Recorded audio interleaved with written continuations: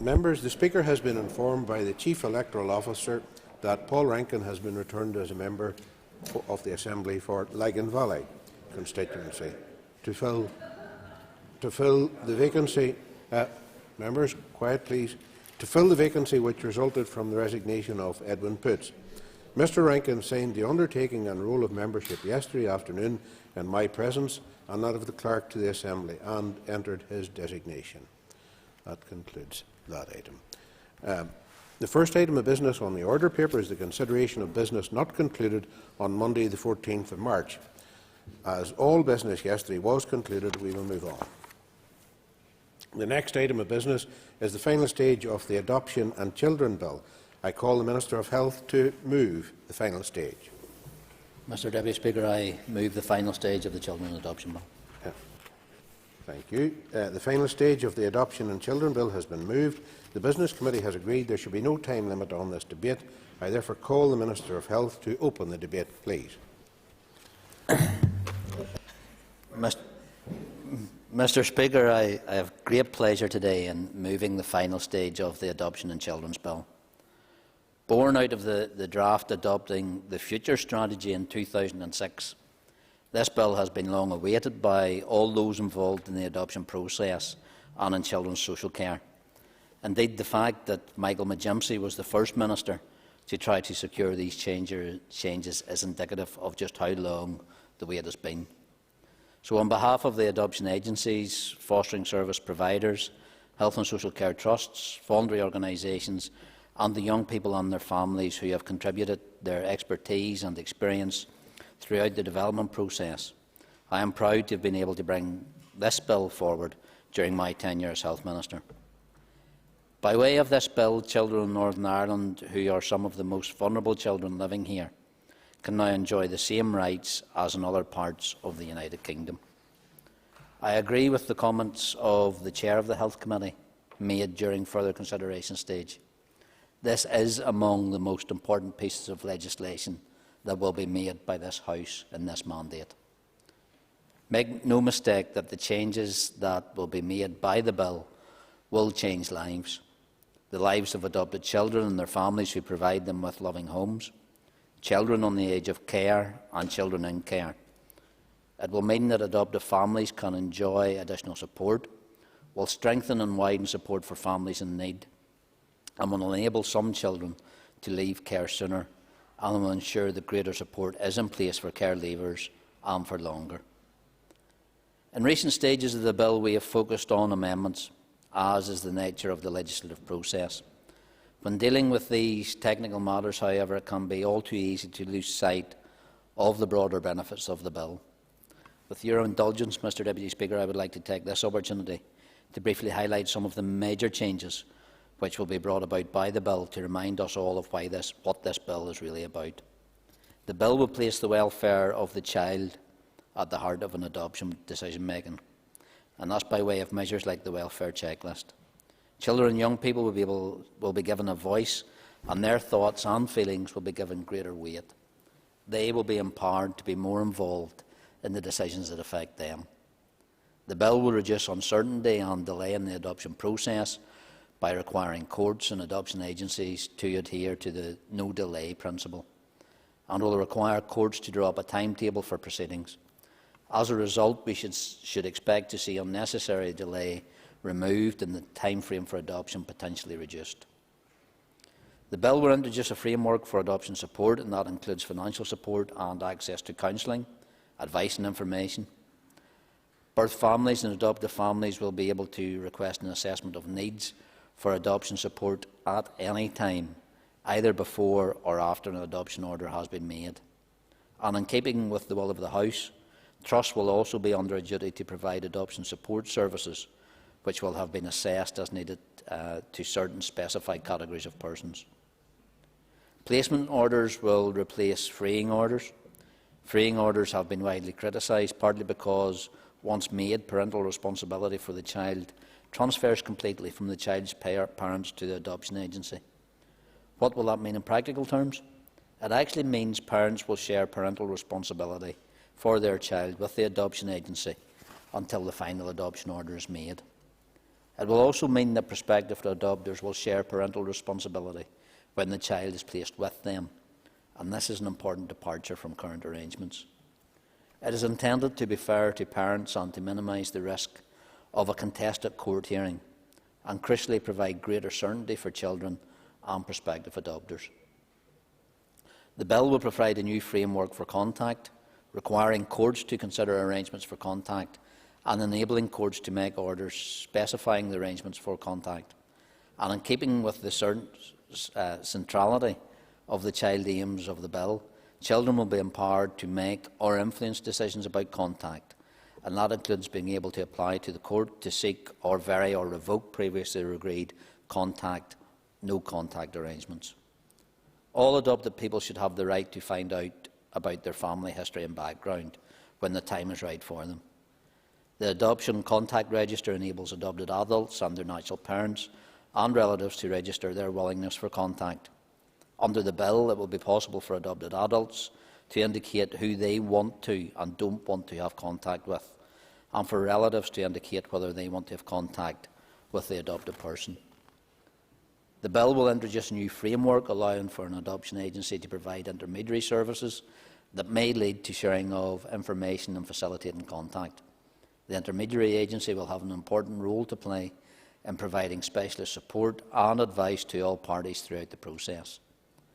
The bill will strengthen safeguards for children being brought into or out of Northern Ireland through an inter-country adoption by way of additional restrictions and tougher penalties.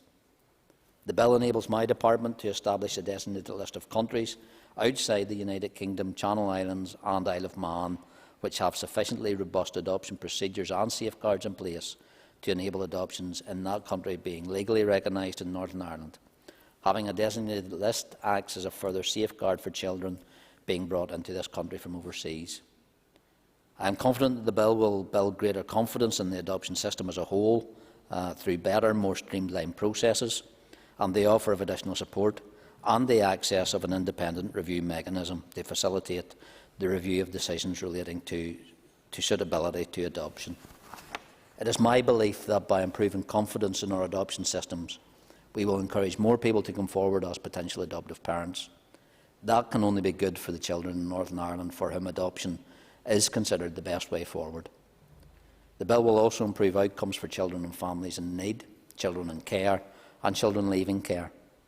For children and families in need, the bill will give social workers more flexibility to provide financial support to them. Disabled children and their parents will be able to benefit from a residential short break without the child having to become looked after. For looked after children, we will enhance current care planning arrangements by placing care planning on a statutory basis. Not only will trusts be required to prepare a care plan for the child within a timescale set by the court, regulations will specify that the plan must contain and duties to keep the plan under regular review will apply.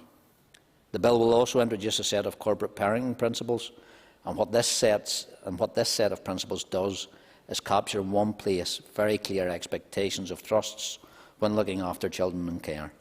And this includes having the promotion high aspirations for them, delivering safety and stability for them, and preparing them for adult and independent living, ensuring they receive the same opportunities and life chances that any good parent would seek for their own child.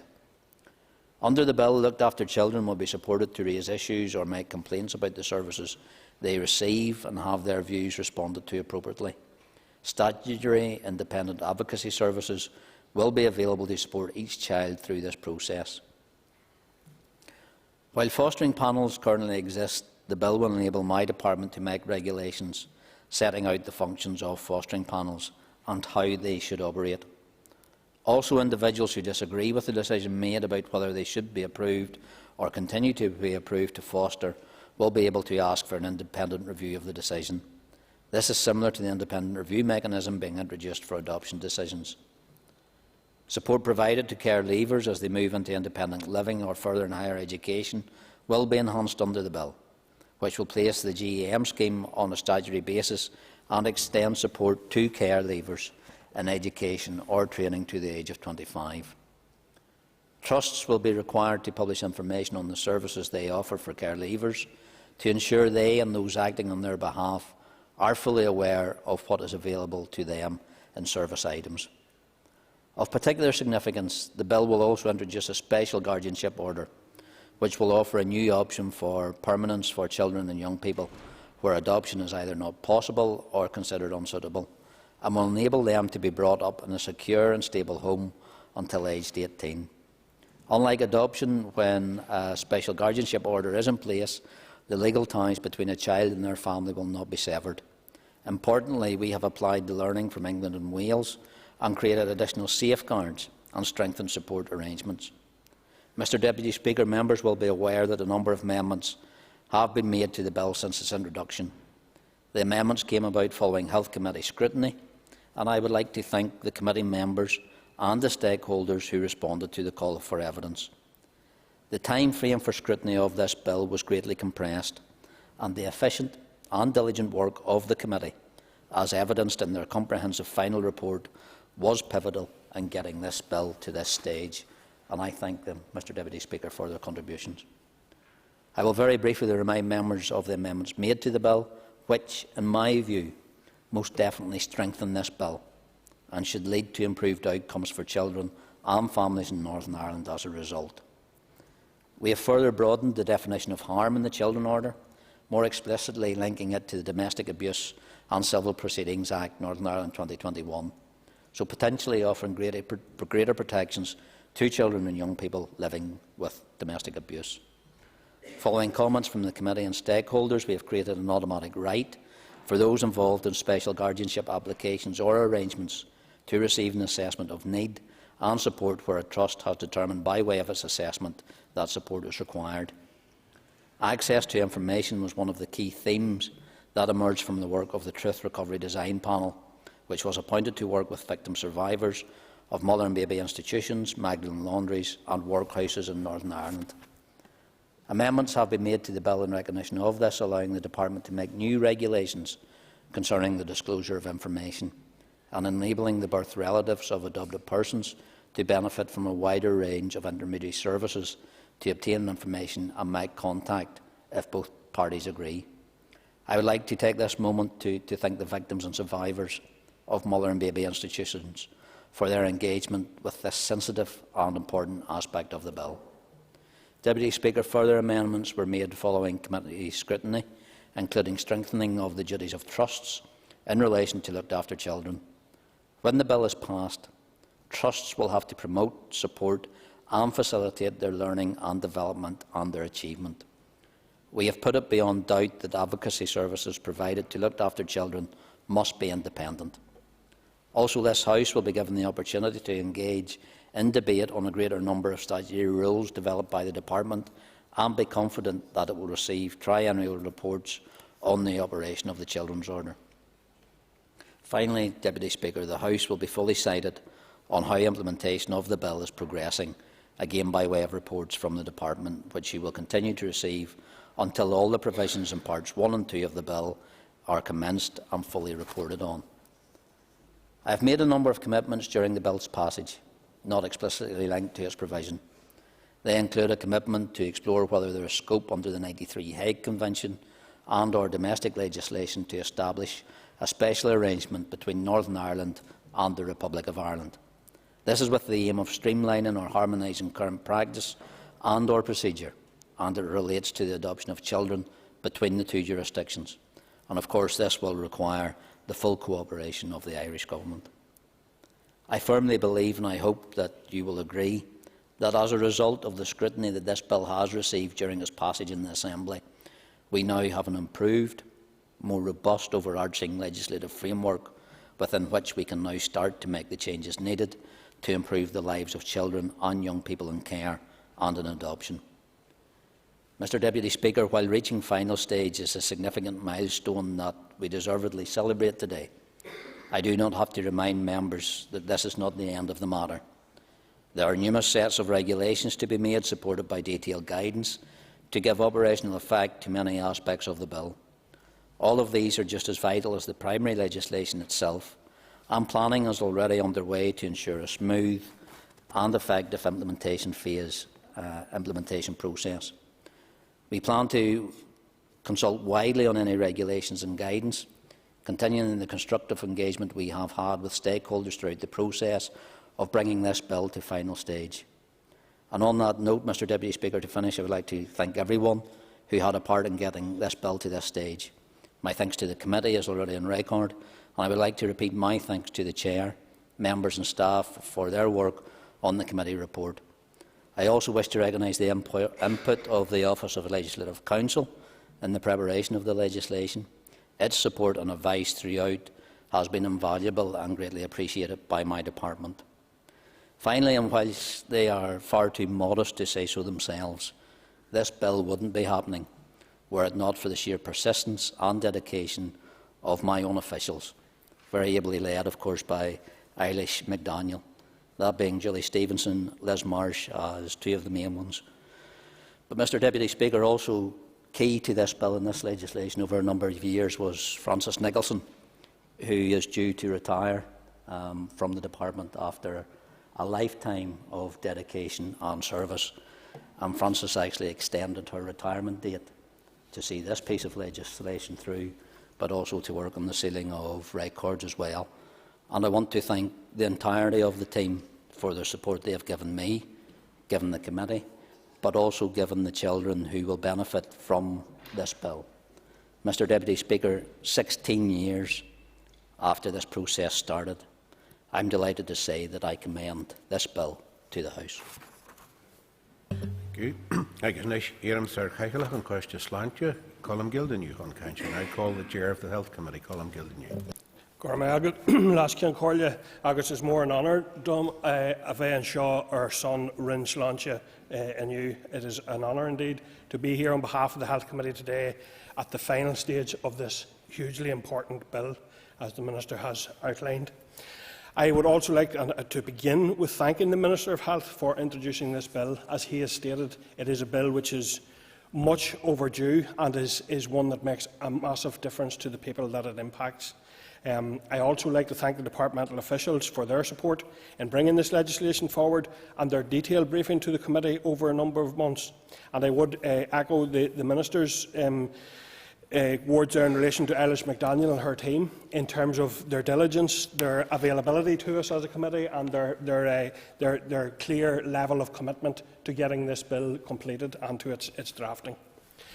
As I have said last ceann comhairle at other stages of consideration of this bill, this is a hugely significant piece of legislation that has the potential to provide real benefits to some of the most vulnerable people in our community. The committee welcomes this bill and its aims and believes that the bill can have a real impact and provide support and help to children and young people. The committee welcomes that the bill will align adoption law with the relevant provisions of the Children Order to ensure that the child's welfare is the paramount consideration in decisions relating to adoption. We also welcome that the bill will provide a new right for adopted children and adoptive parents to request an assessment of their needs for adoption support services, and, following a committee amendment, that the bill will now place a duty on adoption authorities to provide services which have been identified as needed. The bill makes significant changes to the Children Order that will improve outcomes for children and young people, including the duty to safeguard and to promote, facilitate and support the child's learning and development and achievement in relation to education and training. It will also extend the age limit for support provided to care leavers who are still engaged in education and training from 24 to 25. And the bill will allow specified care leavers aged between 21 and 25 to pursue a new course of education or training, and places the Going the Extra Mile scheme on a statutory footing to enable care leavers to continue living with their foster parents up to the age of 21. Indeed, during the committee's consideration of evidence last ceann comhairle, the committee met with young people who are engaged with VOIPIC, and I am delighted to see some of those young people here in the gallery today. So I'd like to say hello to Naomi, Martha and Jack, and their mentors Lee and Nicola.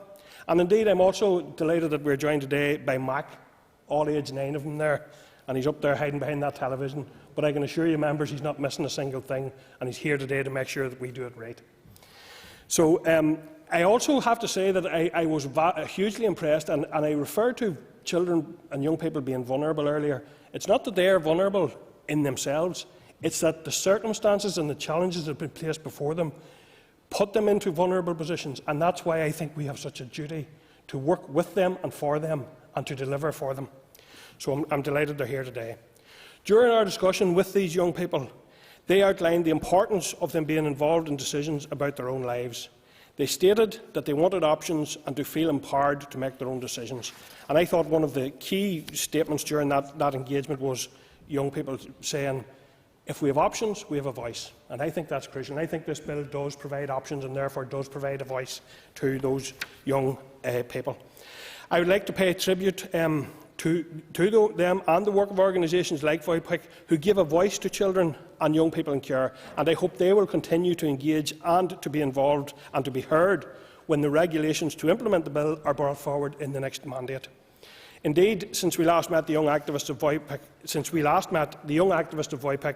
have themselves developed a guidance document for how meetings with children and young people should be arranged and conducted. I would hope that the 12 principles that those young activists have indicated and enshrined will become standard practice for professionals engaging with young people in the future. The committee would like to place on record its thanks to those organisations that provided written evidence and oral evidence to the committee on this bill. I would like to thank those adoptive parents and foster parents, along with Adoption UK and Fostering Network, who met with members to discuss the bill and the issues that they face. I would encourage the Department to engage with the experts in this area. That is those children and young people who are in care or have gone through care, and those adoptive and foster parents who are all themselves experts by experience. The committee has always said, Lascian Corlia, that co-design and co-production are the best processes for ensuring that services and support are directed to those who need it. And we would encourage the Department to ensure that co-design and co-production are key elements to the implementation of the legislation going forward. I would like to thank committee members for their consideration of this bill. The committee tabled a number of amendments to the bill at consideration stage to strengthen the bill, and I thank members for their engagement. And I think it is noteworthy that we did have consensus on progression of the bill. We had hugely diligent work from all members. We met multiple times in the evenings, during the days, to ensure that we were shaping this bill in a way that would bear maximum impact now that it has finally arrived to this point. I would like to thank the committee team and the bill clerk for their support throughout that entire process in what was quite a complex bill, and a bill that I think there was a huge sense of responsibility on all of us to get it right and to get it as good as we could. So I thank the committee clerk, and in what was a hugely pressurised time, given all of the other legislation that we were also considering. But I believe no stone was left unturned in this or in any of the other bills in terms of doing everything we could to shape it and scrutinise it. So therefore, Lascian Corlia, as chair of the committee, I commend the bill to the Assembly, and I look forward to seeing the real impacts and benefits it will have for children and young people over the coming years. I would now make just a few very brief comments as Sinn Féin spokesperson, just to say that I firmly believe this is one of the most important and rewarding pieces of work that I have been involved in this Assembly, largely because it impacts young people who I have mentioned earlier, who are placed in particularly challenging circumstances by the way society has operated, and I think we owe that to them. I also think it's been a huge plus in terms of the quality and levels of engagement that we've had by those experts being experienced throughout the bill, and I think you can see that process has worked really well in the sense that it has been included within the details of the bill. So in terms of engagement, I think it's a really good model, and it demonstrates the worth of continuing and quality engagement. I also welcome the commitments from the Minister and the work that has been done throughout the passage of the bill in relation to the North-South issues, and I know that both Department officials and the Minister have committed to seeing how we can ensure that we maximise the benefits of having people here potentially who are kinship or foster or placements who would be in the child's best interest, and that's what we have sought to put at the centre of all of our work in relation to the bill. So I want to also, on behalf of Sinn Féin, thank everyone that took part, in particular all of the young people up in the gallery today. I'm delighted to see you here today, to see the conclusion of your work and to see the fact that your voice does matter and you do have options, and you're exercising those options by being here today and by helping us to shape and deliver this bill on your behalf. So just to conclude, I think this is an example, as we have seen several times, particularly over the last number of weeks, given the timetabling, this Assembly at its very best. This Assembly identifying something that needs to be legislated for, going out and engaging with those people who have the information to shape the legislation, and coming in here then and delivering that legislation on behalf of those people outside these walls. And I just think that's the perfect example of the way this Assembly should and could operate, and I look forward to seeing much more of that in the future and us being effective in relation to that. I now call Pam Cameron. Thank you, Mr Deputy Speaker. Today is a momentous day for our Assembly in bringing the Adoption and Children's Bill to final stage. It is a long-awaited bill, Mr Deputy Speaker. I sincerely believe it will bring about much-needed overhaul and reform of our adoption system after 35 years. The need is all too clear for a more fit-for-purpose, responsive and child-focused adoption process in Northern Ireland. It is of utmost importance that we reform our systems and bring them into the 21st century. This bill also makes amendments to the Children's Order 1995 to improve outcomes for looked-after children and young people who have left care. A new, clearer and more robust system will ensure better and fairer outcomes for children, young people, prospective parents and social care staff who do immense work in supporting those within the system. And it must be said that through each stage in the legislative process, the welfare of the child has been at the heart of every member's comments. I want to thank the Minister of Health, Robin Swan, who in his role has guided this extensive piece of legislation through the Assembly. As Deputy Chair of the Health Committee, I also want to put on record my thanks to the Chair, Colin Gildernew, and the committee members for all their work, and also to recognise the fantastic contributions from all those organisations, such as VOIPIC, and great to see you here today, in terms of the scrutiny process in us dealing with the evidence, oral and written, and indeed the formal and informal sessions that we had with these organisations, which were incredibly useful. I also wanted to thank the committee clerk, Keith McBride, for his work, and for the entire team at the Health Committee, who have been under incredible pressure in the last couple of years in particular. So we thank them for that good work, and also, of course, to the Bills Office team. And indeed the health officials who have put an incredible amount of work in, I would say, over many years to see this piece of legislation come to fruition. I think it is, there's been significant development and supportive amendments to the bill which are welcome, and we see the value in those. So, Mr Speaker, now the real work begins to see this bill fully implemented. I support this motion on this stage of this bill. Thank you very much. Sir Colin McGrath on Cancha. I call Colin McGrath. Thank you very much, Mr Deputy Speaker, and I welcome the opportunity to speak today on this bill, not least because it's at its final stage, and it shows this place at its very best. Whenever we come together, whenever we work hard together, whenever we put in the hard work in the committee stages together, we can deliver change which actually impacts and helps people in their lives. And surely that is the purpose of this space, to do all that we can to try and help and assist people. And it wasn't a small task, as people have said. Sometimes bills go through here with 1 or 2 clauses. As introduced, there was 160 clauses in this bill, never mind a number of schedules after that. Even just reading it was a mammoth task on its own, never mind trying to assess what it does and any of the changes that we wanted to make. I want to put on record our thanks for all of those that helped and assisted, from Keith and the team, the committee members, the department staff, and on the organisations that came in and spoke. But to set all of that aside, whenever all of us as adults and all of us that are paid get round the table and do our work, it can reach an achievement. But I will always remember the session that we had with the young people, because their voice is the most important. They have got the real life experience and are able to tell us exactly what the problems are, and we were able to interpret that and make amends and work with the department to deliver real change that will help other young people. and for those young people that participated in this process from VOIPIC can be really proud that they're helping people in the future. You're helping other young people who may face problems, who may now not face those problems because of your contribution, and that's an absolutely fantastic achievement, and we really, really appreciate the contribution that you have made to this bill.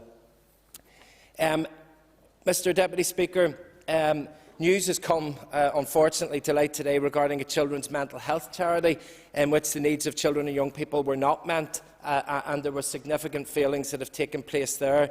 So the needs of our children and young people must be paramount in all that we do. For those children that need a forever home, they carry with them a range of needs which are complex and varying. Their needs and their care are of paramount importance. I believe that the legislation that we are passing today at its final stage will do just that. It will help and it will assist. The legislation which all quarters of this House have helped deliver today should be fit to meet the needs of the 21st century and our ever-evolving society. And one only has to look at the tragic displacement of millions from Ukraine, which will have included many, many children. There will undoubtedly be many children that are not travelling with their parents, and as a result of that conflict, they will now find themselves in a scenario of looking for a home. People across the world are willing to open their homes to those that are in need to find and help families that are ripped apart. The plights that these people face, I believe, speaks to the very core of this legislation and the spirit in which it has been drafted. Mr Deputy Speaker, it is certainly my hope that this legislation is delivered, that more families from across the north will consider adopting children who maybe had not given it consideration until they've heard about the passage of this legislation, and the help and the support that there will now be, the additional help and support that there will now be for people that enter into that process. While adopting one child may not necessarily change the world, for that child, their world will change forever, and that has to be something that we have to try and support and assist. Mr Deputy Speaker, the SDLP will support the bill today and look forward to seeing it out working in the lives of children and families right across the north. Thank you. I now call Alan Chambers. Thank you, Mr Deputy Speaker. This is a significant and important piece of legislation. It is making good law that has the current and future welfare of adopted children at its core. It improves the outcomes for looked-after children and young people, and also young people who have left care. It also caters to meet the needs, be it either financial or support, for adopters. And we must never forget the selfless part that adopters play in providing a child with a stable family setting. The benefits of this legislation will greatly improve the quality of life for many people for years to come. I also welcome the provision within the bill to make access to information for adopted adults that little bit easier. I'm delighted to see the bill reach this point, and today will be seen as a good day for those adopting, and most importantly for those children in care and who have been adopted. It has taken 16 years, but it has finally arrived, and I commend the Minister for his leadership and determination to finally deliver this legislation. I'd also wish to place on record my appreciation to his staff who have worked so diligently in creating this legislation. And as Mr McGrath has alluded to, this House can demonstrate through this piece of legislation, when we all work closely together, what we can actually deliver for the people of Northern Ireland. This is maybe one of the easier pieces of legislation that we can all take a collegiate approach on, but I would like to see the day when we can all work together and deal with the hard and more difficult pieces of legislation that come through this House. Thank you, Mr Deputy Speaker. I now call Paula Bradshaw. Thank you, Deputy Speaker. The very first meeting I had in my constituency office upon being appointed to the Health Committee here at Stormont was with Adoption NI. They wanted to impress upon me the need for urgent reform and updating of existing provisions relating to adoption law here in Northern Ireland. It was then already 2 years since the Children Order, and nearly another 6 have since passed. But today let us look at this from a positive light, that we now have legislation which perhaps advances us even beyond neighbouring jurisdictions. It is an exciting day, and listening to the Health Minister and the Chair of the Health Committee read out some of the benefits, some of the provisions within this Adoption Children's Bill, it filled my heart with joy, and I'm sure others in this chamber the same, and those in the balcony and watching in. In addition to Adoption NI, there are many, many other organisations who have been so instrumental in shaping this bill before us today, notably but not exclusively Barnardo's, NSPCC, Northern Ireland Human Rights Commission, NICI, Family Roots, Family Care Adoption Services, Fostering Network UK, the British Association of Social Workers, Action for Children, Home for Good, and of course the Fostering Network UK, I hope I got them, but most notably FOIPIC and the young people who they engaged with us so eloquently and powerfully, and they had such an impact on us in our endeavour to ensure that we made sure that this legislation today was fit for purpose and met the needs of young people. I sincerely thank them all for their endeavours and their support to us on the Health Committee. I'd also like to thank those individuals who came to us privately to recount their experiences. Some of them are quite painful, some of them are quite distressing to hear, but they did so with the purpose of ensuring that others coming after them would see a different process and different regulations in place to support the journeys of others. The Minister and his officials within the Department of Health also need much praise for producing such a comprehensive bill, which, as others have noted, made its passage with very few amendments. Such was the comprehensive nature of it and the thorough work that went into bringing it in at first stage. As the Chair has noted, I think the committee, with the support of the clerk and the other staff, did work very well together. We worked extremely hard on this bill. We wanted an outcome that would result in a much more efficient system that will change lives forever. From the outset, I have been concerned that the bill was incomplete given the lack of certainty around records, and the Minister has spoken about this today. And I again commend the member of the Health Committee, Alan Chambers, for bringing forward the private members' bill relating to the preservation of documents for historical institutions. We are working, as we all know, through this in the chamber, and it would have been great. We had been able to get through this Adoption Children's Bill because, as I told the members of the Birth Mothers and their Children for Justice in a meeting not that long ago, they themselves played a role in shaping what we have in front of us today, because none of us want to ever see anything even close to that repeated again, what they experienced through those children, mother and children's homes. So I warmly welcome this PMB. I also was disappointed that the potential amendment around removing the defence of reasonable chastisement was ruled outside of scope, and again I think that we will be able to make progress on that in this Assembly. I know that my colleague Naomi Long, in her capacity as Justice Minister, is working with her officials on potentially including it in a miscellaneous provisions bill at the start of the next mandate. So that's something that I think that the children's sector in particular will warmly get behind and support. In closing, Mr Deputy Speaker, there is a very human penalty which is being paid for such outdated provisions relating to adoption and support for children still being in place. And I think we now have an improved bill, and it is now time to get on with delivering it and making life better for countless children and their families across Northern Ireland. Thanks very much.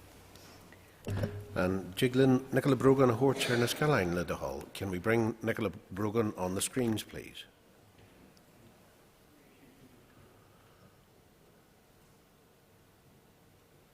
Okay.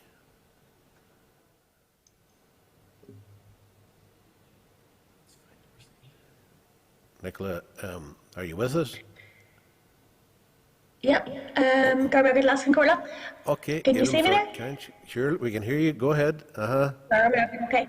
I'm delighted to speak here at the final stage of the Adoption and Children's Bill.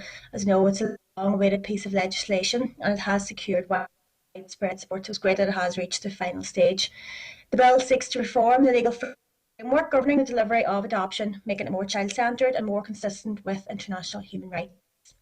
It aims to improve outcomes for children, parents and carers, including the introduction of special guardianship. It enhances services available to children, parents and carers, as well as hoping to improve the outcomes for children in care.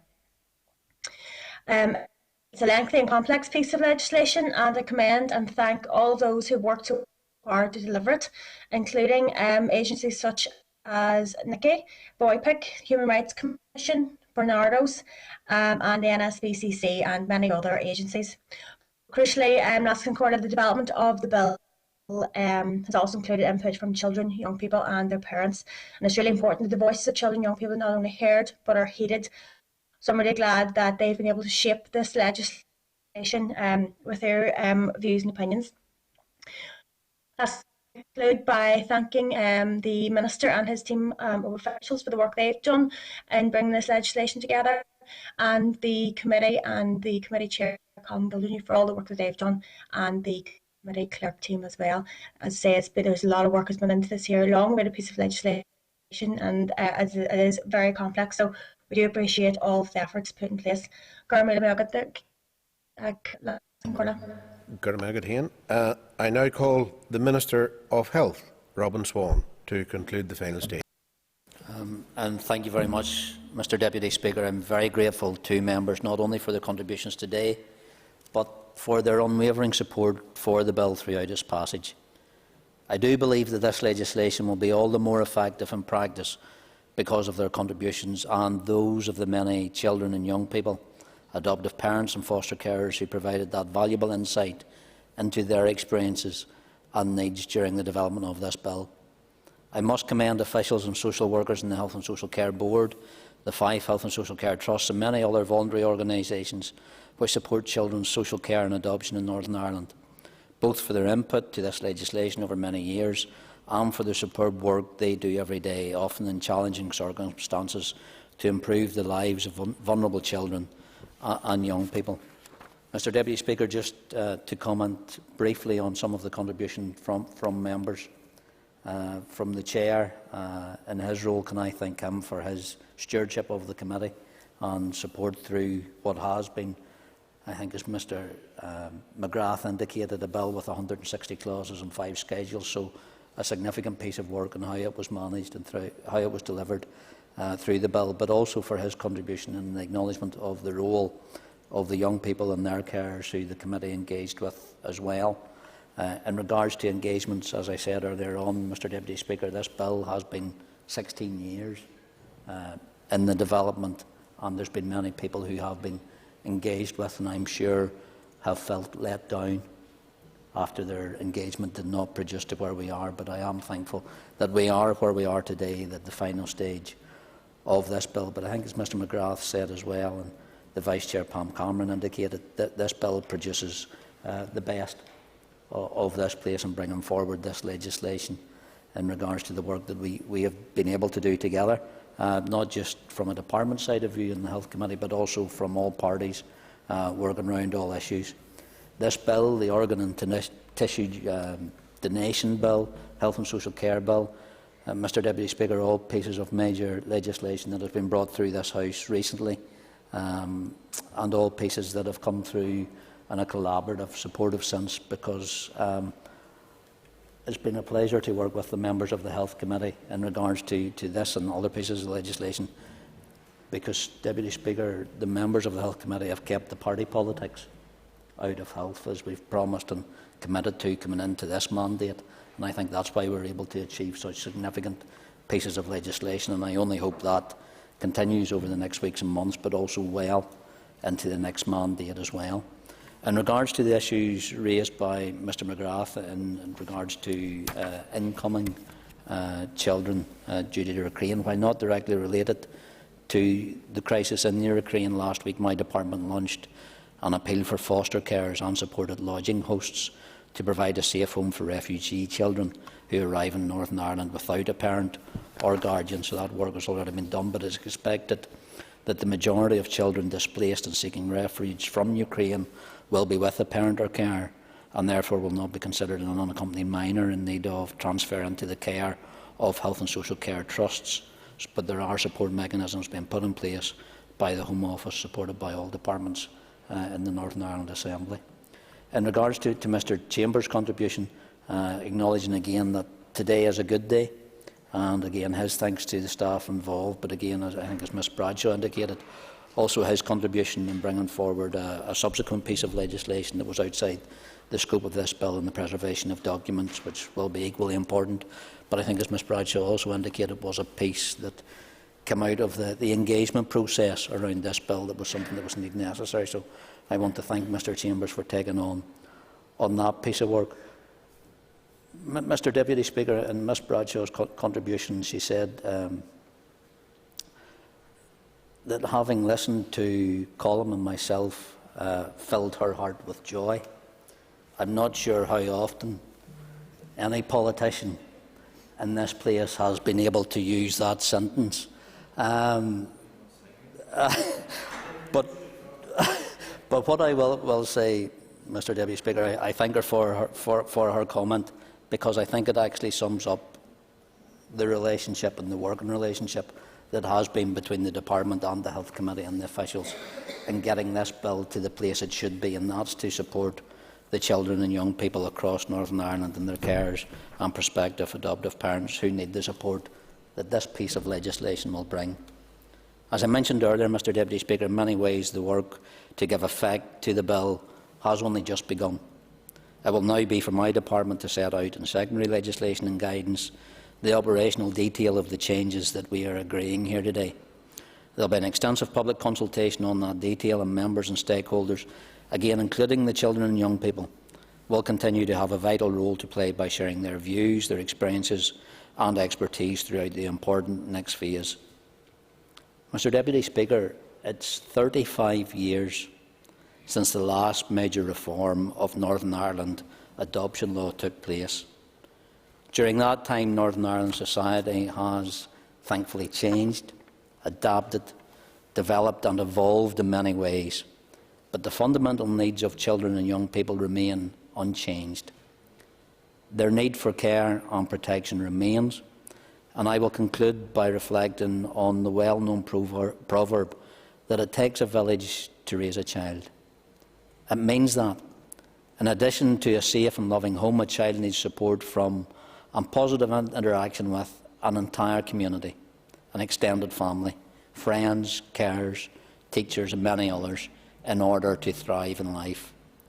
The passage of this bill marks an important step towards ensuring that some of the most vulnerable children in Northern Ireland will receive that care and protection which they have a fundamental right to receive. Mr Deputy Speaker, I commend this bill to the House. Thank you, Minister. The question is that the Adoption and Children Bill do now pass. All those in favour say aye. Aye. Contrary, no. The ayes have it. The ayes have it. And the final stage of the Adoption and Children Bill has now passed. The bill has passed. Thank you. So if members just take their ease while we move to the next item of business, please.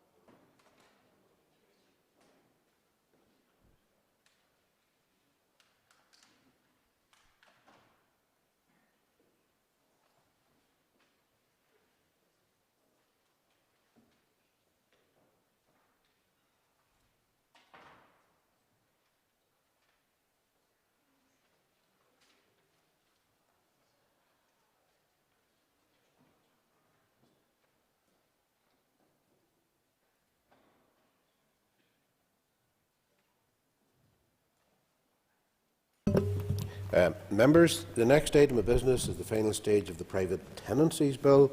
Agus initiatum said in a bubble. Leishin Kim Jananach Chorhom Tosse. I now call the Minister for Communities to move the final stage. I beg to move. The final stage of the Private Tenancies Bill has been moved. The Business Committee has agreed that there should be no time limit on this debate, and therefore I call the Minister to open the debate.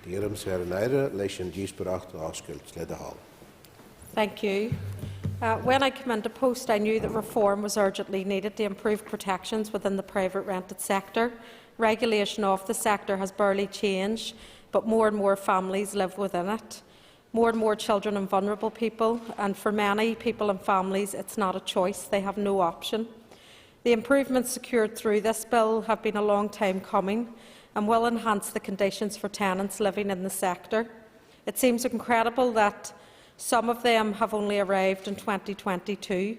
Electrical checks, carbon monoxide detectors, things which are years and decades overdue.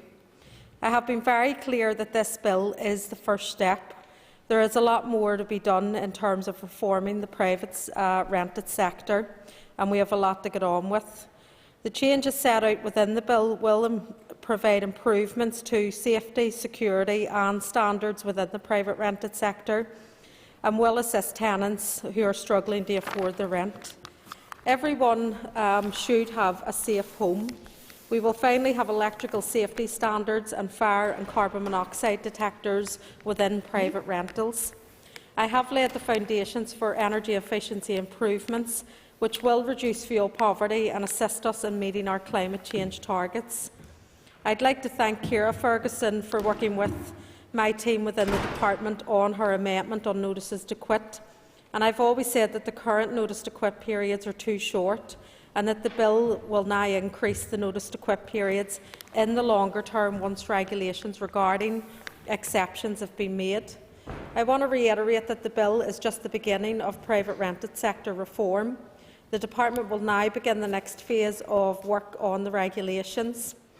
And I would like to acknowledge and thank the contribution of many stakeholders who have been involved with this bill, including those within the housing sector, organisations such as Housing Rights, members of this Assembly who have engaged in the debates wholeheartedly over the past 8 months. Again, I would also like to thank the Chair and the Vice Chair, and indeed all those members on the Communities Committee, for their dedication and support in progressing the bill to this stage. I'd like to thank the team within my own department, the Assembly staff team, the Office of Legislative Counsel and the various legal teams who have all worked on the bill and enabled it to get it to this stage. I hope that all parties can give the bill their full support today, and I commend the bill to the Assembly. I beg to move. I now call Paula Bradley, Chair of the Communities Committee. Thank you, Mr. Speaker. The committee has taken a keen interest in all housing matters since it was established in 2020, and on behalf of the Committee for Communities, I welcome the final stage of this bill. We have been debating this bill in the context of the private rented sector now accounting for over 17% of housing stock in Northern Ireland, and also being home to a considerable number of vulnerable households. I would like to again highlight that the committee remained focused throughout the bill in seeking to find a balance between protecting tenants and over-regulation, which could drive landlords from the sector, thus compounding housing problems further. This bill has had a somewhat rocky path over the past couple of weeks, but we have reached the last stage on that path. However, we know that it will not solve all housing problems.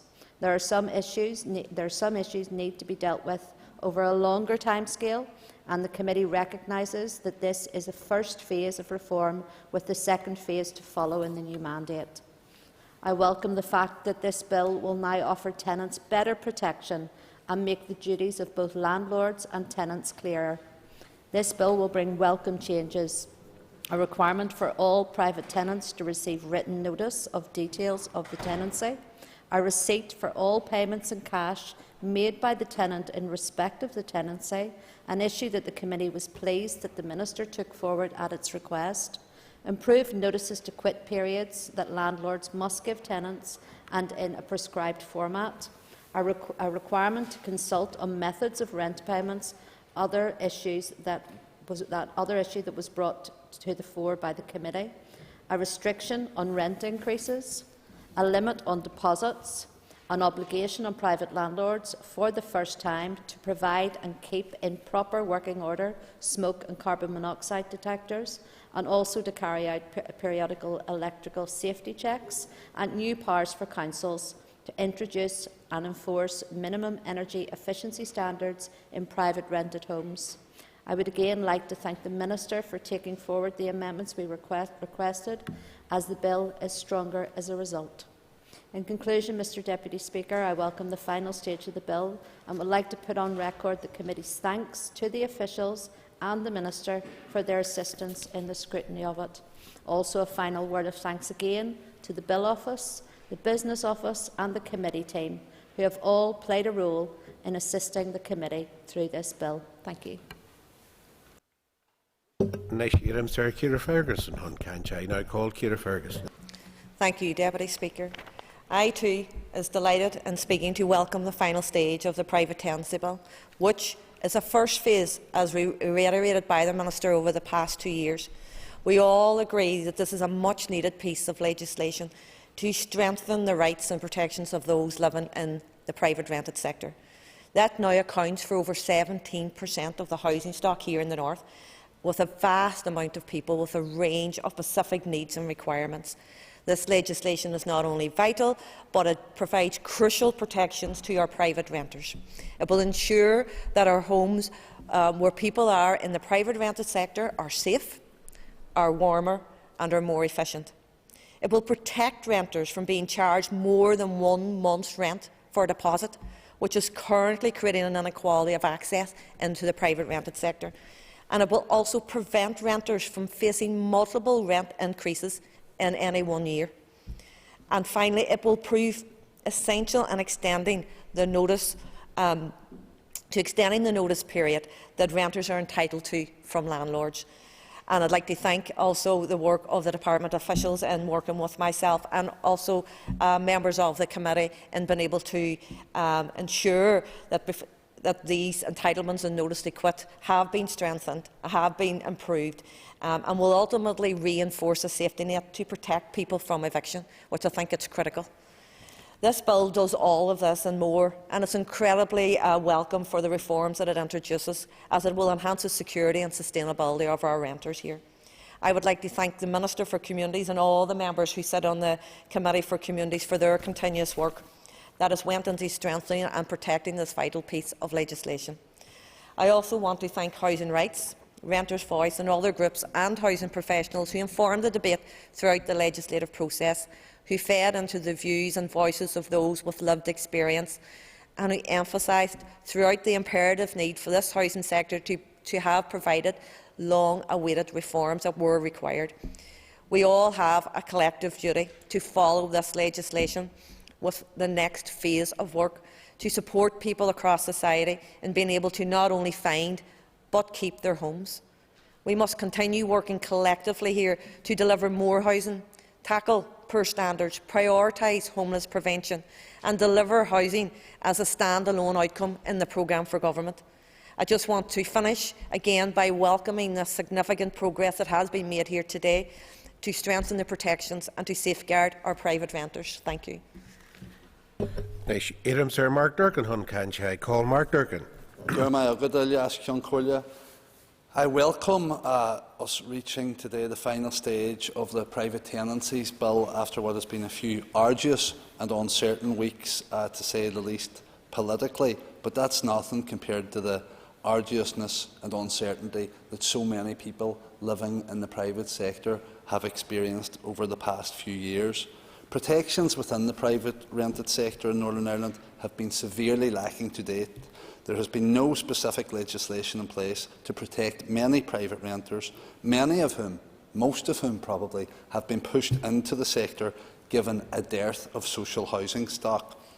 The bulk of these tenants consist of young families, many lone parent families, who will have been most adversely impacted by the pandemic and whose financial outlook will undoubtedly be even more precarious given the cost of living crisis that is engulfing our communities. The provisions set out in this bill will prove crucial for them in the time ahead, from improved electrical safety to notice to quit enhancements. This much-needed legislation marks the first step, as others have said, in a robust framework of measures to strengthen tenancies by improving safety, security and quality of the private rented sector. Essentially, it's the long overdue safety net that will improve the often precarious nature of private tenancies. The past couple of years have highlighted the importance of secure, stable housing and the central role that it plays in all of our lives. It's the foundation on which people and their families build their lives. Having somewhere safe and secure to call home is even keener felt in the current climate. This is a good, solid piece of work, and one which will act as a springboard for further essential reforms, including strengthening policy around security of tenure and grounds for eviction. We do need, we really must ensure that we take those next steps to protect people swiftly. I welcome very much the inclusion of the clause at further consideration stage, compelling work to be done on the issue of rent control. And while Mr Carroll will and is undoubtedly aggrieved at what happened with his well-intentioned but perhaps a wee bit ill-informed amendment at the last stage, he does deserve credit for this being on the face of the bill, and I hope I'm back in the next mandate to work with him and others to ensure that this meaningful piece of work is done. I also hope that the Minister's efforts to lift the freeze on local housing allowance rates to provide an added layer of protections for low-income households who private rent as they navigate the cost of living crisis come to some fruition. Finally, I'd like to thank departmental and committee officials and pay tribute to all the agencies within the housing sector, particularly Housing Rights, who have helped to push and progress this vital piece of legislation. It could not have been achieved without their contribution, assistance and continued patience. I look forward to those further legislative steps in the next mandate to make private rented reforms in the North as comprehensive and effective as they need to be. Can we bring Kelly Armstrong on the screens, please? Invite Kelly Armstrong to make a contribution, please. Thank you, Deputy Speaker.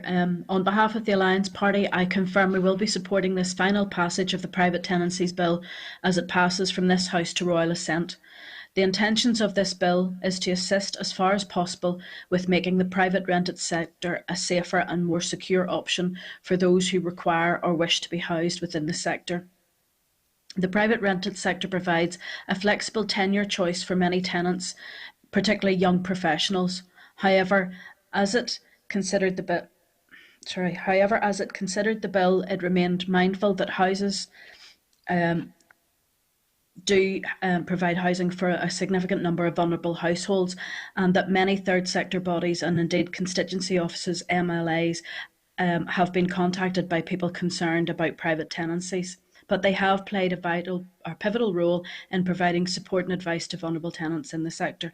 Mr Deputy Speaker, this bill, I believe, does find a balance between protecting tenants and the potential for over-regulation, which could drive landlords from the sector, thus compounding housing problems.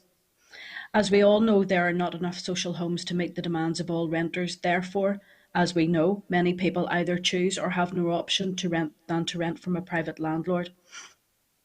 In protecting private renters, the balance has to be struck to ensure we do not drive private landlords away from this sector. During the progress of this bill, the amendments brought forward have managed to achieve this objective. The Minister has confirmed it is her intention, and I hope the next Minister for Communities' intention, to deal with the issue of rent caps. That piece of work will need consultation and careful consideration if it too is to achieve the balance between protecting renters and potential over-regulation of the private rented sector. Today we have a piece of legislation that will limit the amount of deposit that can be charged, how often rents can be charged, that provides fair notice to quit periods for tenants and landlords, that confirms responsibility for electrics, fire, carbon monoxide monitors, and Schedule 2, which provides the Department with the power to make regulations that will make it obligatory for domestic private rented properties in Northern Ireland to have a minimum energy performance certificate rating. Mr. Speaker, this legislation has not passed without some difficulty. It was very difficult to work on this bill when the Minister and her department undertook consultation in the middle of committee stage. While I do not disagree with the outcome, I have to say that the approach taken to this bill was far from satisfactory. Committees are supposed to scrutinise and support a minister and their department. I feel that the Committee for Communities was not treated with respect during this process. By taking a bill to second stage before consultation was completed was a mistake.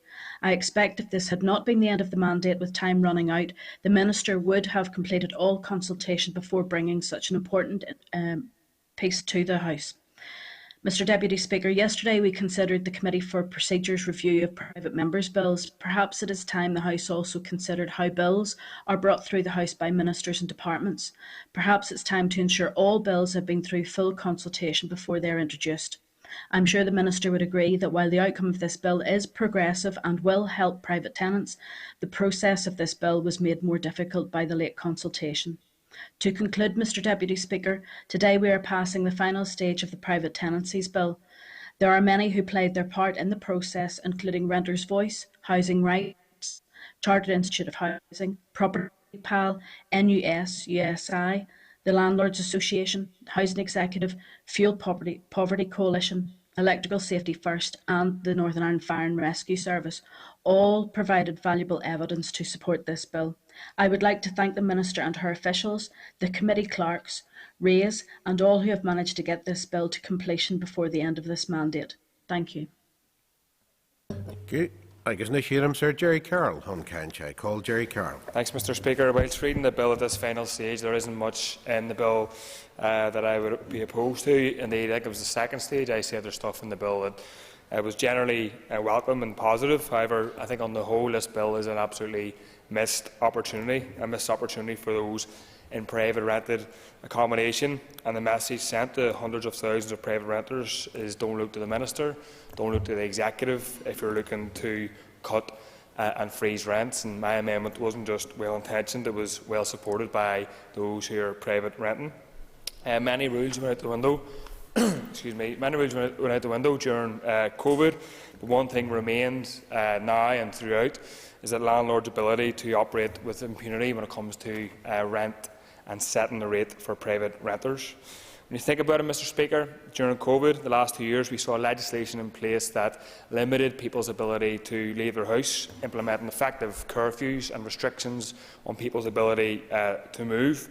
But when it comes to cutting and freezing rents in an unprecedented crisis, cost of living crisis, we heard cries of horror from inside this House, more loudly from some of the landlords who were represented on the opposite benches. Sure, yeah. I thank the member for giving way, and on the issue of rent control, it is one that was debated extensively at committee, and we were told again and again by officials that it couldn't be done on this piece of legislation, and explained to why it couldn't be done, as well as the horror with which his amendment was received in this House. Would the member acknowledge the opposition in the sector from both Housing Rights, who are an expert organisation in this field, and Renters' Voice to the unintended consequences that his amendment, if carried, would have brought? I know Housing Rights raised some issues with it. I'm not aware of Renters' Voice did, if they did, probably to be corrected. But the point still stands. There was the parties in this House voted to reduce rents and then did a U-turn. Quite laughable and embarrassing stuff. And the message sent out is that there's no restrictions on landlords' ability to continue to make profit and to squeeze private renters at a time of unprecedented crisis. So it's not good enough to say or to imply that this issue will be dealt with, Mr.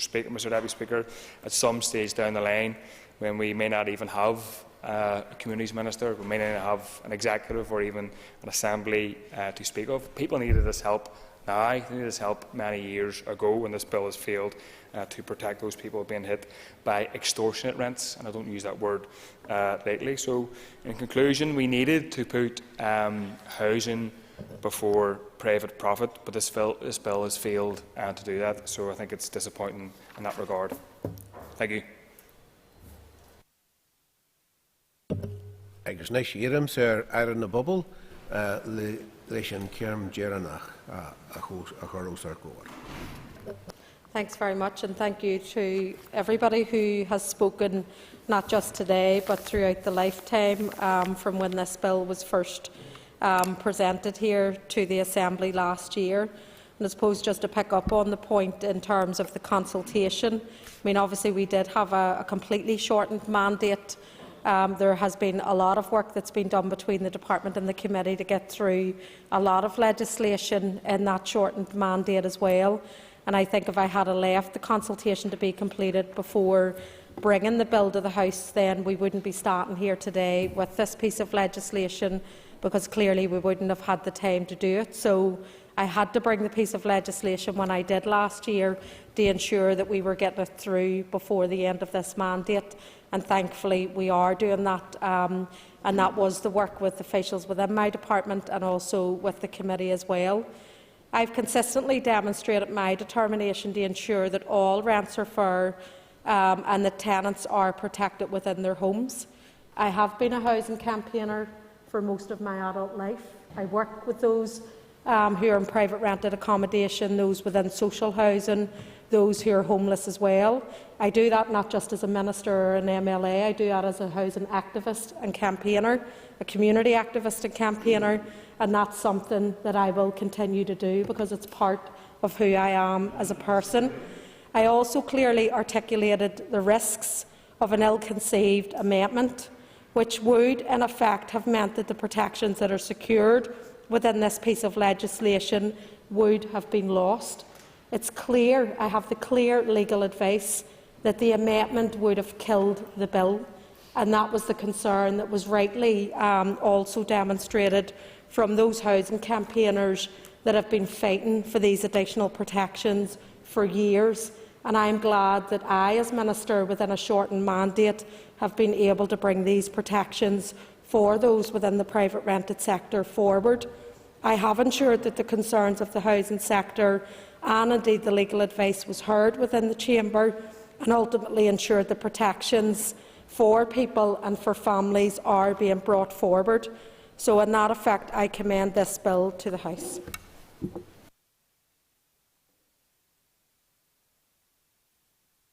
Thank you. The question is that the Private Tenancies Bill do now pass.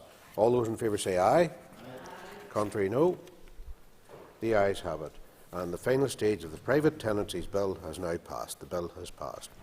Thank you. Members, just take their ease while we move to the next item of business, please.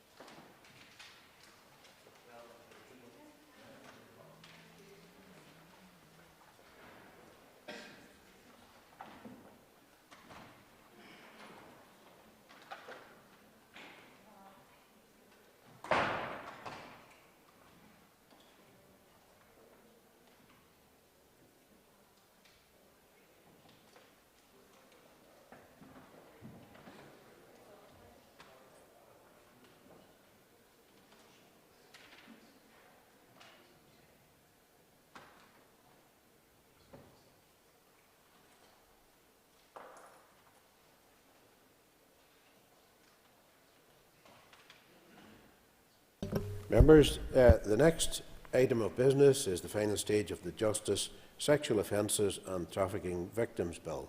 The Minister is unwell today and self-isolating, so has informed the Speaker's office and will participate remotely. So I now call the Minister of Justice. Well, first of all, I invite her to come on screens. And I now call, good to see you, Minister, and wish you well. I now call the Minister of Justice to move officially the final stage. Beg to move. Thank you. The final stage of the Justice, Sexual Offences and Trafficking Victims Bill has now been moved. The Business Committee has agreed that there should be no time limit on this debate, and I call the Minister of Justice to open the debate, please. Thank you, Mr Deputy Speaker, and I am delighted to present the final stage of the Justice, Sexual Offences and Trafficking Victims Bill to the Assembly today. I appreciate that my challenging legislative programme in this mandate, with a record 5 substantive bills progressing over its final 2 years, has placed considerable demands on the Justice Committee and the Assembly, and I am incredibly grateful for the cooperation of both in bringing this last of the 5 bills to conclusion today. Whilst it is the last, it is by no means the least in terms of its importance or its reach. The provisions of this bill, which members have debated extensively over recent months, are well known, and I don't intend to rehearse them again today, as I realise that time is at a premium in the Chamber at this point in the mandate. However, collectively they make an important contribution to tackling sexual and domestic violence and abuse. They also contribute positively to the Executive's wider agenda of creating safer communities and protecting women and girls, as unfortunately it remains the case that most victims of sexual offences tend to be female. I want to thank the Committee in particular for its support and commitment in completing the scrutiny of the provisions in the bill. Committee members, both past and present, are to be commended for the commitment and diligence with which they brought to this task. The bill has benefited greatly from their input at consideration and further consideration stages, not least by the inclusion of a cyber flashing provision championed by the Committee, and which I would not have been able to bring forward as Minister given the current lack of an executive.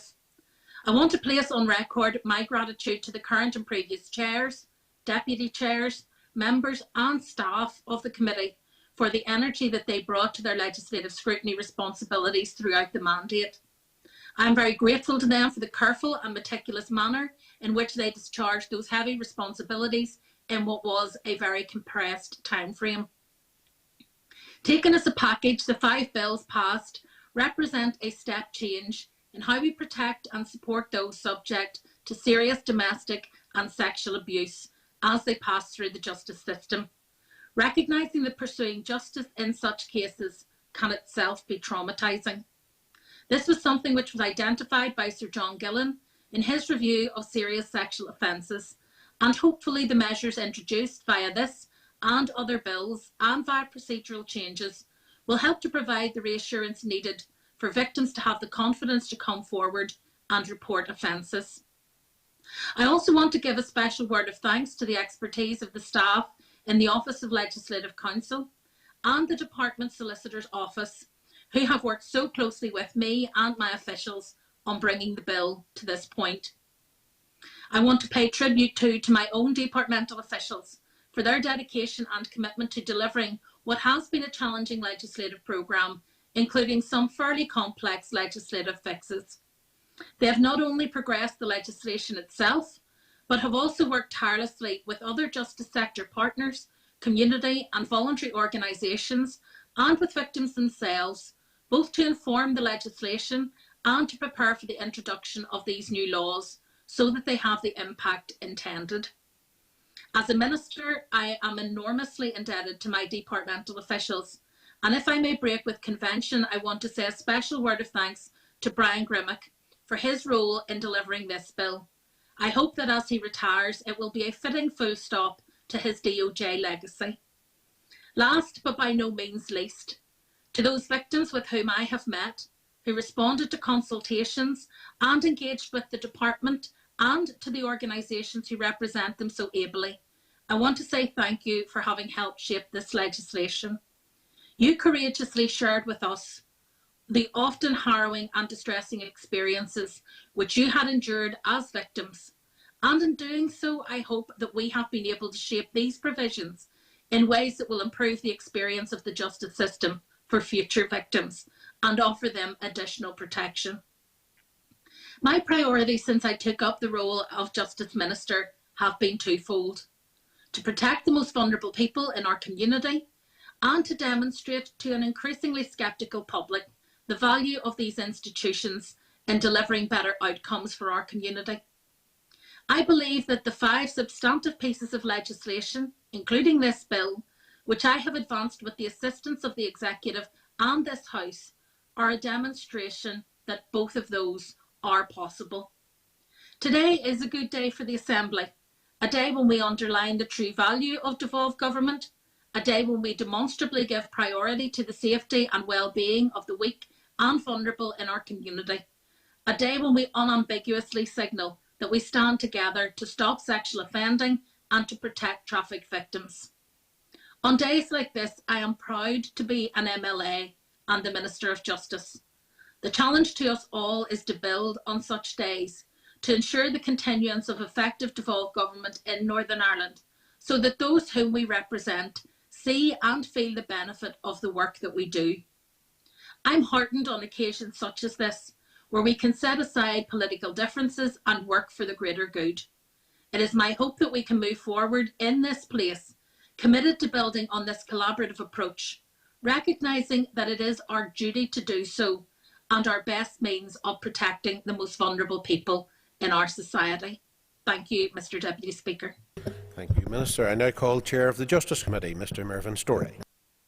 Thank you, Mr Deputy Speaker, and can I also wish the Minister well and trust that she has a speedy recovery so that she'll be able to get on the doors, but maybe not that speedy, maybe just back in train in time for the elections. But in all good humour, we do wish the Minister well, and we are disappointed that she's not able to be with us in person in the chamber today. On behalf of the Committee for Justice, I welcome the final stage of the Justice Sexual Offences and Trafficking Bill. And I do think that this is a day that some of us thought we might not actually have seen. I can remember when I took over from my colleague and friend, Mr Paul Given, that I had a meeting with the Minister to discuss what was a possible way forward. And I'm glad to say that our both collective efforts have brought us to this point today, and I do want to place on record, as I will do through my comments, my appreciation for what has been achieved to bring us to this point in time. This bill has undergone extensive and detailed scrutiny and debate, both during committee stage and during lengthy debates at consideration stage, at further consideration stage. This has resulted in a large number of amendments being made and a range of new provisions added which have improved and strengthened this legislation, providing additional protections for some of the most vulnerable in our society: victims of sexual abuse and child exploitation, victims of human trafficking and modern slavery, and that is to be most welcomed. As the Minister has outlined, Part 1 of the bill introduces the new offences of upskirting and downblousing. The committee was concerned that the scope of the offences as originally drafted when the bill was introduced was framed too narrowly, with the requirement to prove that the perpetrator acts with the intention of either looking at the image for the purpose of sexual gratification or to humiliate, alarm or distress the victim. Members were also not convinced that the offences would satisfactorily address a scenario where they were committed, or, it is claimed, were committed for the reasons of banter or group bonding. To address its concerns, the committee brought forward amendments to provide for a separate, stand-alone, reckless element to be included in the upskirting and downblousing offences, to cover a situation where a person is reckless as to whether the victim is humiliated, alarmed or distressed. And we welcome the support of the Minister and the Assembly in this regard. This provides a more robust approach to these offences and should better protect victims from this unwanted behaviour that should not be tolerated in any shape or form. Part 1 also implements a review of the law carried out by the Department of Justice on the child sexual exploitation and sexual offences against children. While welcoming the additions to the legislative framework which will strengthen the arrangements and go some way to improve the response to the unacceptable reality of child sexual exploitation in Northern Ireland, it is important to acknowledge that there is much more work to be done in this area, and it is something that I have no doubt that the next Justice Committee and Minister will return to. The protections provided in this bill for children have been enhanced by new provisions brought forward by the Minister to extend the abuse of trust to include certain activities in sports or faith settings. I do not intend to rehearse all the background to the Committee's position in relation to this provision. Suffice to say that the Committee members shared the disappointment and concern of the Northern Ireland Commissioner for Children and Young People, NSPCC, Bernardo's and other organisations that provided evidence on this issue that the provision does not provide more extensive protection and cover children in a wider range of settings, and members remained to be convinced that the abuse of trust provision is comprehensive and expansive enough to provide the protection that all children and young people are entitled to from adults in a position of trust. Given these genuine concerns, the need for a robust, regular and ongoing review mechanism to provide for review of the evidence of risk of harm was an even greater importance, and the Committee welcomed the support of the Assembly for its amendment to the legislation to provide for this. The Committee also welcomed the firm commitment given by the Minister during the further consideration stage debate that the Department will carry out an urgent review of the sectors involving tuition, uniformed and non-uniformed youth activities to determine whether there is evidence of a risk of harm that would warrant a legislative intervention, and this will start in this mandate and proceed as quickly as possible. This immediate review and the requirement for ongoing reviews will enable appropriate action to be taken quickly if necessary, and now provides some reassurance. The Committee also appreciated the support for the inclusion in the bill of its amendment which places a duty on the Department to provide and review in due course guidance, training and data collection on Part 1 of the bill. The Committee believes that these key components to the effective implementation of Part 1 of this legislation, and in particular the new offences being created, the need for a clear understanding and effective implementation of the new offences by the criminal justice agencies will assist in obtaining successful prosecutions is vital. Otherwise, it will be impossible to build victims' confidence in the system and encourage them to come forward, report offences and engage and participate in the criminal justice process. Turning to Part 2 of the bill, the Committee welcomes the process to implement the recommendations of the Sir John Gillan review of the serious sexual offences cases which these provisions represent. Recognising that this is only a small part of the work required to implement the review findings in full, the Committee will be recommending to the next Justice Committee that it should continue to monitor progress by the Department to take forward the plan to deliver all the recommendations, and in particular the work on the issues of consent and the other issues that will require legislation. Deputy Speaker, I want now to turn to the Committee's amendments that considerably, I think, improve and enhance the support and the protection provided to the victims of trafficking, exploitation, and which became part of the bill following the support of this Assembly. The victims of such heinous crimes as trafficking and modern slavery deserve our full support and protection. And it certainly is an awful indictment on any society in the 21st century that we are still having to deal with this awful scourge. The need for additional statutory support for victims while in the National Referral Mechanism process and following receipt of a positive conclusive decision was raised with the Committee in the evidence received in the bill, and was the lack of progress in relation to the provision of the slavery and trafficking risk orders to assist in preventing modern slavery and trafficking-related crime. These orders have been operational in England and Wales since 2015, and Scotland also has equivalent orders in place. Given the widespread support for them and the examples of the beneficial use in England and Wales, the Committee is of the view that they should be introduced to Northern Ireland without any further delay, and there is now a duty on the Department of Justice to bring forward protective measures for victims of slavery and trafficking, such as the STROs, by 2024. The Committee was also pleased to see the Department has launched a consultation which will inform the development of STROs last week. The additional support that will now be provided to victims of trafficking and modern slavery, following support for the Committee's amendments and the amendment brought by the Minister at further consideration stage, is also a very positive outcome.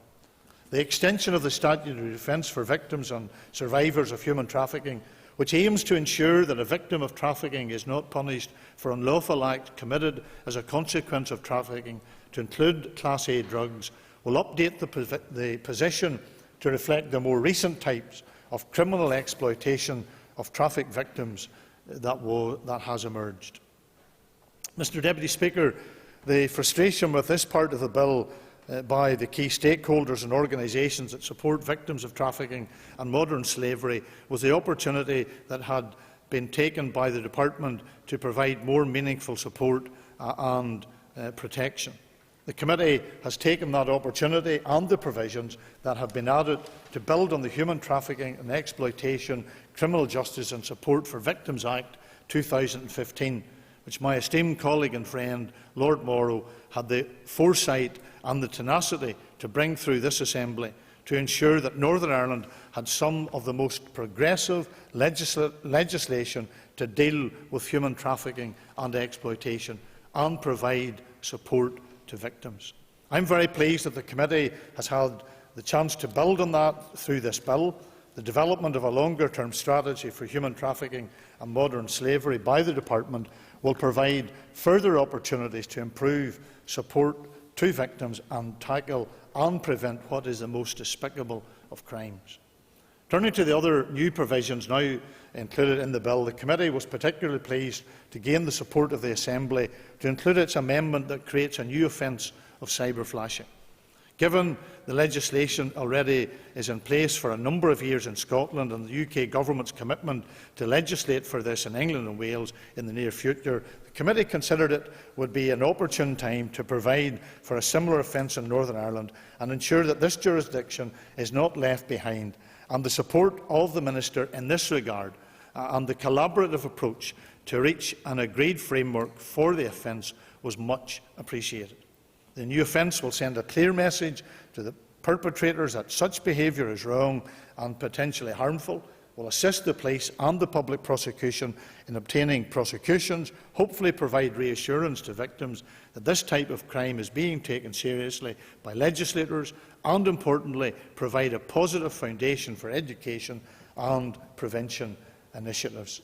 This is an example of the Committee and the Assembly recognising emerging threats and unacceptable behaviours from changing technology and moving quickly to ensure that legislation is up to date to be able to meet such challenges. The Committee also welcomes the clarification and certainty on the common law position that has been provided by the new provision that sets out that a person cannot lawfully consent to their serious harm for the purposes of sexual gratification, where serious harm within the definition of the text of the provision occurs. The perpetrator will not be able to raise the claim that the victim consented to the harm being inflicted. The need to clarify and strengthen the legal framework with regards to this issue and the relation to the new offence of non-fatal strangulation or asphyxiation that the Minister brought forward and was included in the bill at consideration stage was highlighted to the Committee during the Committee stage of the Domestic Abuse and Civil Proceedings Bill. It was not possible to address either this issue at that time. However, the Minister initiated a review of the position, which has resulted in the much-needed changes being made in this bill, and I congratulate the Minister on bringing forward at this stage rather than waiting for the new mandate. The new provision to widen the scope of the offences of disclosure of private photographs or of films with intent to cause distress to include the threat to disclose is also very welcome. The threat to disclose is frequently made through online means, and has led in some cases to tragic consequences for victims, particularly young people. Therefore, closing this loophole as soon as possible is a necessity. Mr Deputy Speaker, the aim of the Justice Committee throughout this process has been to ensure the best protection and support possible is provided through this legislation for children and young people, for victims of sexual offences and for victims of human trafficking and modern slavery. I am very proud of the work that the committee has undertaken in relation to this bill in what was a relatively short timescale due to the end of the mandate this month. The committee did not just scrutinise the provisions in this bill in a full and thorough manner, but actively looked at the current legislative provision and identified opportunities to improve it and deal with emerging types of offending behaviour. This was not without its challenges, and I want again to thank the current and previous members of the committee for their commitment and diligence in carrying out the scrutiny of this legislation, and to both past and present members of the committee for their contributions to this work during the last 2 years. The committee has undertaken an impressive workload, particularly in relation to the bills, which in my view have contributed to the development of the improvement of the criminal justice system in Northern Ireland. Mr Deputy Speaker, I also want to place on record again the appreciation of the committee to all the organisations, stakeholders, who contributed to our scrutiny process by taking the time to provide written and oral evidence during the committee stage of this bill, and particularly the victim of voyeurism offence, who shared their personal experience and whose contribution was invaluable in highlighting the need for the new voyeurism offences to be comprehensive and operational. I also want to thank the organisations who work tirelessly to support and protect children and young people and victims of human trafficking and modern slavery. Without those organisations, the lives of victims would be much bleaker. I want to welcome to this House in the public gallery today 2 members of staff of CARE NI. I want to welcome Lauren and Rebecca, and I want to thank them for all the work that they have given in regards to this, not only in the Northern Ireland legislation process, but also in the legislation process in the House of Commons. I also want to acknowledge and thank the Minister and her officials, and I concur with her comments in relation to the officials who have come to the Department to brief the committee on a number of occasions. And I want to add my best wishes to Brian Gimmick, who will retire, and thank him for his patience, for his endurance when he came repeatedly to the committee over a period of time. I also want to thank our Assembly staff, and in particular, if not with convention not being given to one who's always known for applying to convention, I want to thank the Bill Clerk, Stephanie Mallon, who is also in the chamber today, who has worked tirelessly to advise and assist the committee in bringing forward amendments. And I know that I speak on behalf of the committee, that without her work and the work of officials in this building, we would not have the bill before us today that we have. And so, to them all, thank you very much. And I just want to conclude a few comments, Mr Deputy Speaker, as a member of this House, as a member of the Democratic Unionist Party, to say that while there are many things about this process, about a 5-party mandatory coalition, about the challenges in working with the structures that we unfortunately have to work with, not being a normal democracy like many other jurisdictions in the world. However, I think that this bill is an example of what can be done when we keep our focus on the reason as to why we are here.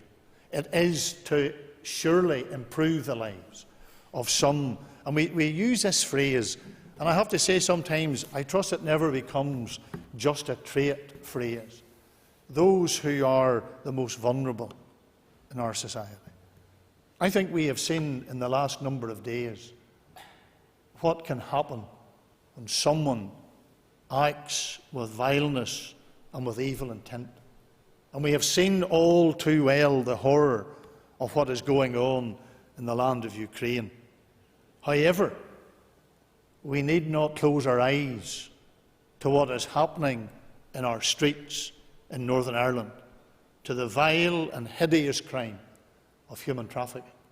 And I trust that as a result of this collective effort of this House, that there will now be in the criminal justice toolbox the proper and appropriate means whereby those who are engaged in this most vile of crimes will be brought to book and will be made answerable to the courts for what they have done, and that this bill will bring some support, additional support, help and assistance to those who are the victims of such crimes. Thank you, Mr Deputy Speaker. I call Sinead Ennis. Mr Deputy Speaker. This Assembly has passed many key pieces of legislation during this term and will continue to do so right until the moment it is dissolved in a few days' time. I am proud to be associated with the positive and progressive work of the Assembly in recent times, but prouder still of the legislation we have passed that is designed to protect women and girls and minority groups from sexual violence and exploitation. As I said during the consideration stage of this Sexual Offences and Trafficking Victims Bill, the criminal justice system does often represent failure.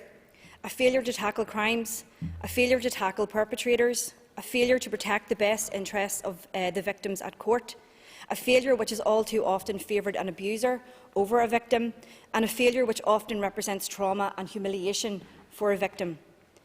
But I am proud that over the last 24 months, this Assembly has taken a stand to reverse this trend and to build a criminal justice system that protects women and girls, and one that aims to find and punish perpetrators.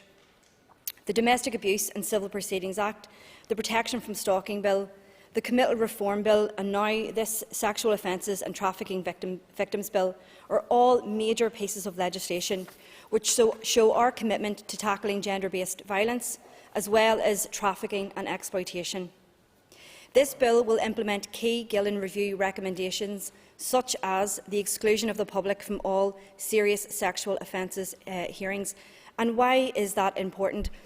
Well, I believe that this measure will increase the confidence of victims to report their experiences to the police and know that not only will their case be taken seriously, but that they will be protected against indignity, humiliation and additional distress throughout their journey through the justice system.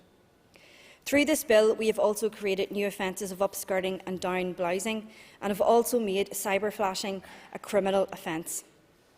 This bill includes amendments to modern slavery provisions in the NI Human Trafficking Act to extend support to victims of slavery, servitude and forced compulsory labour.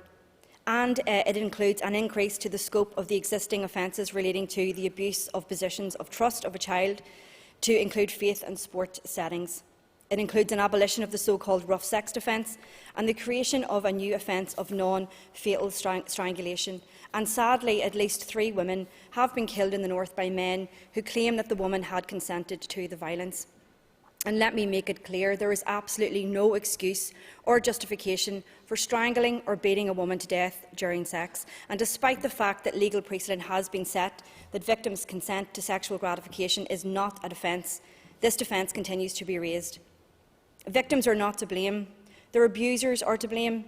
Victim blaming and victim shaming is unacceptable, and I am very pleased that this bill includes a provision which will explicitly prohibit this defence being used.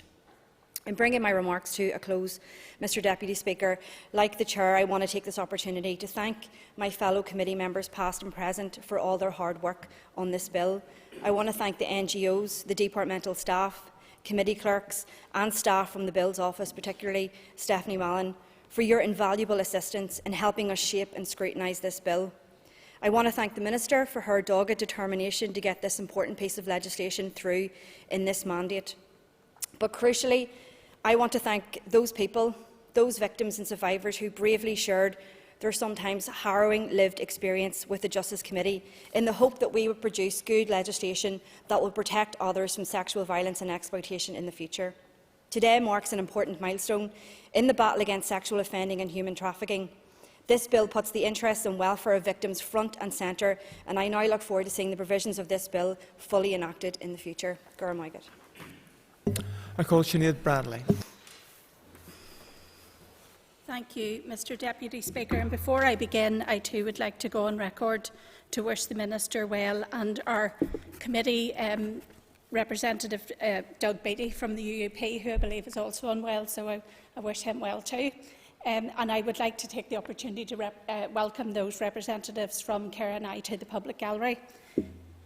I stand today on behalf of the SDLP to welcome this final stage of the Justice and Sexual Offences and Trafficking Bill, and I'd like to commend the work of the Assembly clerks, all the departmental officials, those we meet and the many who we don't meet, who are working behind the scenes, the Bill's office, fellow committee members, the Minister herself, and also the Chair quite rightly put on record to wish Brian well in his retirement, and I count myself amongst those who leaned on Brian quite heavily and tested his patience perhaps at times, but it was always in very good nature and a very important person to relay thoughts to, so we genuinely appreciate that. And quite rightly, people have singled out Stephanie Mallon, who I repeatedly thank in this House, because Stephanie is, we're not far past International Women's Day, and if ever there was an empowering woman in this House, I have to say it's Stephanie, who gives validity to people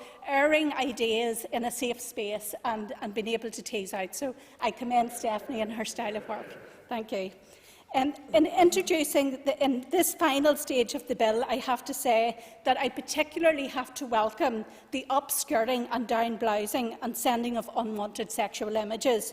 We've heard from stakeholders how these initiatives, these really quite invasive crimes, have caused significant psychological and emotional harm to victims. It's therefore welcome that these offences are treated in a way that clearly underlines the severity of these crimes, which cause fundamental harm to the victim's sense of personal autonomy and safety. And I want to place on record my sincere thanks to those stakeholders who advocated so passionately, I have to say, on behalf of victims whose needs are at the heart of this bill. And I trust that those people who bared their soul to us and told us of their experience will see how, in doing so, their story has been heard and they have affected the shape of this bill. And it is hoped, and I think it is worth stressing, that these measures really serve to deter this behaviour happening in the first place. We hope that these offences are never committed, but just by having this bill in place, we really are looking at deterring people in the engagement of such offences. The new legislation undoubtedly sends a message that such behaviour is criminal and cannot be dismissed as banter or a joke, and that this behaviour simply will not be tolerated. On the issue of sexual images, let's be absolutely clear. Obtaining images of another person's private parts without consent is never okay. When this bill comes into effect, it could be considered criminal. And I want that message to clearly leave this House today. That is what we are achieving in adding those conditions to this bill. I hope sincerely, and I genuinely mean this, that the existence of this bill in of its very self will serve as a powerful catalyst for behavioural correction within society. Society at large needs to know, as a matter of urgency, that these behaviours now have no place to hide. The "I was only joking" defence is no longer there. The banter defence has gone. Everyone will agree, no doubt, that has worked on this bill, that there is an important piece of child legislation protection built in, and it seeks to add a further layer of protection to children who may be targeted by adults who, for example, may be attempting to groom a child by pretending to be a child themselves online. The provision is essential in the context of soaring online child sexual abuse cases recorded by the police in Northern Ireland. In fact, figures obtained by the NSPCC show that there is an 80% increase over the past 3 years. 80% increase over the past 3 years. And that's the reported cases. The police have indicated to us that they really do not know the size or scale of this problem. And I believe that it has been reported that during the pandemic, this online activity has become one of the largest problems in our society, and this bill goes some way to speaking to that. I will indeed. Well, thank the member for giving way. Will the member join with me in thanking those officers who have to sit through these pictures and some very harrowing scenes and actually trying to protect some of the most vulnerable in society, and that we owe them a debt of gratitude? I do indeed. I thank the member for the intervention, and I know members of the committee, including the chair, did meet with the cybercrime unit, and I believe it's quite a harrowing job at times to be done, but it is critical, and the value of this bill will depend heavily on how well resourced those officers are. But it's absolutely correct to put on record our thanks to them, and I thank the member for doing that. The bill also makes it a legislative requirement that victims of human trafficking are guaranteed up to 12 months' support and more if they should need it. This support can include things such as access to healthcare, housing, legal and financial assistance. And I welcome in particular the provision that this level of support can exceed the 12 months, as this vulnerable group will often have complex needs to which there can be no quick fix. The provisions are particularly timely in the context of the Ukrainian crisis, as the Chair correctly pointed out. And I believe while we all watch the harrowing images coming from Ukraine, we can see just how vulnerable those people have become so quickly. It's almost overnight, from living what appears to be a normal day-to-day lifestyle, and they're thrown into the depths of the most vulnerable position a person can be in. And no, I will indeed. Member for giving way. The member is absolutely right in terms of human trafficking and what a despicable crime it is, and the attempt by the bill to address it. We were faced last night by equally harrowing reports on the media where the police are investigating what is essentially trafficking, but local trafficking of children, taking the children to local hotels and other spots for sexual gratification, and using and abusing the children by feeding them drugs and alcohol. Would the member agree with me that indeed human trafficking isn't just something that happens of bringing victims to Northern Ireland, but indeed we need to be aware that human trafficking is existing within our own society? I thank the member for intervening, because it was a very worthy intervention, and it is absolutely true. I think the notion that trafficking is about people coming to us has to be a myth that's completely busted. And you're right, the thoughts of those young people, and there will be people in society who are exploitative, and they know that those young people perhaps come from vulnerable backgrounds, and they target them. And it is happening on our very doorsteps, so we all need to be alert to it, and we need to put in place legislation that speaks directly to it. And I believe we have gone significant ways in doing that. But every person has a part to play in that. It is not just the legislators, or it is not just the police. Any person who suspects anything of that nature has a duty, a moral duty, to step forward and make it known. So I genuinely thank the member for that intervention. But I do recognise, and I appreciate the context it was in, but as we talk of those people who are there, constantly measuring societies and the weaknesses within it, they're there to exploit people when they hit a vulnerable point.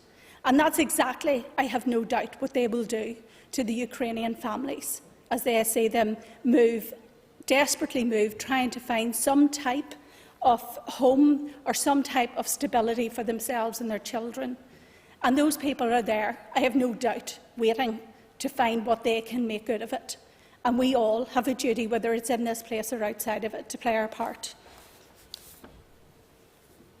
The provisions are particularly timely, as I said, in relation to that Ukrainian crisis, And traffickers offer these false promises to people, such as employment, security and help, and even help of reuniting victims, which could become a problem we all need to try and get ahead of, to keep the communication channels open. And they try to exploit them because they know they are vulnerable. And that is the key point. This bill, throughout, from the front page to the very back, has within it efforts to reach vulnerable people of many ages and of different situations. So we really need to keep mindful of all those vulnerable people in our society who will sadly try and have to seek shelter through this bill and the others connected to it.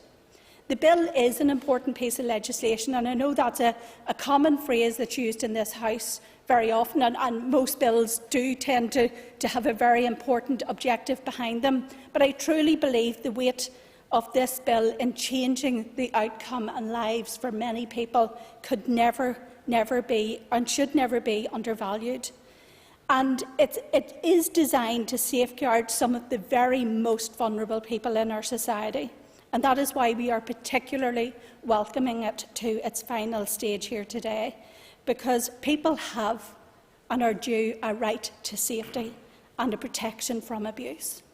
The SDLP have a long list of items that we would love to see in this bill that sadly didn't make it here, but today is not the day for that discussion. Today is the day for sending out the messaging that comes from this bill. It starts here and it starts now.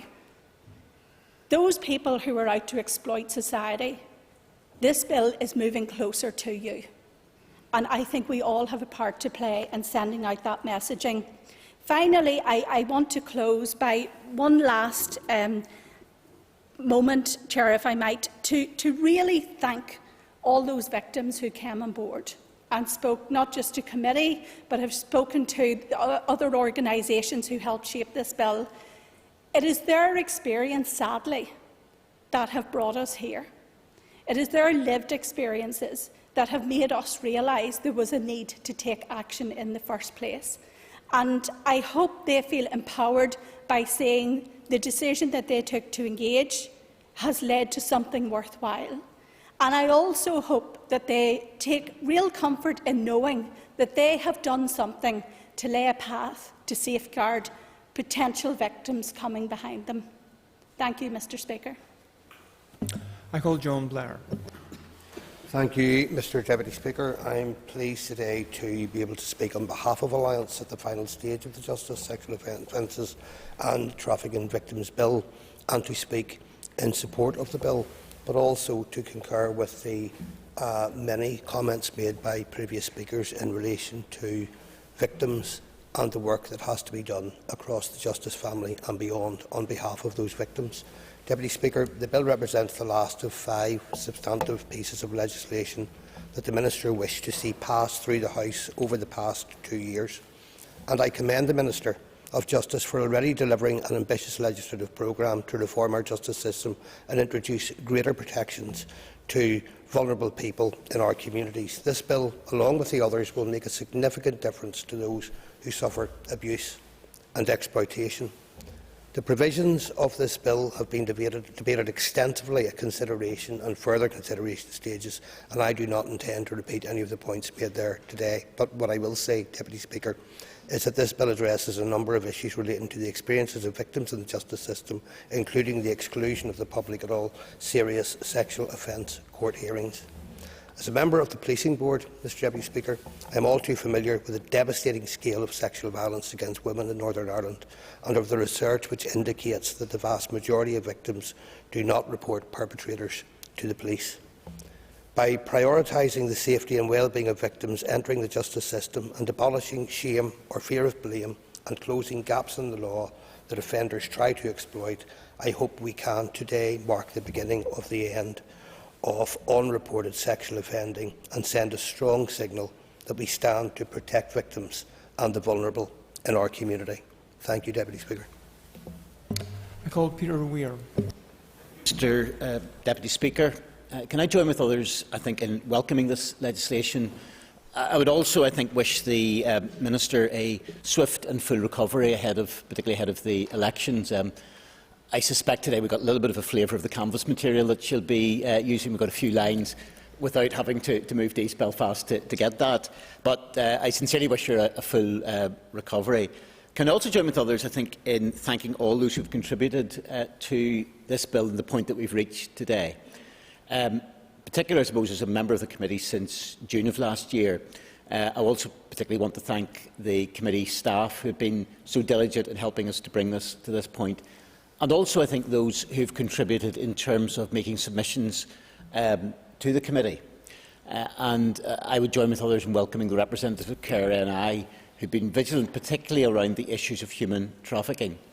This is a good day, but it is also a critical day for all those who have been victims, whether they're victims of sexual violence, whether they're victims of exploitation, of abuse of trust, of trafficking, or indeed a combination of all those things.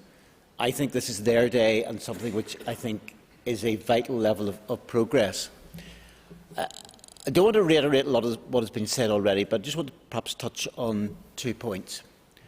First of all, I suppose that on the issue of trafficking, and I think that the idea, and indeed what has been uppermost in our minds probably in recent weeks, has been the vulnerability of innocent people suffering at the hands of evil, often having to cross jurisdictions and seek sanctuary, and we've seen that particularly with Ukraine. And I think that should focus our minds on the issue of human trafficking.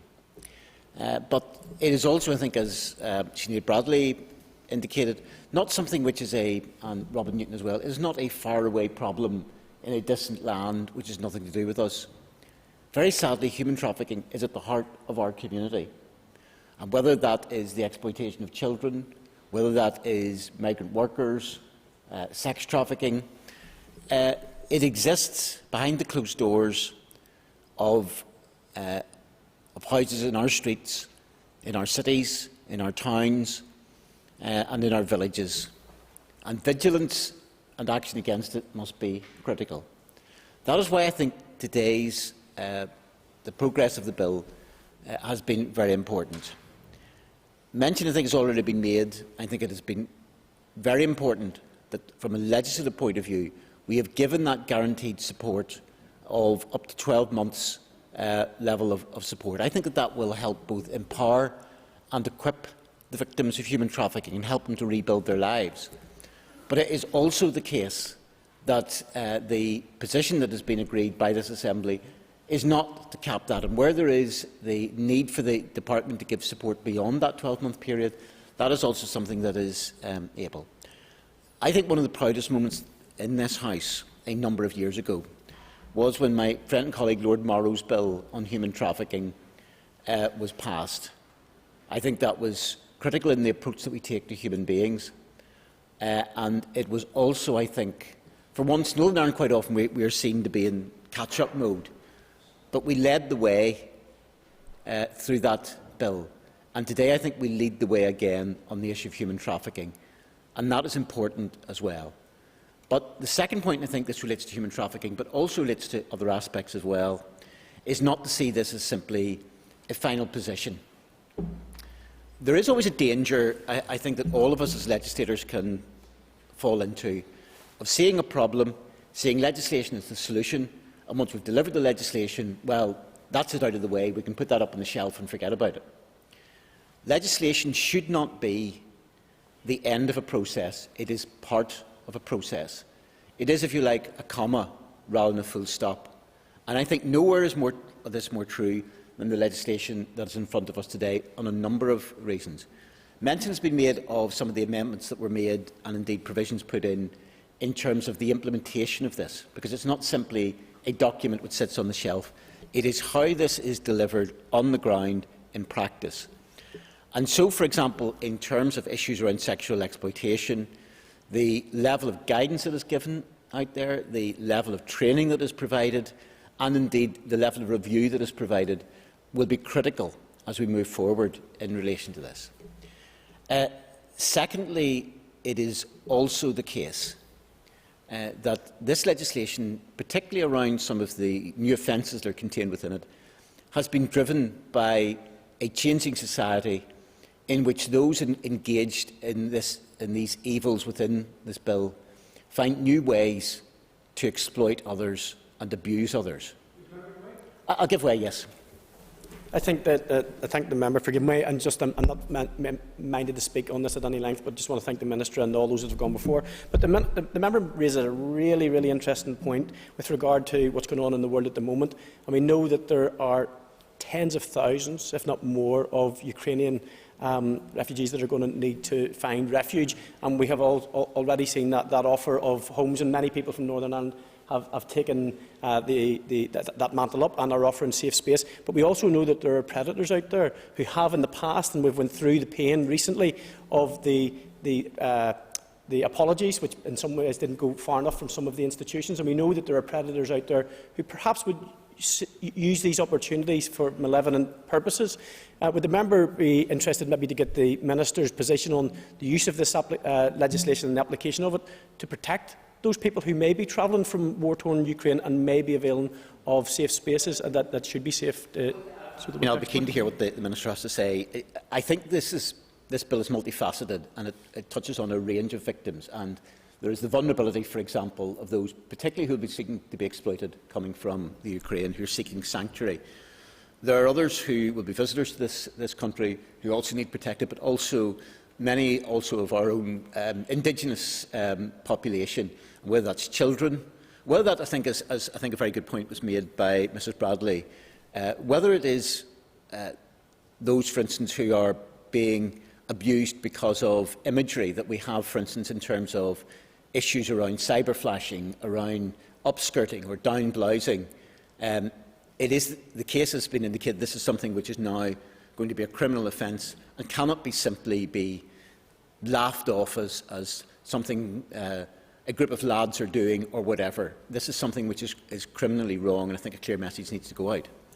But the point I was making in relation to that is that some of the offences, be it the upskirting, the down blousing, the cyber flashing and use of technology on that basis, would have been something that 20, 30 years ago would simply, whether conceived or not, would actually have been not something that was technologically possible, or at least within the reach of many people.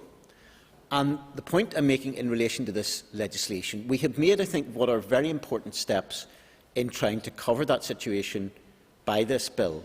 But we must not assume that, particularly in the world of technology, particularly in the world of sexual exploitation and sexual abuse, that the world stands still. And consequently, while we've taken these actions today, we need to be vigilant as we move ahead in the months and years to come, that where we need to update, where we need to cover new avenues of crime, that we do so.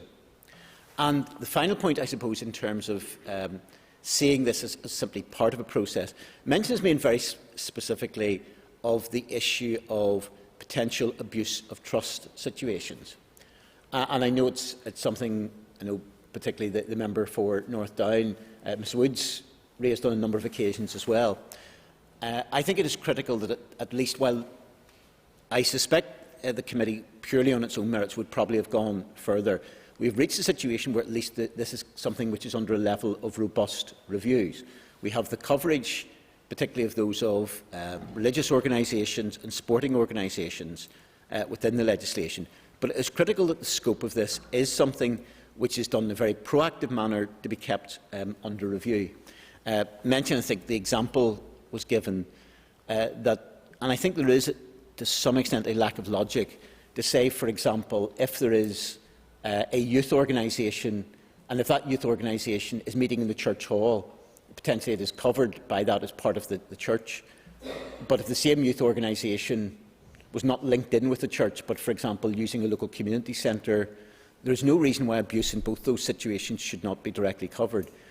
And it is critical, I think, that as we move ahead in terms of abuse of trust, clearly it's got to be evidence-based, it's got to be grounded, but we need to be very proactive in trying to cover those situations. And that is why I think it is critical that we have this level of review. So I think this is a very welcome day, but it also remains a certain element of work in progress.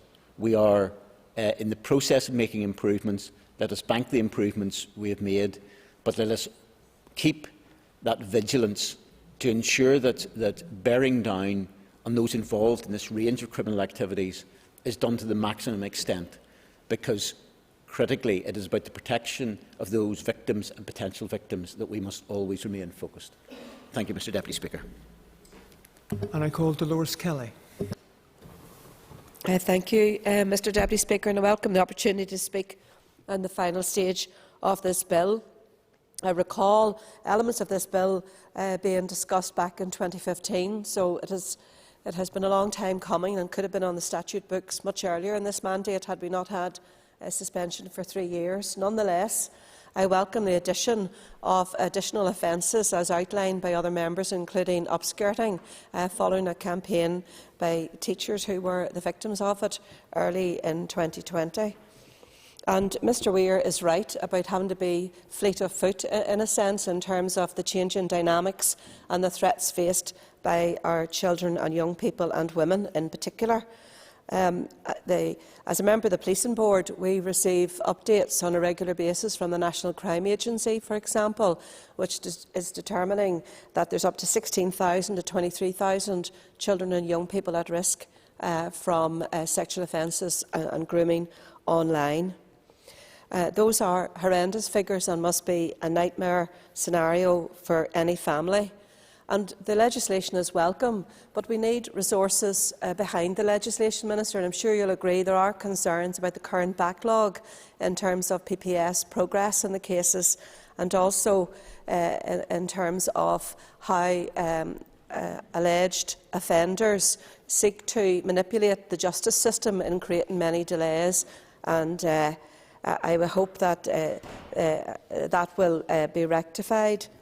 I want to also say today, if I may, Mr Deputy Speaker, tonight the BBC Northern Ireland Crime programme is going to outline and put out a fresh appeal by the police for witnesses in relation to the murder of a young woman in my constituency, Laura Marshall. She was a 31-year-old dental nurse who was seriously assaulted and murdered in her own apartment in Lurgan in April 2016, and I would hope that anyone watching today who might have that vital piece of information might step forward. But in terms of this legislation, Minister, the legislation is only as good in terms of how it's enforced and how it actually enables, by the sentencing that the judges and others may hand down, of cultural shifts and changes in behaviour because of the penalties that might well be handed out as a consequence of the legislation being made available to them. But there is much more that we need to do in terms of cybercrime units. We need proper resources, and we always know that criminals and perpetrators are often a step ahead of the law. And I would hope, Minister, that in any forthcoming mandate, and when we do get an executive up and running again, that those parties who actually have praised this bill actually put the resources behind the implementation, both in deterrence and in prevention, whether that is preventing the crime by some of the charges that are brought and people brought before the courts, but also in terms of our education programme and building positive relationships and changing that cultural shift of what, because I'm sure many of us look back at some of the TV programmes we used to watch, would be far from acceptable, and quite rightly so today. So I think there's a huge cultural shift needed. I think this legislation goes a long way in recognising the challenges that are there in modern-day society. But as others have said, we can't be complacent and must be prepared at very short notice, not only to resource, but also to bring forward legislation to deal with whatever other offences and measures that perpetrators would seek to use to bring harm, particularly to women and children. Thank you, Mr Deputy Speaker. I call Rachel Woods. Thank you, Mr Deputy Speaker, and I too would like to wish the Minister well, and I hope she makes a quick recovery. And I am glad, like others have said, that we're here today to pass the final stage of the Justice, Sexual Offences and Human Trafficking Bill, and this bill is a long time coming, and the provisions within it, and now with the amendment standing part, will help to protect people in Northern Ireland. I don't seek to take long at this stage. Much of what needs to be said has already been said today, but also at previous stages and throughout committee. And thanks must go to the Minister, her departmental officials who have worked tirelessly on this, to our committee staff, and also to Stephanie, who must rightly be mentioned as an absolute legend, really. Thank you very much for all of your work throughout committee on this bill, but also for the last 2 years. I also want to thank Amy and my team too, and all the sector organisations, stakeholders and individuals who engaged with us over the last year. It cannot and will not have been easy to do so, especially bearing one's experiences of some of the most traumatic things that they've been through. And I welcome that the bill now has clauses on cyber flashing, abolishing the so-called rough sex defence and introducing a provision on threats to disclose private sexual images. The bill will improve the operation and effectiveness of the justice system as well, by enhancing public safety and improving services for victims of sexual offences and victims of trafficking and exploitation, only if it is well resourced, if people are aware of it, and if people are trained in it and know how to use it. With the changes that have been made, it will go some way to close gaps, resolving inconsistencies and modernising our law, but it does need funding. It needs to be understood and it needs to be implemented. And as a member of the unofficial opposition in this place, it is only right that I highlight what the bill could have been. In my view, it has been a missed opportunity, and it is my understanding that in many ways this is entirely down to the DUP. So I would cast our minds back to last summer, when the content of this bill was being chopped and changed. And from my perspective, it is absolutely shameful that important legislation, including requirements to comply with a Supreme Court ruling on non-court disposals for under 18s, technical changes to civil legal aid and statutory charges, changes to court security powers and procedural adjustments regarding video links and appeal arrangements are not here. For some unbeknownst reason to the committee, powers to transfer the functions contained with the Section 43 of the Justice and Security Act from 2007 from the Secretary of State to the Department of Justice to restart the accreditation process for organisations delivering community-based restorative justice were deemed too controversial for this bill. The most shameful of all was the removal of legislation that governs bail and remand for children, to strengthen the automatic presumption of bail for children and to introduce specific conditions to meet before a child can be remanded in custody and for how long. These changes were desperately needed, not least in order to comply with the UN CRC. Supposed concerns that the bill could become a vehicle for legislative contact that some ministers did not agree with should not halt the democratic process in this House. It is for the Assembly to decide, not ministers directing what we can and can't talk about. The fact that this bill was deliberately trimmed down to narrow its scope and limit the opportunity to have a proper debate on issues like the minimum age of criminal responsibility and removing the defence of reasonable chastisement is disgraceful. And despite my attempts, there is nothing in this bill on equal protection or indeed fundamental to addressing youth justice recommendations we have known about for decades, raising the age of criminal responsibilities, and these matters will have to be addressed in the future. And with regard to sexual offences, fundamentally, the work as recommended by Sir John Gillan on consent must be expedited. We need to focus on consent and radically reform how it's understood in our criminal justice system. A failure to protest or resist when subject to sexual abuse is never a form of consent.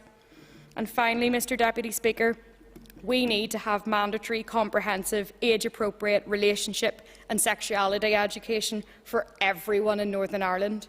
This bill covers matters, as we know, related to child sexual exploitation, abuse of trust in relationships and sexual offences, including the new crimes such as upskirting, downblousing and cyber flashing. The bill requires guidance to be produced, but there is no statutory requirement for our children and young people to have any knowledge or awareness of these specific issues, about why it's illegal and wrong to do these things. Consent matters, and it is so important when it comes to these issues that we're legislating for through this bill. Our conviction rates for sexual offences remain shockingly low, and that must be addressed urgently too. It is not enough for executive parties to pay lip service to a strategy to tackle violence against women and girls on one hand and then fail to prioritise the legislative reform that we need to address these shockingly poor outcomes for women and girls that are sexually assaulted and abused. This bill will go some way, Mr Deputy Speaker, but we have so much more to do.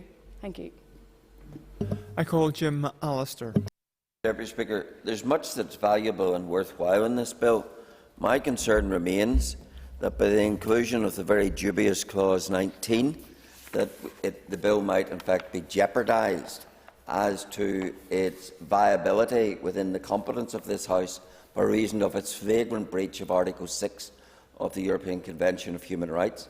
I have addressed the House at some length in the past and to no avail on this issue, but Clause 19 introduces a blanket and mandatory ban on public hearings, which is wholly incompatible, I submit, to the expectations of Article 6 and in conflict with the very clear jurisprudence under Article 6, whereby there are multiple cases which make it plain that you can only have a ban on a case-by-case basis, not on a blanket basis. But this House knows better, and this House decided that Article 19 is something that it would support and repudiated any suggestion of tempering it to make it beyond doubt that it would be human rights compliant. No doubt the Attorney-General will have to take a view as to its compliance with human rights, but certainly for my mind, Clause 19 is one which needlessly raises a question over that. I now call on the Minister of Justice, Naomi Long, to conclude the final stage.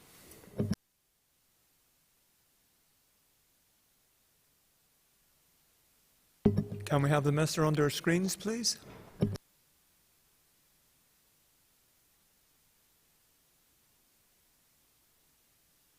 I would ask members to take their ease just a few moments. There seems to be a technical difficulty here, and we hope to bring the Minister back. Could we have the Minister of Justice onto our screens?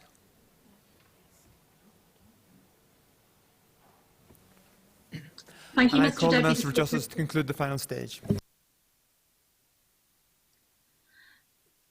Thank you, Mr. Deputy Speaker, for the opportunity to close this final stage of the Justice, Sexual Offences and Trafficking Victims Bill.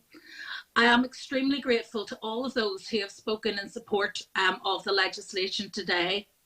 Sexual offences cause very serious physical, psychological and emotional trauma to victims, violating them in the most personal and intimate of ways. It is often accompanied by a sense of humiliation and shame on the part of the victim, and is too often a taboo subject in wider society. There is no shame in being a victim of sexual abuse, none whatsoever. The only shame lies with the perpetrator. The intrusive nature, however, of investigation and trial itself can be traumatic, and this bill, alongside other provisions which have progressed during this mandate, will assist in addressing many of those concerns as identified by Sir John Gillan. I hope that this important bill will play a crucial part in tackling those taboos and help to generate the confidence in victims to come forward and report their experiences to the police, knowing that they will be believed and will receive the support and protection that they need and deserve. Human trafficking, whether from, to, through or within Northern Ireland, is a trade in human misery by those seeking to profit from the desperation of others.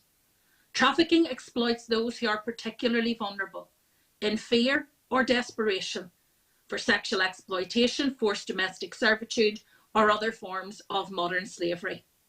It is important that we recognise the impact that this can have on the individuals trafficked, understand their fear of recrimination and retribution where they cooperate with the authorities, and the anxiety which many will have that, having been coerced or forced into illegal activity themselves, they may face criminalisation if they do come forward. It is important today that we reinforce the message to such victims that this is not the case. You will be listened to protected, and crucially, you will be supported as you try to rebuild your life. This bill makes further provisions for that protection, and I want to encourage anyone, whether a victim themselves or someone who believes that such trafficking or modern slavery is taking place, to come forward and report it to the police. Mr Deputy Speaker, I now want to turn to the comments which have been raised by some members very briefly. First of all, with respect to budget and resource, I have spoken at length about the challenges which we face in the Department of Justice in respect of the draft budget. It will simply not be possible to invest and fund these services as we would wish in these crucial issues unless we see a change to that draft budget. There is no point in me saying that we will simply prioritise this within the department, because that alone will not be enough to overcome the deficit in terms of funding. It is important, therefore, that not just the Department of Justice, but that all parties make representations in that regard when it comes to consideration of the draft budget and the consultation. I believe that justice has a crucial role to play in terms of the health and well-being of our society. It is also an important part of the mechanisms we have to create safer communities.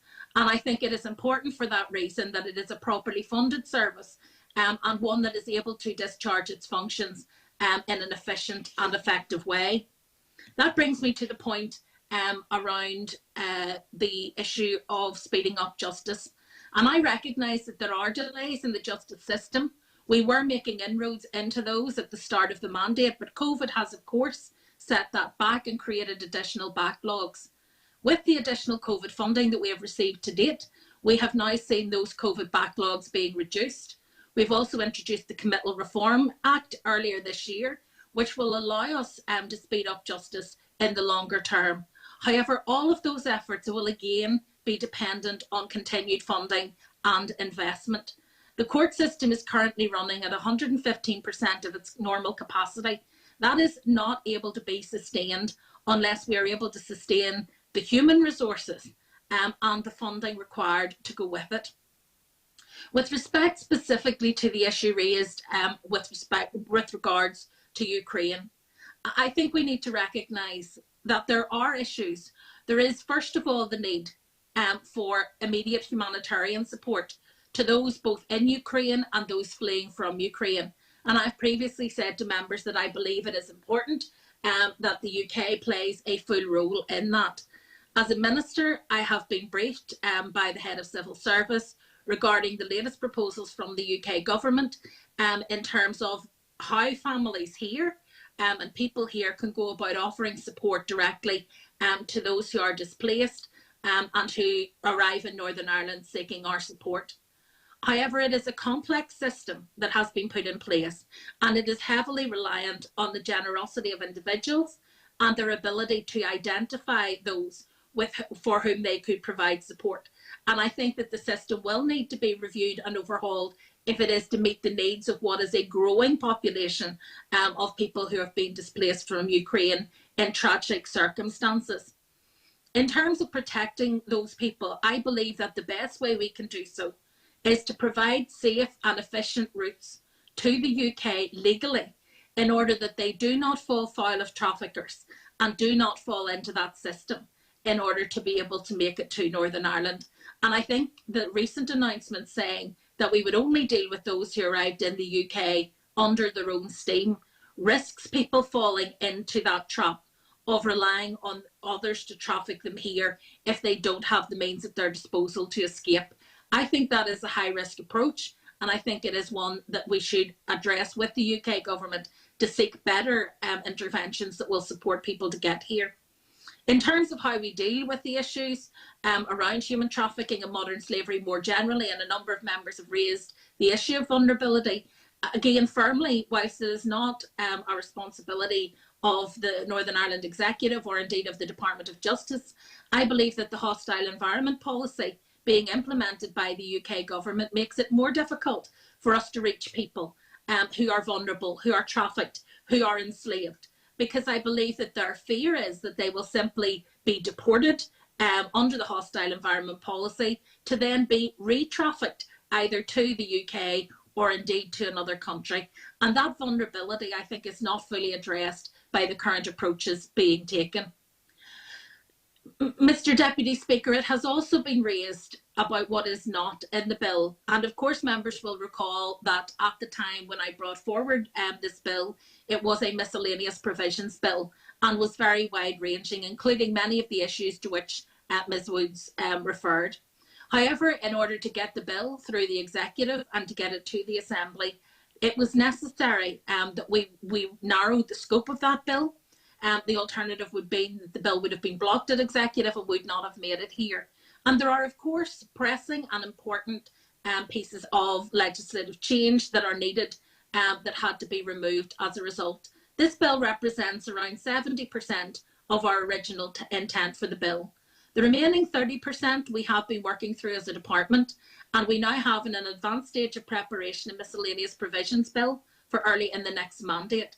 And so the key to us being able to develop that legislation, to take forward those issues to which Ms Woods and others have referred, and to be able to create a stable situation going forward, is to have a quick restoration of the Assembly and Executive, so that the Justice Minister in future will be able to progress that bill in short time at the start of the next mandate and deal with what are essential issues, crucial issues that need to be addressed and I believe should be addressed, and have taken action to ensure that there will be a bill prepared, irrespective of who brings it forward.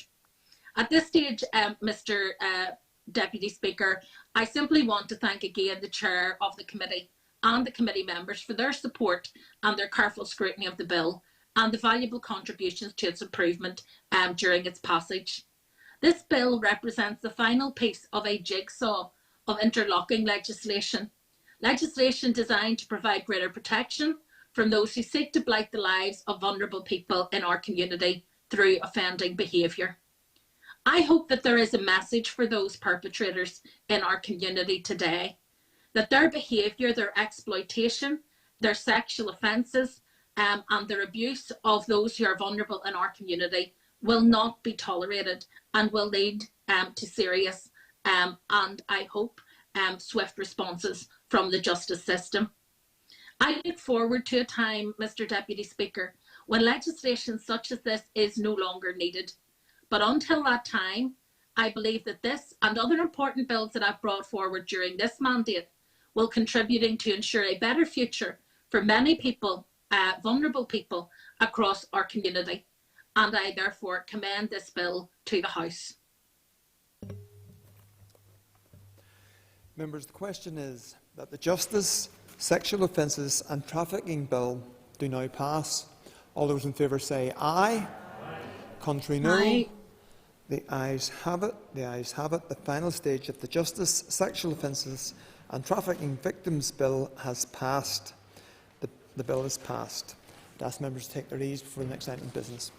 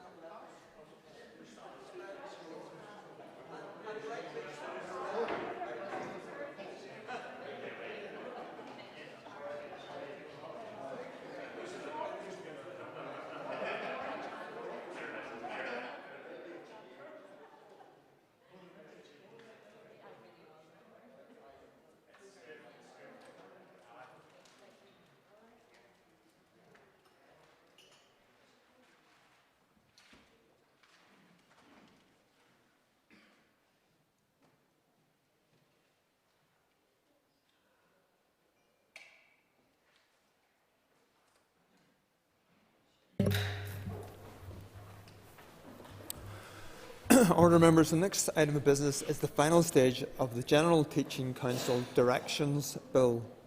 And I call the Minister for Agriculture, Environment and Rural Affairs to move the final stage on behalf of the Minister of Education. I beg to move that the General Teaching Council Directions Bill do now pass.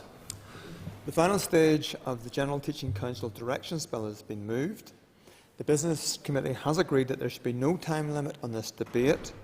So I now call the Minister for Agriculture, Environment and Rural Affairs to open debate. Minister. Thank you, Mr Deputy Speaker. And first of all, I wish to put in record the Minister's thanks to the Chair and members of the Education Committee for their acceptance of the case made by her, presented to them, seeking both their support for this bill and their agreement to move this bill under the accelerated passage arrangements. I simply want to record my thanks for the members of the House for agreeing to accelerated passage of the bill within which is a very full legislative programme. Members will recall Minister McIlveen's statement to the Assembly on the 13th of December 2021, in which she announced the outcome of the independent effectiveness review of the GTC-NI undertaken by the Department's consultants, Baker Tilly Mooney Moore. Baker Tilly Mooney Moore's final report revealed that GTC-NI was an organisation in disarray, failing to deliver against its statutory functions, failing to address identified audit weaknesses, failing to meet normal governance and accountability requirements for a non-departmental public body, and failing to provide cohesive or coherent leadership and direction for its executive staff. It suggested that it was a body seemingly at war with itself, something which should be shocking to hear about any public body.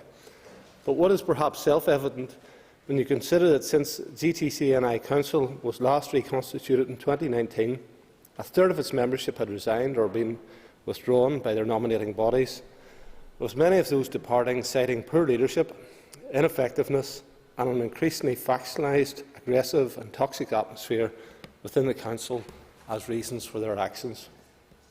The effectiveness review also drew heavily on self-assessments received from Council members and the consultants who have undertaken over 640 similar effectiveness reviews, felt it necessary to state that this was the worst performing board or council that they had ever examined. It is perhaps unsurprising, therefore, that they concluded it is our opinion that the GTC-NI is irretrievably broken and there is no prospect of recovery to any form of adequate performance. It is against that backdrop that on the 13th of December 2021, Minister McIlveen announced her intention to legislate for the dissolution of GTC-NI and to stand down its council with immediate effect. There was widespread consensus in the Chamber that day that her actions were both warranted and necessary, and that GTC-NI was an organisation which had been struggling for far too long. Some members reflected that our teaching profession deserved better. I would put it more strongly and say the dedication, hard work, resilience and professionalism shown of our teaching workforce demands better. It demands representation and representatives who are dedicated, committed, unswervingly professional representatives who will always work together to find and advance the best interests of the whole profession. That is the GTC-NI our teachers deserved. It is not what they received. And so we will now, regrettably, have to start again. The Department of Education will shortly begin a public consultation exercise to determine what should replace GTC-NI, and they will then move at the earliest opportunity to introduce a bill to the next Assembly to dissolve GTC-NI while ensuring those functions and services which add value to our teachers and our schools will be protected and will continue to be delivered effectively and efficiently. Members, in normal circumstances, that would be the end of the matter. A line is drawn under an organisation which has so comprehensively failed to meet its intended responsibilities, and we focus on our efforts on creating a fit-for-purpose replacement. Were that the case, this bill would not have been required. However, the Minister of Education has received correspondence challenging the authority of her actions in December and suggesting that these may well be challenged in court.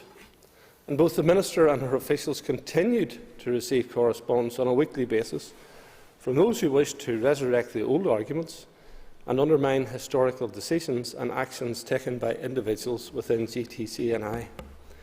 Correspondence continues to consume an inordinate amount of departmental time and effort on just such issues, and responding to these letters continues to divert staff from more constructive and productive tasks.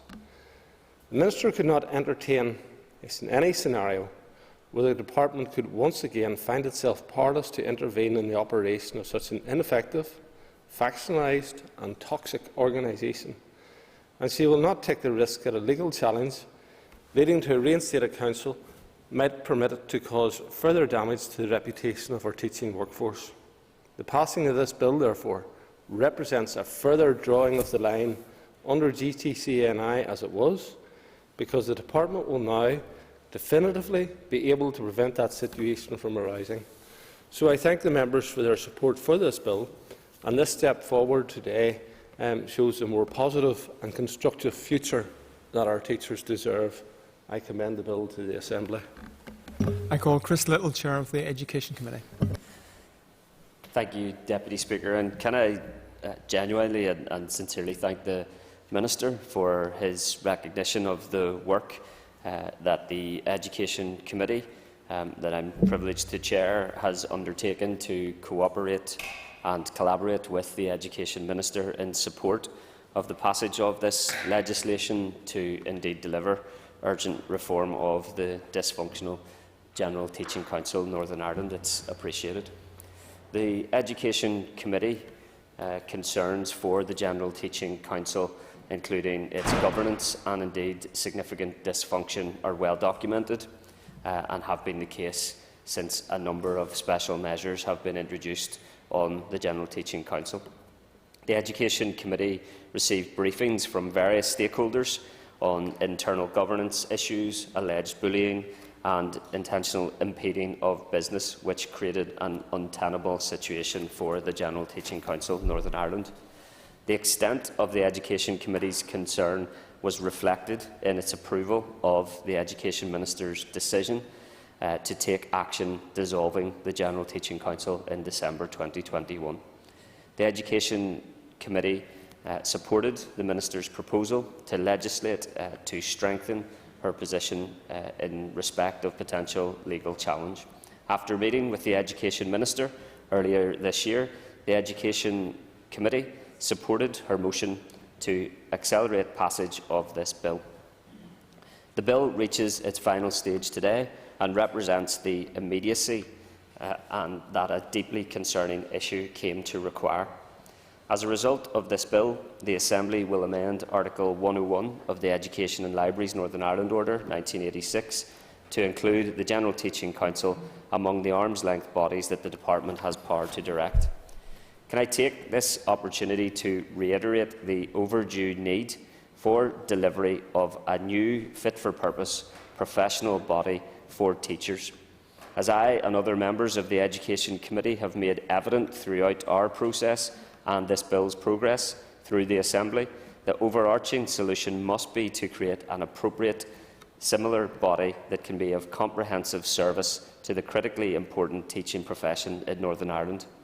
This vital sector of our community requires a body that is fully equipped to effectively represent and register teachers and to govern any misconduct. Deputy Speaker, this bill brings to term the existing General Teaching Council.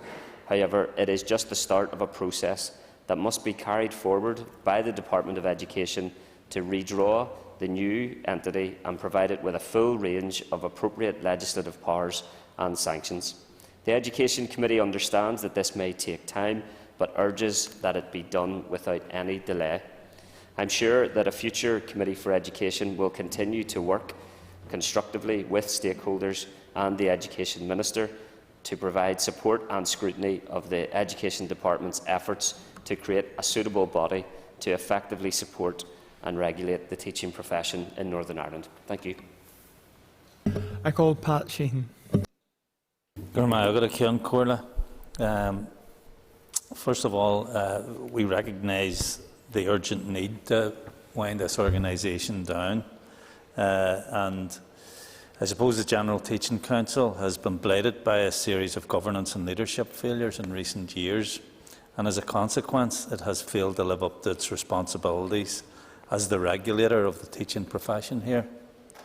As such as the scale of the dysfunction, we find ourselves here working to fast-track the winding down of the General Teaching Council, and Sinn Féin are supportive of this approach. And essentially this short bill is in relation to housekeeping matters so that the Minister can give directions. The GTC, it describes itself as the statutory independent regulatory body for the teaching profession, dedicated to enhancing the status of teaching. And I would argue that rather than enhancing the status of teaching in recent years, the dysfunction of the leadership and governance arrangements of the GTC actually threatened to undermine the status of the teaching profession. In the autumn, at what was a very difficult time for schools due to COVID and the associated staff absences, the General Teaching Council could not process hundreds of newly qualified teachers, preventing them from entering the classroom. The GTC is a departmental public body that is failing, and one that many of its members believe is failing. As legislators, I think we would be failing in our remit if we didn't bring this to an end sooner rather than later. And it's important, and I raised this at the previous stage, it's important that we acknowledge the child safeguarding issues which have been of grave concern to the Education Committee as we looked into the General Teaching Council. Going forward, we must address the shortcomings and put the welfare of our children and young people first. And when I did raise this at the previous stage, the Minister certainly gave reassurances, but I think it's important to mention again, because it is such an important issue. Up to now, teachers who would have faced serious allegations might not be an employee of a school, and this could apply for a number of reasons. A teacher could resign from a school before any disciplinary action could be processed. A substitute teacher who doesn't have a contract with a school could be accused of serious professional misconduct. A teacher who's been referred to GTC-NI for serious professional misconduct could make an application to teach in another jurisdiction. And a teacher who's been referred to GTC-NI for serious professional misconduct could decide to work as a home tutor using their teacher registration certificate as proof of their suitability to teach children. I accept and acknowledge that the Minister gave reassurances at the last stage, and I'm mentioning them again just to ensure that we as an Assembly recognise the importance of child safeguarding issues. We need a fresh start at Ceann Comhairle. Our pupils, our teachers and school leaders deserve better, and they are quite prepared to work with the powers that be to bring about this much-needed change. Graham Galt of the National Association of Head Teachers summed it up well when he said, "We are the School Leaders Union, and our members desire a regulatory body that ultimately serves our children. We are glad that the Minister has taken this action, and we are committed to working alongside her and our department on developing a new, effective and fit-for-purpose regulatory body." I think the draft legislation before us provides us with the opportunity to make progress. Ongoing work is required by the Minister and her department to produce a clear plan which shows us what teacher registration looks like, but also, crucially, what regulation looks like going forward. I call Harry Harvey. Thank you, Deputy Speaker. And can I, at the outset, thank the Minister for the speed with which she has acted to address this issue. It was clear to those of us in the Education Committee that not only did this bill warrant approval, but that it should also be moved under accelerated passage, and I am pleased to see it coming to the final stage now. To say the Baker, Tilley, Mooney Moore report revealed an organisation in chaos would be an understatement. These findings were all the more alarming given the organisation was a public body. For some time now, those within the profession have been raising concerns with the GTC. The lack of leadership within the organisation, the ineffectiveness and lack of professionalism, alongside a systemic atmosphere of aggression. This was all made very evident with the findings of the effectiveness review and called upon us to urgently address the problems which had arisen. I know that those within the teaching profession will be pleased that this matter is finally getting the attention it requires, and I agree with the Minister when she says that our teachers deserve and demand better. The bill before us will ensure that we can now wipe the slate clean and move forward to consider what should replace the GTC without the fear of reinvention of an organisation that no longer serves any meaningful purpose. This is without doubt a positive step and will be seen as such across the profession.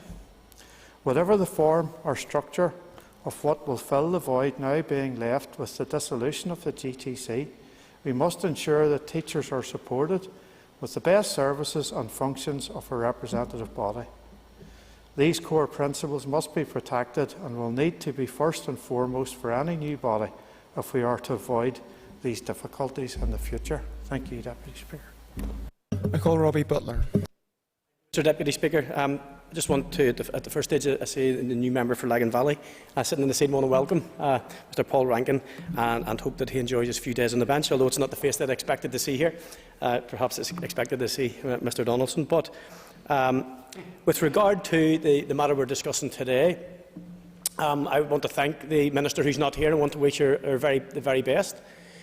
With regard to her illness, and thank her for the speed that she acted on with regard to this report, because I know on the committee we had heard a number of reports with regard to TCNI, and our concerns were raised with regard to our teachers and indeed probably even more specifically our pupils. And we do welcome what is happening. I think that the Minister Pooch for stepping in and bringing this report to us today. Sorry, bringing this bill to its final stage.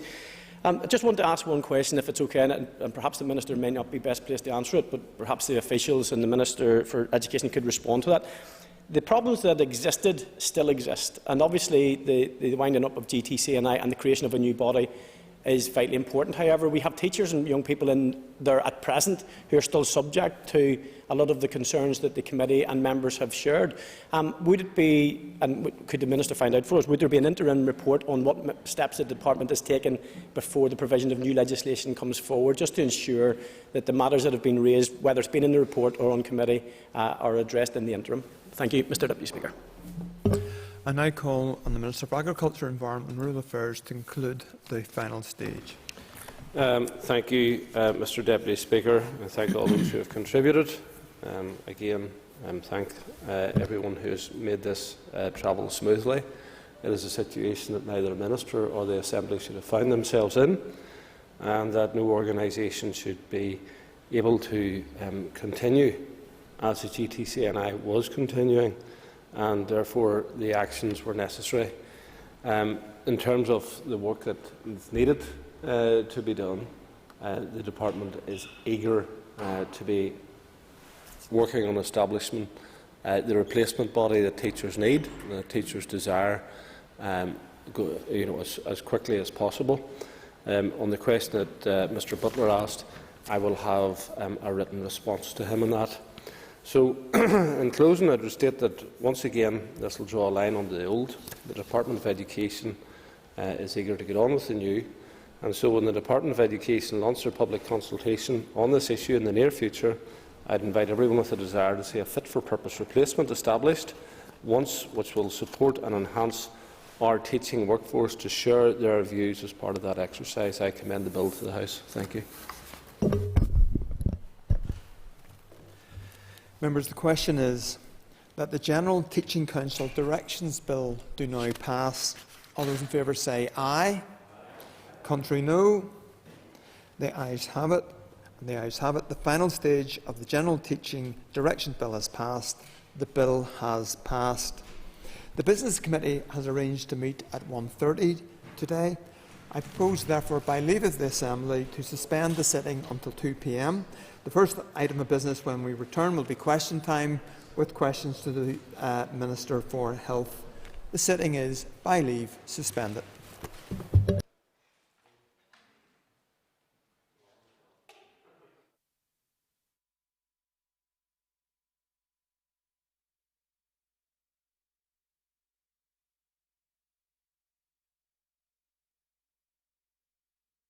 Programme signed.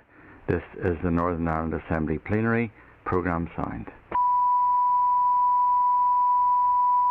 This is the Northern Ireland Assembly Plenary. Programme signed. This is the Northern Ireland Assembly Plenary. Programme signed. This is the Northern Ireland Assembly Plenary. Programme signed. This is the Northern Ireland Assembly Plenary. Programme signed. This is the Northern Ireland Assembly Plenary. Programme signed. This is the Northern Ireland Assembly Plenary. Programme signed. This is the Northern Ireland Assembly Plenary. Programme signed. This is the Northern Ireland Assembly Plenary. Programme signed. This is the Northern Ireland Assembly Plenary. Programme signed. This is the Northern Ireland Assembly Plenary. Programme signed. This is the Northern Ireland Assembly Plenary. Programme signed. This is the Northern Ireland Assembly Plenary. Programme signed. This is the Northern Ireland Assembly Plenary. Programme signed. This is the Northern Ireland Assembly Plenary. Programme signed. This is the Northern Ireland Assembly Plenary. Programme signed. This is the Northern Ireland Assembly Plenary. Programme signed. This is the Northern Ireland Assembly Plenary. Programme signed. This is the Northern Ireland Assembly Plenary. Programme signed. This is the Northern Ireland Assembly Plenary. Programme signed. This is the Northern Ireland Assembly Plenary. Programme signed. This is the Northern Ireland Assembly Plenary. Programme signed. This is the Northern Ireland Assembly Plenary. Programme signed. This is the Northern Ireland Assembly Plenary. Programme signed. This is the Northern Ireland Assembly Plenary. Programme signed. This is the Northern Ireland Assembly Plenary. Programme signed. This is the Northern Ireland Assembly Plenary. Programme signed. This is the Northern Ireland Assembly Plenary. Programme signed. This is the Northern Ireland Assembly Plenary. Programme signed. This is the Northern Ireland Assembly Plenary. Programme signed. This is the Northern Ireland Assembly Plenary. Programme signed. This is the Northern Ireland Assembly Plenary. Programme signed. This is the Northern Ireland Assembly Plenary. Programme signed. This is the Northern Ireland Assembly Plenary. Programme signed. This is the Northern Ireland Assembly Plenary. Programme signed.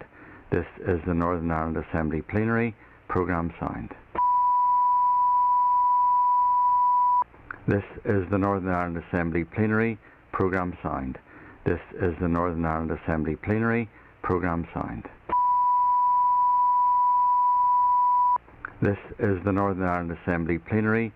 Programme signed. This is the Northern Ireland Assembly Plenary. Programme signed. This is the Northern Ireland Assembly Plenary. Programme signed. This is the Northern Ireland Assembly Plenary. Programme signed. This is the Northern Ireland Assembly Plenary. Programme signed. This is the Northern Ireland Assembly Plenary. Programme signed. This is the Northern Ireland Assembly Plenary. Programme signed. This is the Northern Ireland Assembly Plenary. Programme signed. This is the Northern Ireland Assembly Plenary. Programme signed. This is the Northern Ireland Assembly Plenary. Programme signed. This is the Northern Ireland Assembly Plenary. Programme signed. This is the Northern Ireland Assembly Plenary. Programme signed. This is the Northern Ireland Assembly Plenary. Programme signed. This is the Northern Ireland Assembly Plenary. Programme signed. This is the Northern Ireland Assembly Plenary. Programme signed. This is the Northern Ireland Assembly Plenary. Programme signed. This is the Northern Ireland Assembly Plenary Programme Sound. This is the Northern Ireland Assembly Plenary Programme Sound. This is the Northern Ireland Assembly Plenary Programme Sound. This is the Northern Ireland Assembly Plenary Programme Sound. This is the Northern Ireland Assembly Plenary Programme Sound. This is the Northern Ireland Assembly Plenary Programme Sound. This is the Northern Ireland Assembly Plenary Programme Sound. This is the Northern Ireland Assembly Plenary Programme Sound. This is the Northern Ireland Assembly Plenary Programme Sound. This is the Northern Ireland Assembly Plenary Programme Sound. This is the Northern Ireland Assembly Plenary Programme Sound. This is the Northern Ireland Assembly Plenary Programme Sound. This is the Northern Ireland Assembly Plenary Programme Sound. This is the Northern Ireland Assembly Plenary Programme Sound. This is the Northern Ireland Assembly Plenary Programme Sound. This is the Northern Ireland Assembly Plenary Programme Sound. This is the Northern Ireland Assembly Plenary Programme Sound. This is the Northern Ireland Assembly Plenary Programme Sound. This is the Northern Ireland Assembly Plenary Programme Sound. This is the Northern Ireland Assembly Plenary Programme Sound. This is the Northern Ireland Assembly Plenary Programme Sound. This is the Northern Ireland Assembly Plenary Programme Sound. This is the Northern Ireland Assembly Plenary Programme Sound. This is the Northern Ireland Assembly Plenary Programme Sound. This is the Northern Ireland Assembly Plenary Programme Sound. This is the Northern Ireland Assembly Plenary Programme Sound. This is the Northern Ireland Assembly Plenary Programme Sound. This is the Northern Ireland Assembly Plenary Programme Sound. This is the Northern Ireland Assembly Plenary Programme Sound. This is the Northern Ireland Assembly Plenary Programme Sound. This is the Northern Ireland Assembly Plenary Programme Sound. This is the Northern Ireland Assembly Plenary Programme Sound. This is the Northern Ireland Assembly Plenary Programme Sound. This is the Northern Ireland Assembly Plenary Programme Sound. This is the Northern Ireland Assembly Plenary Programme Sound. This is the Northern Ireland Assembly Plenary Programme Sound. This is the Northern Ireland Assembly Plenary Programme Sound. This is the Northern Ireland Assembly Plenary Programme Sound. This is the Northern Ireland Assembly Plenary Programme Sound. This is the Northern Ireland Assembly Plenary Programme Sound. This is the Northern Ireland Assembly Plenary Programme Sound. This is the Northern Ireland Assembly Plenary Programme Sound. This is the Northern Ireland Assembly Plenary Programme Sound. This is the Northern Ireland Assembly Plenary Programme Sound. This is the Northern Ireland Assembly Plenary Programme Sound. This is the Northern Ireland Assembly Plenary Programme Sound.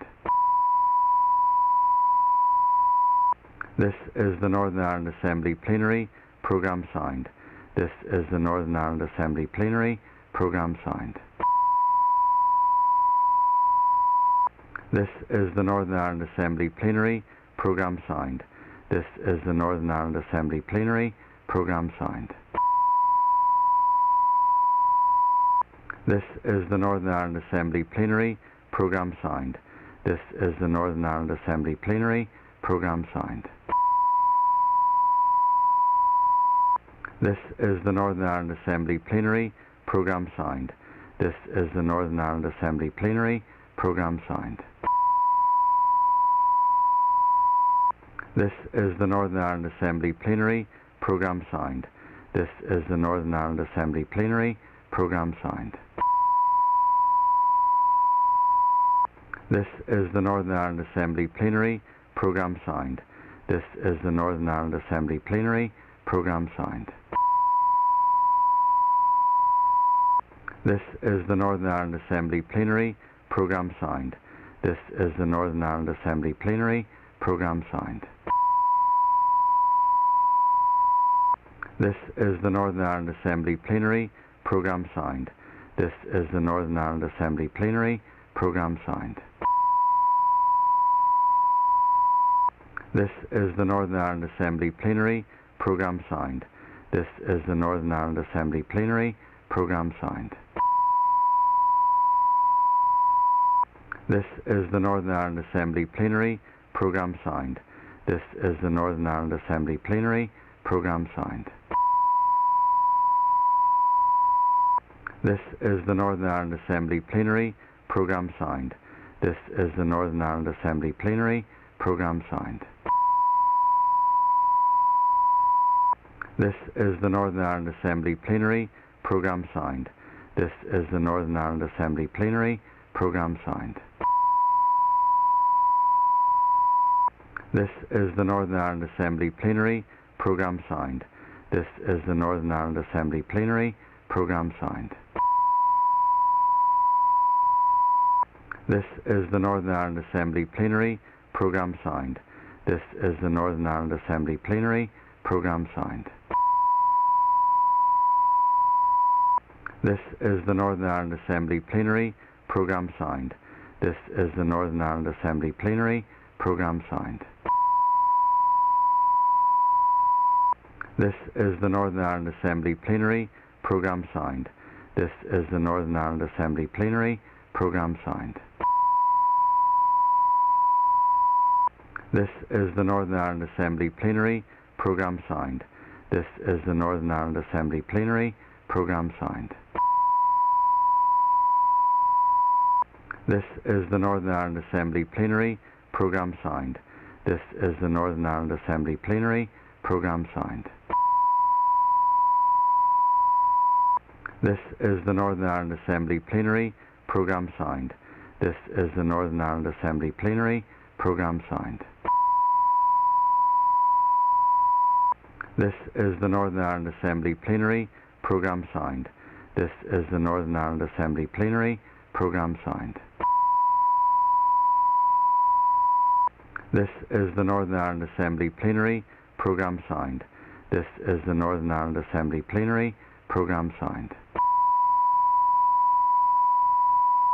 This is the Northern Ireland Assembly Plenary Programme Sound. This is the Northern Ireland Assembly Plenary Programme Sound. This is the Northern Ireland Assembly Plenary Programme Sound. This is the Northern Ireland Assembly Plenary Programme Sound. This is the Northern Ireland Assembly Plenary Programme Sound. This is the Northern Ireland Assembly Plenary Programme Sound.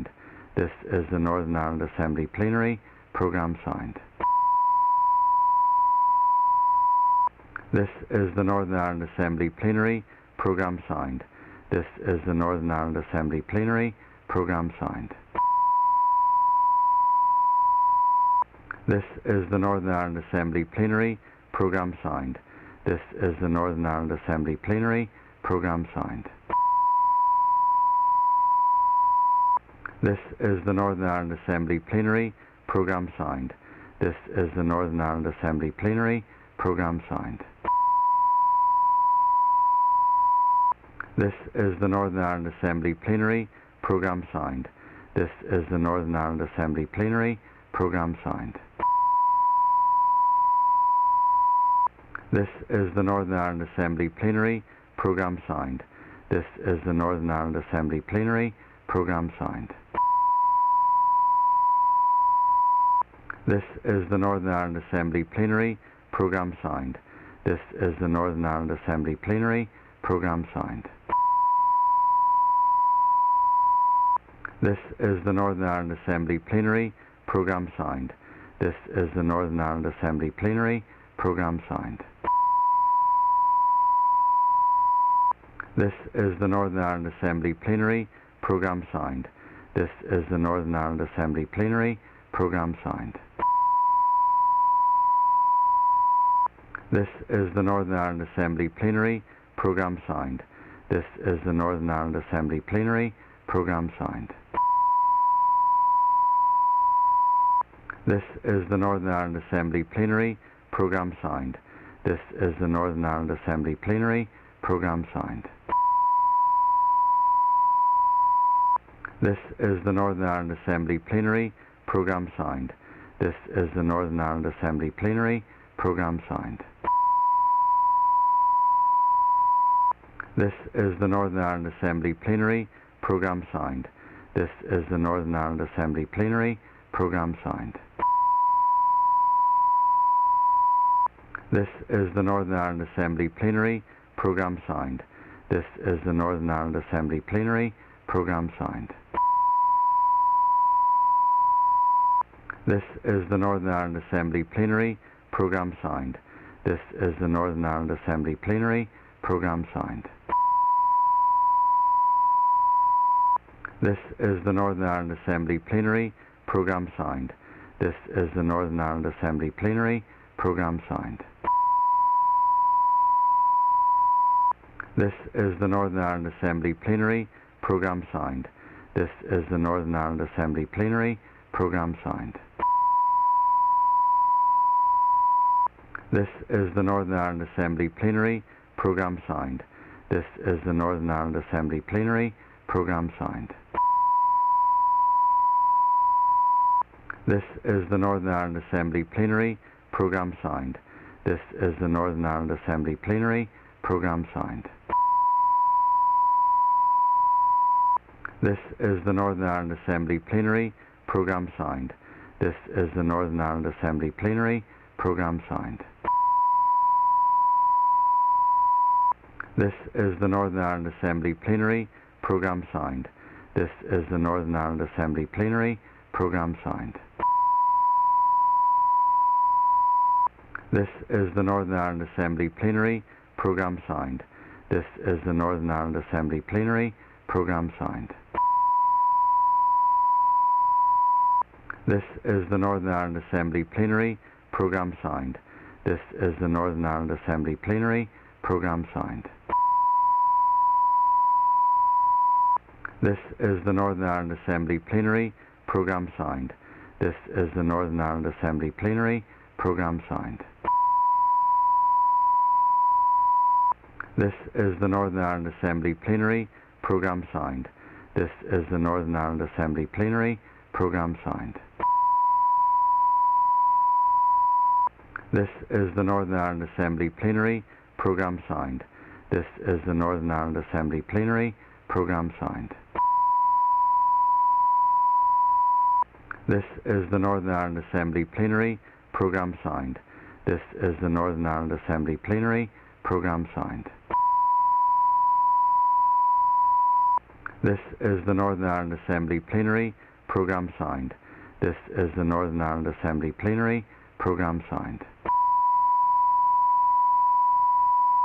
This is the Northern Ireland Assembly Plenary Programme Sound.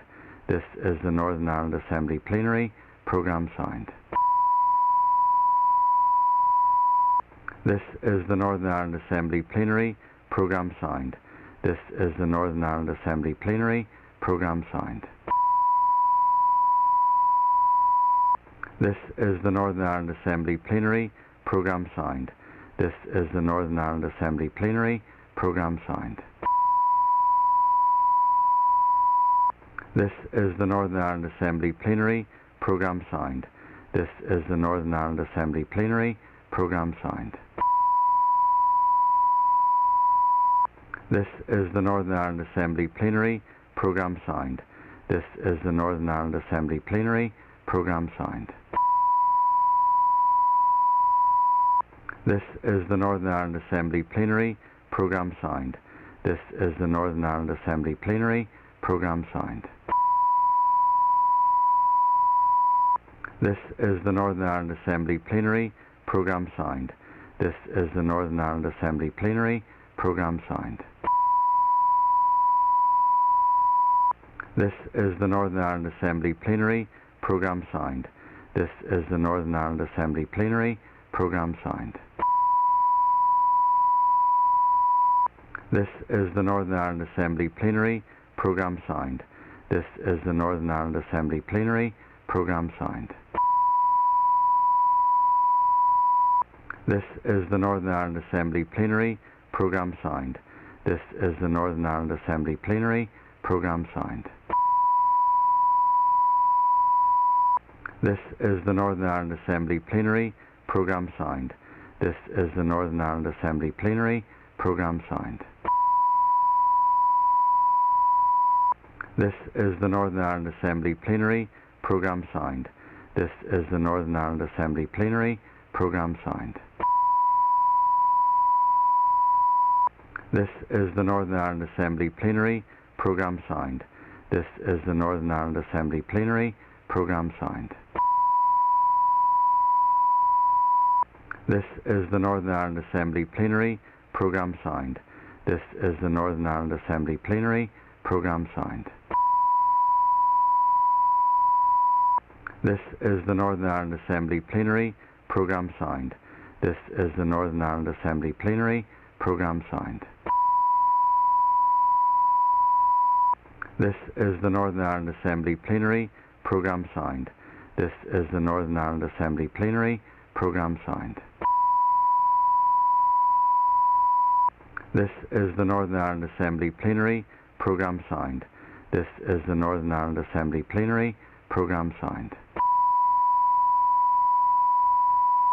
This is the Northern Ireland Assembly Plenary Programme Sound. This is the Northern Ireland Assembly Plenary Programme Sound.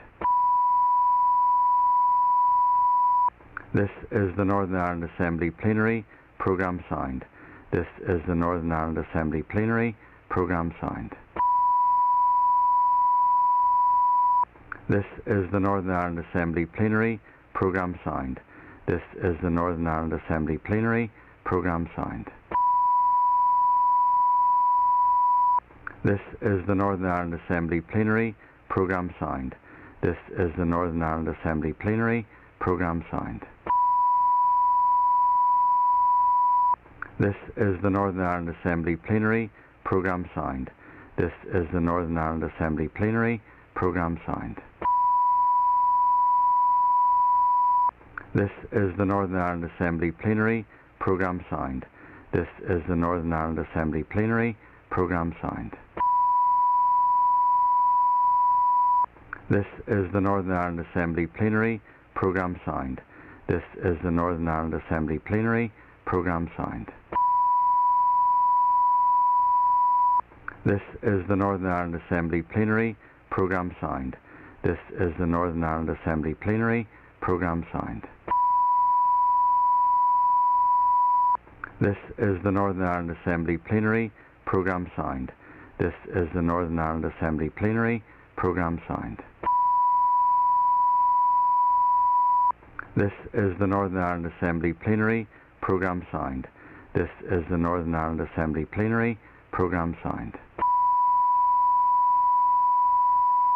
This is the Northern Ireland Assembly Plenary Programme Sound.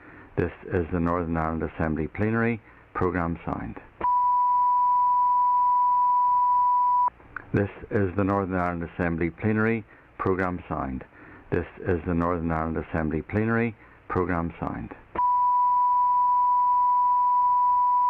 This is the Northern Ireland Assembly Plenary Programme Sound. This is the Northern Ireland Assembly Plenary Programme Sound. This is the Northern Ireland Assembly Plenary Programme Sound. This is the Northern Ireland Assembly Plenary Programme Sound. This is the Northern Ireland Assembly Plenary Programme Sound. This is the Northern Ireland Assembly Plenary Programme Sound. This is the Northern Ireland Assembly Plenary Programme Sound. This is the Northern Ireland Assembly Plenary Programme Sound. This is the Northern Ireland Assembly Plenary Programme Sound. This is the Northern Ireland Assembly Plenary Programme Sound. This is the Northern Ireland Assembly Plenary Programme Sound. This is the Northern Ireland Assembly Plenary Programme Sound. This is the Northern Ireland Assembly Plenary Programme Sound. This is the Northern Ireland Assembly Plenary Programme Sound. This is the Northern Ireland Assembly Plenary Programme Sound. This is the Northern Ireland Assembly Plenary Programme Sound. This is the Northern Ireland Assembly Plenary Programme Sound. This is the Northern Ireland Assembly Plenary Programme Sound. This is the Northern Ireland Assembly Plenary Programme Sound. This is the Northern Ireland Assembly Plenary Programme Sound. This is the Northern Ireland Assembly Plenary Programme Sound. This is the Northern Ireland Assembly Plenary Programme Sound.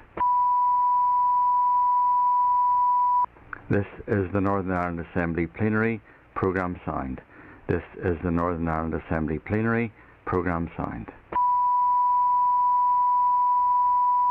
This is the Northern Ireland Assembly Plenary Programme Sound. This is the Northern Ireland Assembly Plenary Programme Sound. This is the Northern Ireland Assembly Plenary Programme Sound. This is the Northern Ireland Assembly Plenary Programme Sound. This is the Northern Ireland Assembly Plenary Programme Sound. This is the Northern Ireland Assembly Plenary Programme Sound. This is the Northern Ireland Assembly Plenary Programme Sound. This is the Northern Ireland Assembly Plenary Programme Sound. This is the Northern Ireland Assembly Plenary Programme Sound. This is the Northern Ireland Assembly Plenary Programme Sound.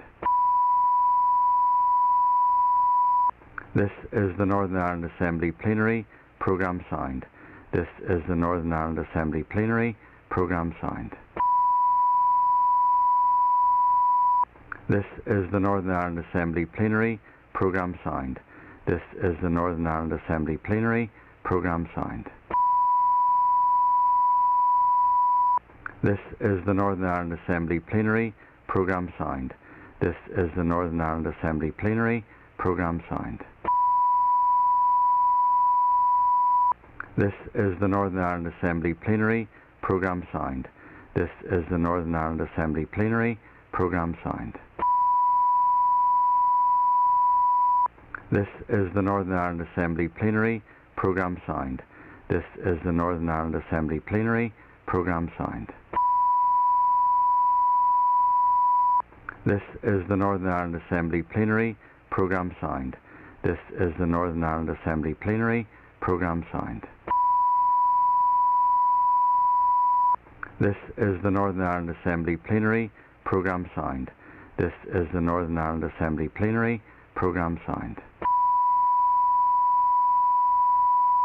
This is the Northern Ireland Assembly Plenary Programme Sound. This is the Northern Ireland Assembly Plenary Programme Sound. This is the Northern Ireland Assembly Plenary Programme Sound. This is the Northern Ireland Assembly Plenary Programme Sound. This is the Northern Ireland Assembly Plenary Programme Sound. This is the Northern Ireland Assembly Plenary Programme Sound. This is the Northern Ireland Assembly Plenary Programme Sound. This is the Northern Ireland Assembly Plenary Programme Sound. This is the Northern Ireland Assembly Plenary Programme Sound. This is the Northern Ireland Assembly Plenary Programme Sound. This is the Northern Ireland Assembly Plenary Programme Sound. This is the Northern Ireland Assembly Plenary Programme Sound. This is the Northern Ireland Assembly Plenary Programme Sound. This is the Northern Ireland Assembly Plenary Programme Sound. This is the Northern Ireland Assembly Plenary Programme Sound. This is the Northern Ireland Assembly Plenary Programme Sound. This is the Northern Ireland Assembly Plenary Programme Sound. This is the Northern Ireland Assembly Plenary Programme Sound.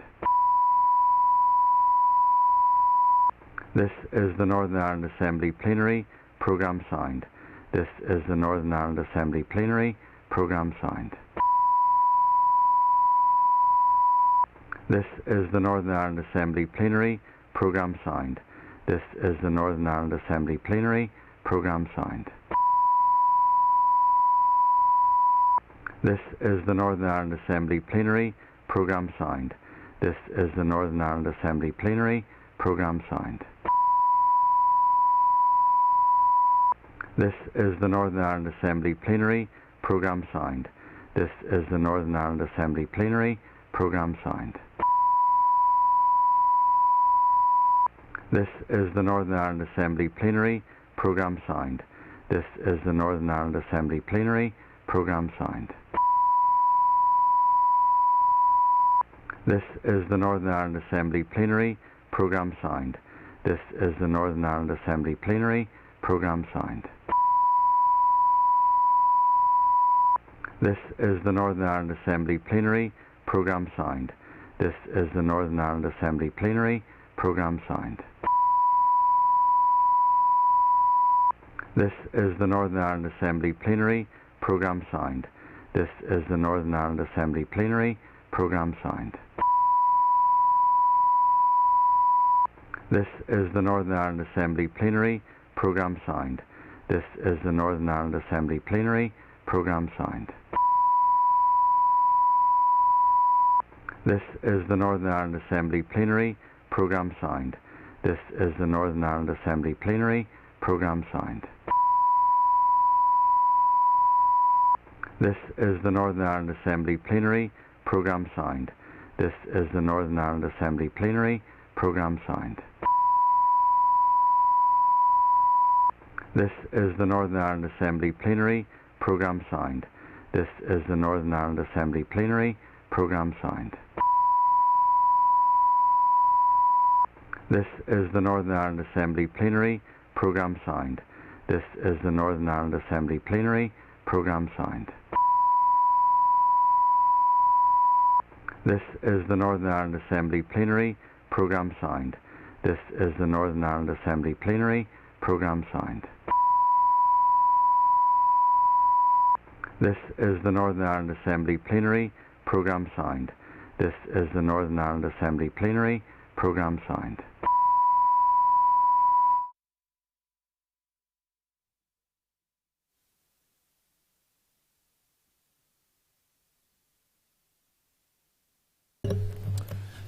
The sitting is resumed, and it's time now for questions to the Minister of Health. I can advise members that questions 6, 8, 11, 13 and 15 have been withdrawn. I call Mark Durgan. Thank you, Mr Deputy Speaker. Question number 1.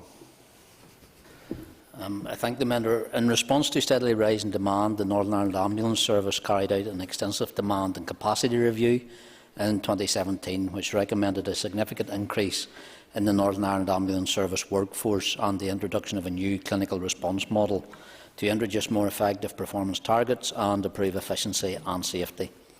Implementing the new CRM is one of my department's transformation priorities and is a key enabler of the wider health service reform required to meet our long-term population health needs under delivering together. However, it is largely dependent on growing the paramedic workforce, and the full implementation will therefore require additional recruitment funding to recruit and train sufficient numbers of paramedics.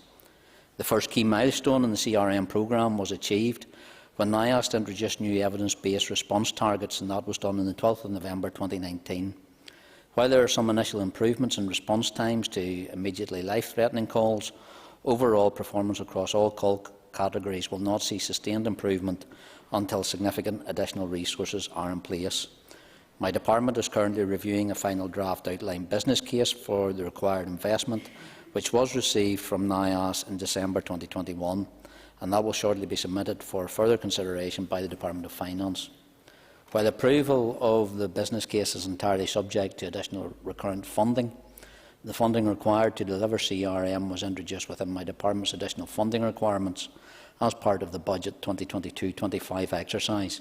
And as Health Minister, I remain extremely concerned about the current uncertainty over the 3-year budget planning exercise due to the absence of a functioning executive and the potential delay this is likely to have on key programmes such as CRM. This will undoubtedly affect patient care, and it is vital that clarity on the budget is given as soon as possible. In the meantime, Northern Ireland Ambulance Service continues to recruit and train as many staff as possible within the available resources and to prioritise calls in line with the new CRM. And I call Mark Durgan for supplementary. Thank the Minister for his answer and welcome any progress in this area. However, the sad reality is that people and places haven't seen the improvement to date, where in some areas you might have to wait up to 3 times as long as the actual target time for an ambulance to arrive. That's completely unacceptable. If it was a Domino's pizza, it's just beyond the pale. If it's someone waiting for hospital treatment, someone whose life come to the question? is at risk. Can the Minister outline, in terms of the resource required, how much that is and where we are at in terms of securing it? I thank the member, and I hope he was trying to be flippant when he was trying to refer to the Northern Ireland Ambulance Service to Domino's Pizza and wasn't undermining the staff that are doing an amazing job within our ambulance service. Because firstly, I want to recognise the hard work and the commitment of NIAS staff, particularly in the past 2 years, who in common with other areas of the health service are facing increasing demands on their services and challenging achieving targets. Because even prior to COVID-19, NIAS had been experiencing steadily rising demand without that matching investment, and this has made it increasingly challenging to meet performance targets consistently across all categories. And this was the rationale behind the development of a new CRM, which ultimately aims to put in place a much more resilient workforce, sustain performance against response times targets in the longer term. So in the past 2 years, these pressures have increased due to higher rates of staff absence, the number of staff vacancies and the ongoing issues with lengthy patient handovers. These handover issues are linked to a lack of capacity and patient flow right across our system. But in the meantime, I'm aware that NIAS are recruiting and training as many additional staff as possible within the available resources and have diverted considerable resource from their non-emergency transport service into the accident and emergency response. And the assistance of voluntary and private ambulance services has been key in freeing NIAS resources to respond to life-threatening or serious calls by providing crews to respond to low-acuity calls. I understand that while crews respond to calls, ambulance service call handlers, including highly skilled paramedics, are available to provide telephone advice to callers. I call Orlia Flynn. I thank the Minister for his answer, and I do think it's fair to say that the response times for ambulances are actually an emergency in themselves at the moment, particularly in our rural areas. And Minister, while I do understand the logic of the co-responding with the fire service, can the Minister explain why some of the legal and workforce issues weren't addressed before that particular announcement was made? Thank you. In regards to what was addressed as Maggie's call, there was ongoing engagement in regards with the Fire and Rescue Service Board and the main union in regards to that. We were in a position actually to go ahead with the Carnlough station as the first responder to Maggie's call, and that was supported by the workforce in that station and joint working between both NIFRS Board and NIAS Board as well. So those concerns were addressed at that point. And additional concern has been addressed by the Fire Brigade Union, I think, at a head office level rather than the local level. I call Alan Chambers. Thank you, Deputy Speaker. A paramedic's work can be challenging both physically and emotionally, and indeed even comes with a little bit of danger. Does the Minister agree with me, however, that Northern Ireland is fortunate to have the number and calibre of student paramedics coming forward that we do? And I thank the member for the point. I actually visited with Northern Ireland Ambulance Service towards the end of last week in regards to, it was the last cohort of their internally trained paramedics coming through, and their enthusiasm, their commitment, their desire to be part of the NIAS workforce, I think, was a credit to them, their trainers, but also the service in itself in regards to the investment that they're making personally to supporting the people of Northern Ireland. I call John Blair. Thank you, Mr Deputy Speaker, and thank the Minister for the detail provided already. And we touched on the issue of interagency approach a question or two ago. But can I ask the Minister if he can give a broader update on emergency service reform, including interlinkages between first response services to include, for example, cardiac arrest response? And I thank the member, and I think he is touching on what the initiative that has been referred to as Maggie's Call in relation to what we've been able to do in Carnlough Station initially, where we've seen Northern Ireland Ambulance Service, Northern Ireland Fire and Rescue Service actually coming together in response to that cardiac call. That had been a system that had been progressed to a point where we could launch it in Carnlough. It's something that I would like to see rolled out across all our stations, both retained and full-time, so that we do see the blue light services of ambulance and fire brigade working hand in hand, especially in those areas where they can, the likes of cardiac response. So it's the start of what I think can be a development. One of the benefits that we have here in Northern Ireland is actually Northern Ireland Fire and Rescue Service being under the health portfolio, and that's an advantage that many of the other areas or devolved nations that don't have. So we can actually see that co-working coming together a lot more efficiently, and I would like to see what is the initiative referred to Maggie's Call rolled out as soon as possible. Moving on, I call Jerry Kelly. Thank the Minister for his answers up to now. Which question number? I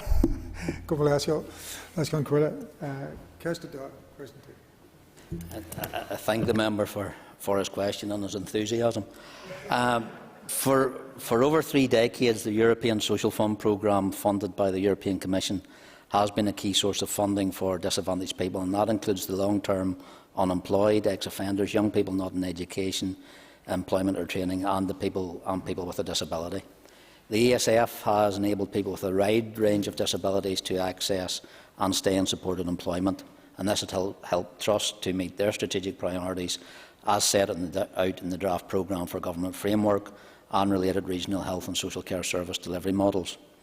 The fund has been due to finish at the end of March 2022. However, the programme has been extended under ESF Call 3, actually up until the 31st of March 2023, and that's dependent on organisations securing the necessary match funding. Beyond this, arrangement post-ESF remains unclear, and that includes the role of the UK Shared Prosperity Fund as its replacement.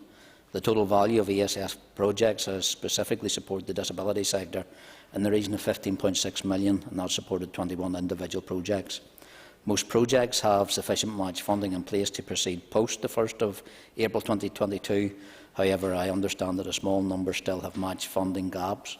All have a minimum of 81% of the funding in place and could be scaled back if absolutely necessary.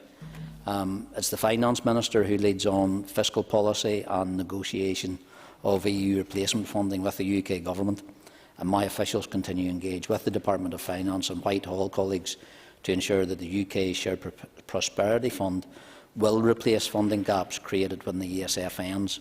Officials continue to proactively engage with the Department for levelling up housing and communities through established channels on this issue, and we will continue to make representation through the Department of Finance.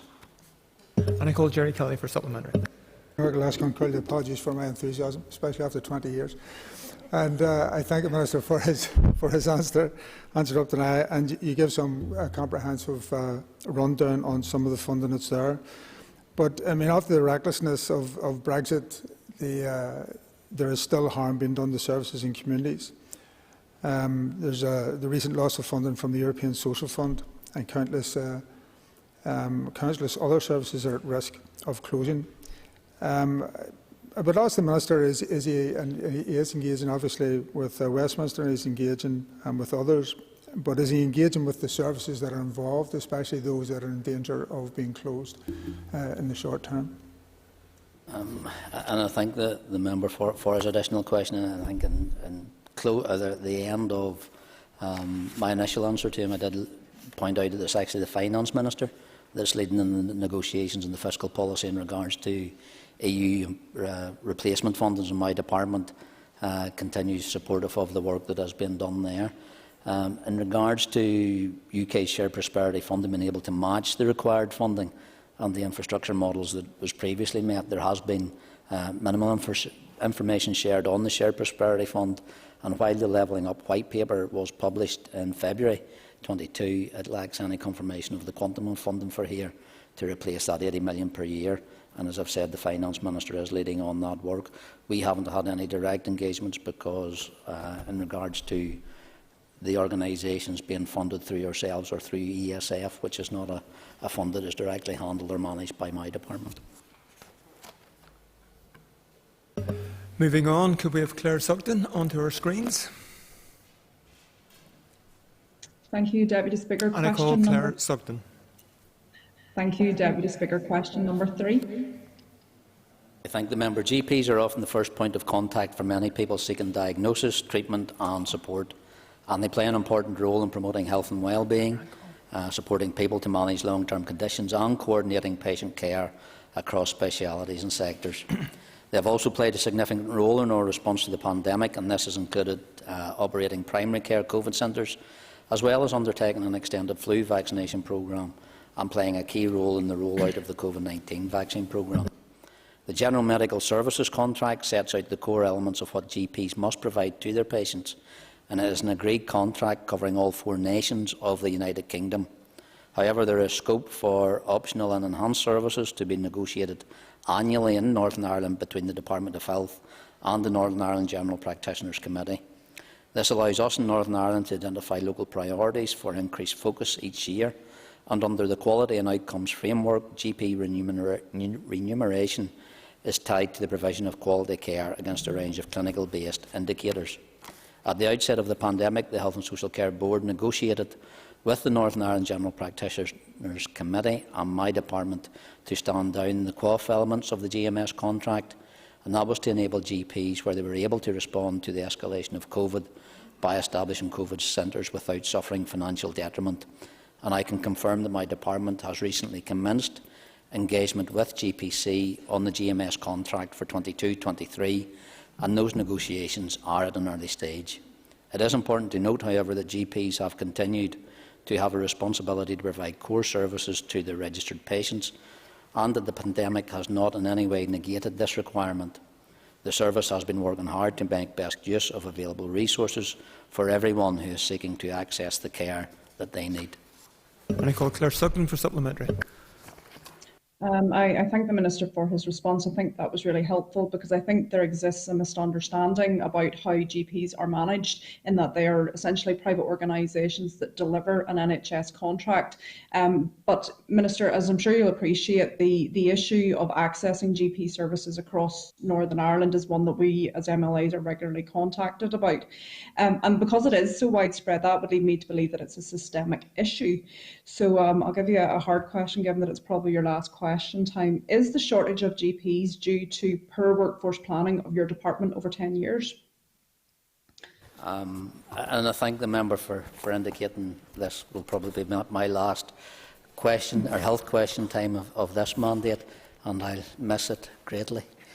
I can say in regards for workforce planning and training, I wouldn't put the blame at the feet of my department, but the challenge that has come over having 1 year, often non-recurrent budgets, that has made those challenges even more difficult. And I fully recognise that the need for additional GPs to be trained, and as such, my department with the Health and Social Care Board and other stakeholders has commenced work on reviewing the number of training places that are available in GPs or for GPs in Northern Ireland. And we've continued, my department has continued to invest in our GP workforce, and has actually increased the number of GP trainees by over 70% from those 2015 levels, and there are presently 111 new training places available for GPs each year. And work is underway to review the number of GP training places, actually, and to ensure that we have the right number of GPs to meet our needs going forward. And that's a part of a wider piece of work my department is taking forward to explore options for meeting our GP workforce in the most cost-effective way. But it's important to note, however, that the increase in demand for primary care services cannot solely be met by increasing the number of GPs, and it's other elements that include the wider rollout of primary care multidisciplinary teams, as well as the introduction of advanced nurse practitioners and additional general practice nurses, all of which are making a difference to how services are delivered in primary care and contributing to improved patient outcomes. And I call Colin Gildernew. People do continue to struggle to get appointments to see their GP, and that's causing extreme anxiety in patients and putting additional pressure on services and on GPs, especially in local areas like Trillick and Dromore, where there are particular issues bordering the Fermanagh South Tyrone, West Tyrone constituencies and the knock-on impact. Minister, will the people of Fermanagh South Tyrone and West Tyrone see extra health staff being deployed on the ground to support their GP in the rollout of their work? And I think the member nearly set him up there by reference to MDTs, because I know that's something he has been pushing my officials at the last Health Committee. I hope to be in a position within the next week to actually state where that rollout will be. But in regards to GP services in the South West, which he did mention, I'm aware there has been significant GP workforce issues in the Western Trust area, particularly in the southern part, and the Health and Social Care Board has been engaging with practices across the South West area. And my department will continue to work closely with the Health and Social Care Board and GP representatives to consider how best to respond to the challenges which face general practices in Northern Ireland, and to ensure that we have a GP workforce in Northern Ireland that is supported, that's motivated, is sustainable and continues to provide quality care to patients, because we want to encourage even more highly capable medical students to choose a career in general practice, and recognise that positive experiences during clinical placements can have a major influence on such decisions. So the commencement of the graduate entry programme at the Ulster University Medical School in Magee is a significant development in this regard, because the curriculum of this graduate entry programme places very significant emphasis on primary care placements, with a high concentration on clinical placements in rural settings in the West. And this will help ensure a supply of local students who wish to pursue a career in general practice in these areas. But other elements include the wider rollout, as I've said, of multidisciplinary teams, as well as the introduction of advanced nurse practitioners and additional general practice nurses, all of which are making a difference. I call Pam Cameron. Thank you, Mr Deputy Speaker, and I thank the Minister for Health for his answers. Could I ask the Minister what discussions he and his department have had with pharmacists to ascertain what role community pharmacy will play in aiding GP services, to assist GP services and to move transformation on healthcare forward, and will community pharmacy be included in the Encompass rollout next year? I thank the member, and I know her work as chair of the community pharmacy all-party group as well, and the engagement that she continues to have. I met with the senior board and the senior office bearers of community pharmacy last week to engage about how we look actually to the next 3-year programme of work that they can do in partnership with us in the Department of Health, but also across the wider health sector as well. In regards to Encompass, the member will be aware, and I think the Health Committee is receiving an update on Encompass in the near future in regards to where it will be rolled out. The initial targets are across all health and social care settings before we look at the wider health family, and that includes community pharmacy, at what stage that will be feasible and cost effective. But the member will also be aware of something that we are looking at in the meantime, is that of e-prescriptions, so that they can be easily transferred across all health sectors, and especially into community pharmacy. And I call Colin McGrath. Thank you very much, Mr Deputy Speaker. And I know the Minister loves question time so much, that's why I submitted an urgent oral question, and it's been accepted for later. But to continue with the theme of difficult questions, we submitted a priority written question back at the beginning of February, which was to be answered in 5 days, which was just asking about what percentage of the departmental budget is actually spent on general practice. Is that a difficult question to ask, or is it a piece of information that you might have to hand now? It's not one I have to hand now, but I'll follow up for the member. Moving on, I call Dolores Kelly. Thank you, Deputy Speaker. Question 4, Minister.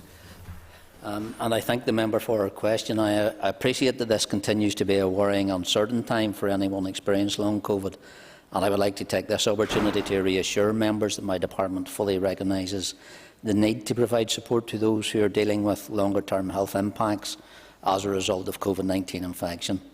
On the 1st of November 2021, I launched the first dedicated assessment and treatment service for post-COVID-19 syndrome in Northern Ireland. And these clinics allow people to have a comprehensive assessment of their condition and will help them access the services and expert advice that they need to support them in their recovery. Since then, and up to the end of January 2022, Approximately 1,000 people aged 16 and over have been referred to the multidisciplinary assessment clinics across the region.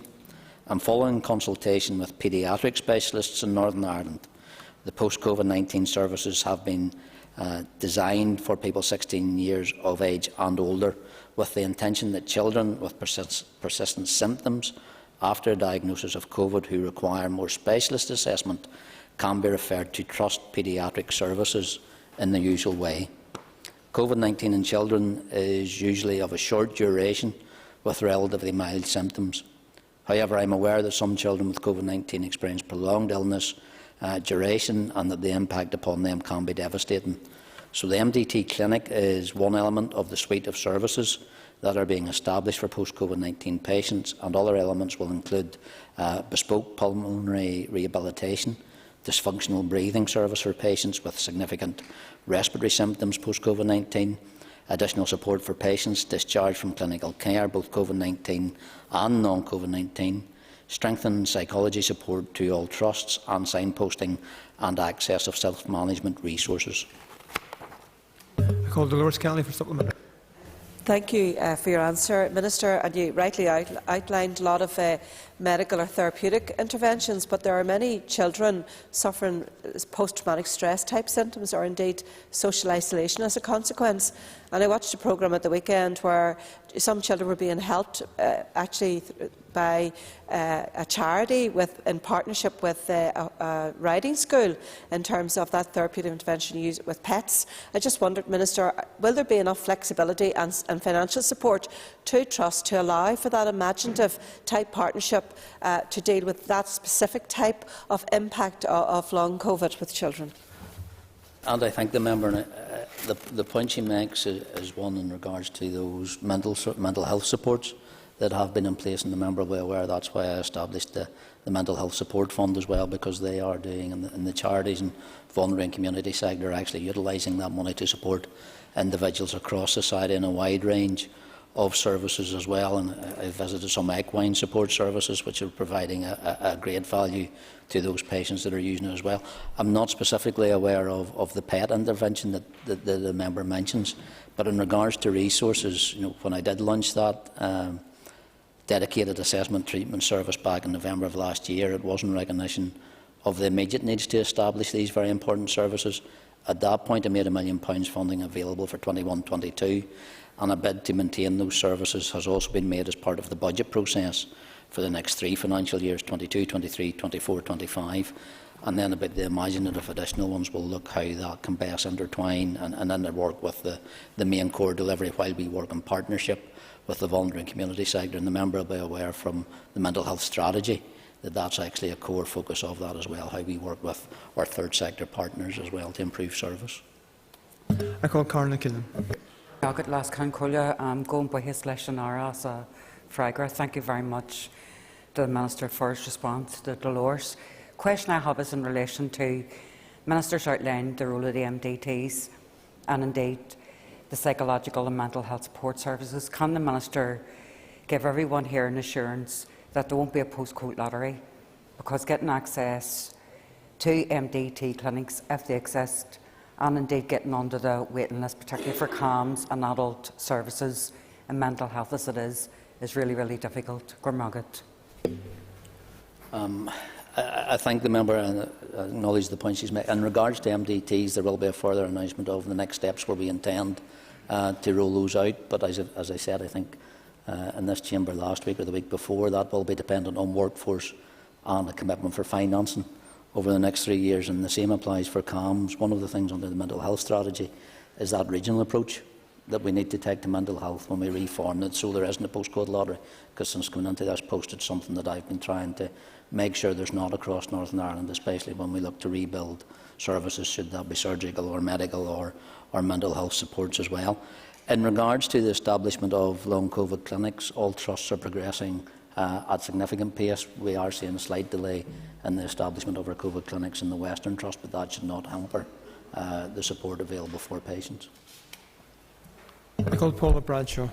Thank you, Deputy Speaker. Minister, recently I met with some long COVID patients on an online meeting, And at that meeting, there was raised the issue of the lack of support for children who are living with this, and I saw some really harrowing footage of it. So I really appreciate what you've said today, and I hope that there is rapid progress in engaging with young people and providing them a service. My question is, how is your department actually reaching out to other parts of these islands and further to engage in clinical trials? Because there are some very sick children who would benefit from some advancement in the medical treatment for long COVID. Thank you. And I thank the member, and I think she will be aware too, I'm not sure if she's directly referring to it, but about those standards and outcomes and practices that have actually been developed in Germany, which are actually already being accessed by some patients in Northern Ireland. And it's through the National Institute of Health and Care Excellence who are responsible for providing that evidence-based guidance and advice for public health and social care partners. And our post-COVID-19 services in Northern Ireland have been actually designed in line with that NICE guidance on managing the long-term effects, which actually covers those identifying, assessing and managing the long-term effects of COVID. So long COVID services in Northern Ireland will be continually reviewed and updated in line with any updates on NICE guidance, and that will be for both adults and young people as well, as to what are safe and effective treatments for those post-COVID-19 patients. Moving on, I call Mervyn Story. Question number 5, Mr Deputy Speaker. And I thank the member for his question. Within the Northern Health and Social Care Trust, currently all income received from parking charges is used for the operational upkeep of the car parking facilities. That includes maintenance costs of parking assets, which is barriers, pay stations, CCTV, and the removal of this income will require maintenance costs for car parks to be sourced from alternative trust funds, and that will result in additional resourcing pressures and an inevitable impact on patient services. Funding sourced from car parks also enhances security on acute hospital sites and provides a car parking team with CCTV retrieval service as well as car park patrolling function on the Antrim area and Causeway hospital sites. Should this service be removed due to insufficient funding, this team of staff would have to be redeployed into the Corporate Support Services Department. So free car parking not only will lead to a loss of income, but there is potential for car park spaces, particularly on some hospital sites, to be used by commuters and staff as a park and ride facility. Patients and other service users may therefore be denied spaces when they are attending appointments of sick relatives. This particular issue has presented challenges to car parking provision on a number of hospital sites, and that there is also a number of hospital sites within the Northern Cross that currently do not charge for car parking, such as White Abbey and Moyle hospitals. I call Mervyn Story for supplementary. Thank you, Mr Deputy Speaker. Thank the Minister for his answer. And as this is possibly his last question time as Minister of Health, as a colleague in Northampton, I want to wish him well in the up-and-coming election and look forward, no doubt, to meeting him, I'm sure, in the roads and the area come in to your question, Northampton. please? Could the Minister maybe explain or give us some outline? He has mentioned the issue in regards to the deficit in the funding. Does this mean that we will now be in a situation as a result of the imposition of this legislation that instead of having money and the car parks being managed, it will be a free-for-all, and it will undoubtedly lead to a situation where there could be chaos at our car parks and our hospitals, as opposed to a situation where they are currently managed and revenue generated from them? And I thank the member, and again I do look forward to those engagements across Northampton, because they've always been engaging and positive, unlike some other constituents, colleagues that we have as well. I wasn't mean. I didn't mean no, Jim. I didn't mean you. Don't take that personally now. Look, in regards, and I think the member has reference, and it is reference to the hospital parking charges private members bill. I have raised a number of concerns, as have my department staff and has trust officials, with the Health Committee and with the bill sponsors. I tabled a number of amendments at the last stage, which unfortunately weren't taken in full, which would have went some way to address the concerns that we have from a department and trust point of view. And I think that the bill sponsor could have been accepting of, but we've actually tabled further amendments, which will see a time frame to allow trusts and the department to introduce car parking charges and the private members' bill intention, because it's a policy that we would, or I would, share in regards to making sure that those who need car parking aren't penalised in any way, but also to ensure that it's not abused. And I hope we can meet in willingness with the bill sponsor. I know it's something that has been picked up from initially with Fran McCann tabling a private member's bill in regards to that. So I think it's something that progress can still be made on that actually benefits the patients, visitors and the Trust as well, because I think there's a piece of work that can be done in partnership with the bill sponsor and the Department and Trust. And that is our end of period of time for listed questions, and we now move on to topical questions. Can I advise members that topical question number 9 has been withdrawn? I call Patsy McGlone. Much, Mr Deputy Speaker. Could I ask the Minister, last June the figures that were given to us were that there were 184,000 people waiting more than a year for the first hospital outpatient appointment and a further 66,000 patients waiting more than a year for surgery or hospital treatment. Now, at that time last June there was an announcement made of a 700 million roadmap to be introduced to help to start address these lists. Can the Minister give us any indication on progress in that regard, please? And I thank the member for his point. And again, the elective care framework that I announced at that time came with a £707.5 million actually over a 5-year period. We were able to secure funding for the first year. The number of initiatives that were already launched and actually are underway included the introduction of mega clinics to maximise patient throughput, outpatient assessment delivered by GP federations in primary care settings, a regional retention initiative for nurses and midwives, recurrent and significant use of the independent sector, the development of an in-house health and social care capacity, and that included a workforce appeal and continued investment in staffing, and the implementation of green pathways and sites. Also in the elective care framework was the Day Procedure Centre at Lagan Valley Hospital, and that's working extremely well, supporting a range of specialities from across the region to undertake the most urgent clinical cases.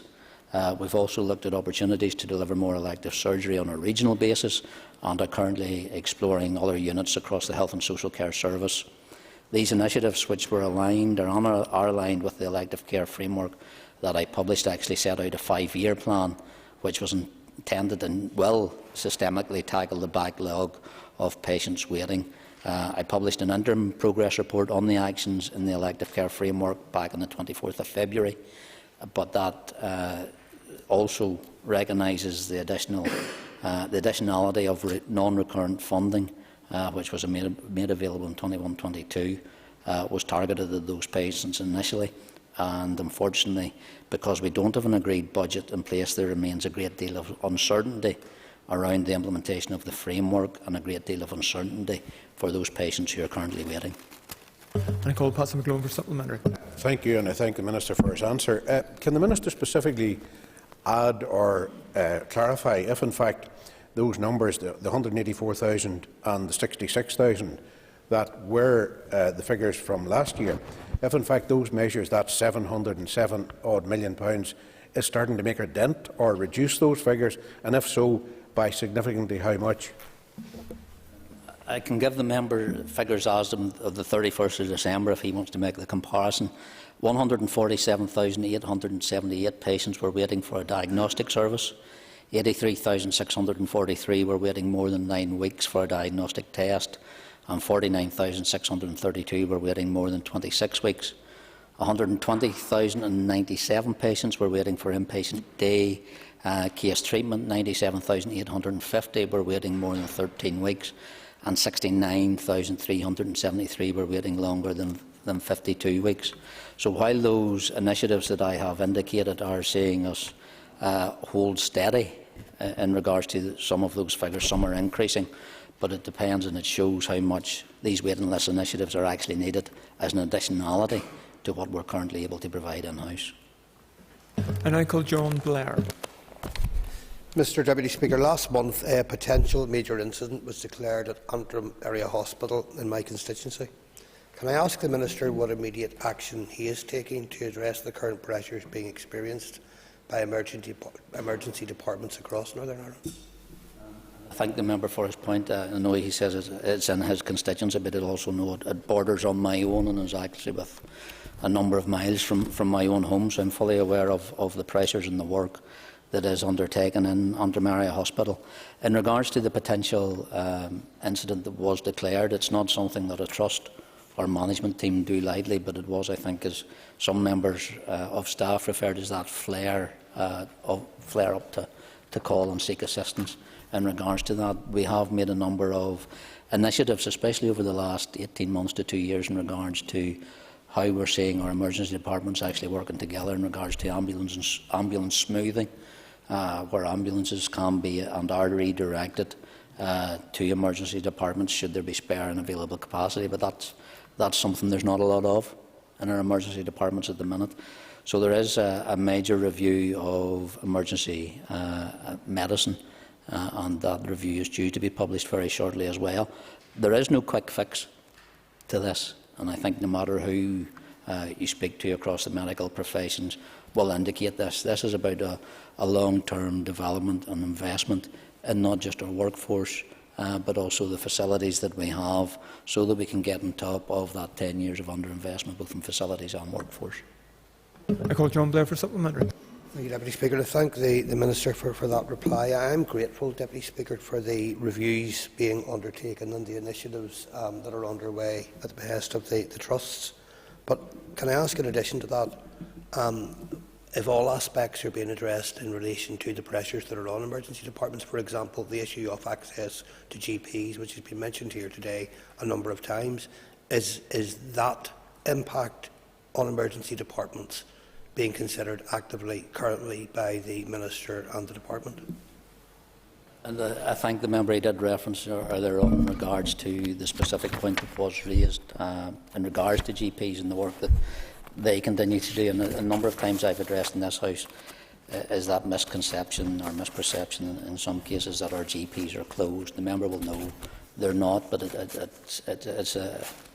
I suppose it's a narrative that's out there that's been hard to address, but I would like to make sure that people are aware that there is access to GP services as necessary. Look, in recent figures actually in regards to access to GP services indicate that currently practice teams are carrying out approximately 200,000 consultations on a weekly basis, and feedback from our GPs indicate that many patients are presenting with more complex needs, particularly those who have a chronic disease, making it more difficult for GPs to see all the people that they would wish to see. So it's not about one part of the health service putting pressure on another part. It's all under pressure at the moment because there's no spare capacity within our service that we can readily divert to help elsewhere. But it's how, especially over the last 2 years, we've all seen it coming together and working as one health service where we actually deliver for the people in Northern Ireland is challenging. The people working in our health service know the pressures they're under, but I've never seen a workforce, although tired and under pressure, that are more resilient now, especially as we come out of, again, this wave of COVID, about redressing and getting back to doing the work that they want to do. I call Colin Gilden. Minister, the transformation of health and social care here is arguably the greatest challenge facing a future executive. Can the Minister confirm if you will make a decision on the duty of candour, stroke services or workforce planning before the end of the mandate? I thank the member, and they're all major pieces of work that are currently either in the system or working their way towards my desk. In response to the duty of candour, I have received an initial response from the workforce, which I am currently considering in regards to what that can be. Whether I can make a decision on the fully informed decision between now and next Friday will be challenging in regards to what exactly has to be done, because I have further sureties to ascertain. In regards to stroke services, the member will be aware as well that I've asked for additional work to be done in regards to the numbers, because I think in the review of stroke services at the start didn't take into consideration fully the ageing population that we have in Northern Ireland. So there has been a number of developments that actually have been made in regards to stroke services, in regards to the accessibility of certain medications when it comes to stroke prevention or stroke reversal, as well in regards to how we actually support those patients. The third one, Colin, apologies. Workforce planning, again, is ongoing, and the member will know that we set out a number of initiatives in regards to the 2026 project, where there was to be 3 yearly reports. The one that was due during this particular period has been stalled due to COVID, but that of workforce planning in regards to additional nursing training places and the additional places and investment that we need to put in continues. And I would like to be in a place to make an announcement in regards to that, but I can't give surety to the member, and nor would I want to mislead the House at this point in time. But it's work that will continue, and if it's not done in this mandate, I can assure it will be ready for the next Health Minister, whoever that may be, come the 5th of May. Call Colin Gilden for supplementary. Gormagat, and I thank the Minister for his answers to those. Minister, there have been very many sad and tragic moments over the past number of years as a result of COVID, but also, regrettably, we have seen throughout the health and care system various scandals that have rocked the system. Muckamore Abbey, Dunmurray Manor, Clifton House Nursing Home, urology, radiology and more. Given the need for clarity and answers for victims, Minister, can you confirm that you will publish the neurology report before you leave office? I will do my utmost, and I think it's something the member has asked. I think at Health Committee, he mentioned the transparency and the challenge. The member will also be aware, since coming into office as Health Minister, I have announced public inquiries under the Public Inquiries Act into urology, into neurology, and into Muckamore Abbey especially, which work has already started on in the past week, and I would encourage people to interact with that team as well, because of those 3 inquiries, I think they all build on what we all want in this House, and that's people to be reassured that the service that they get is safe and is quality approved and consistent, should that be through all the different medical bodies, training colleges, or professional standards as well. So it is imperative that we get that reassurance and that trust back into the general population in Northern Ireland. So I'll not again make any commitments to the members that I can't promise today, but I'll write to him if I can by the end of the week in regards to the time frame on that specifically, because he has asked in the past. I call Alex Easton. Deputy Speaker, could I ask the Minister how important he considers the Independent Living Fund to be?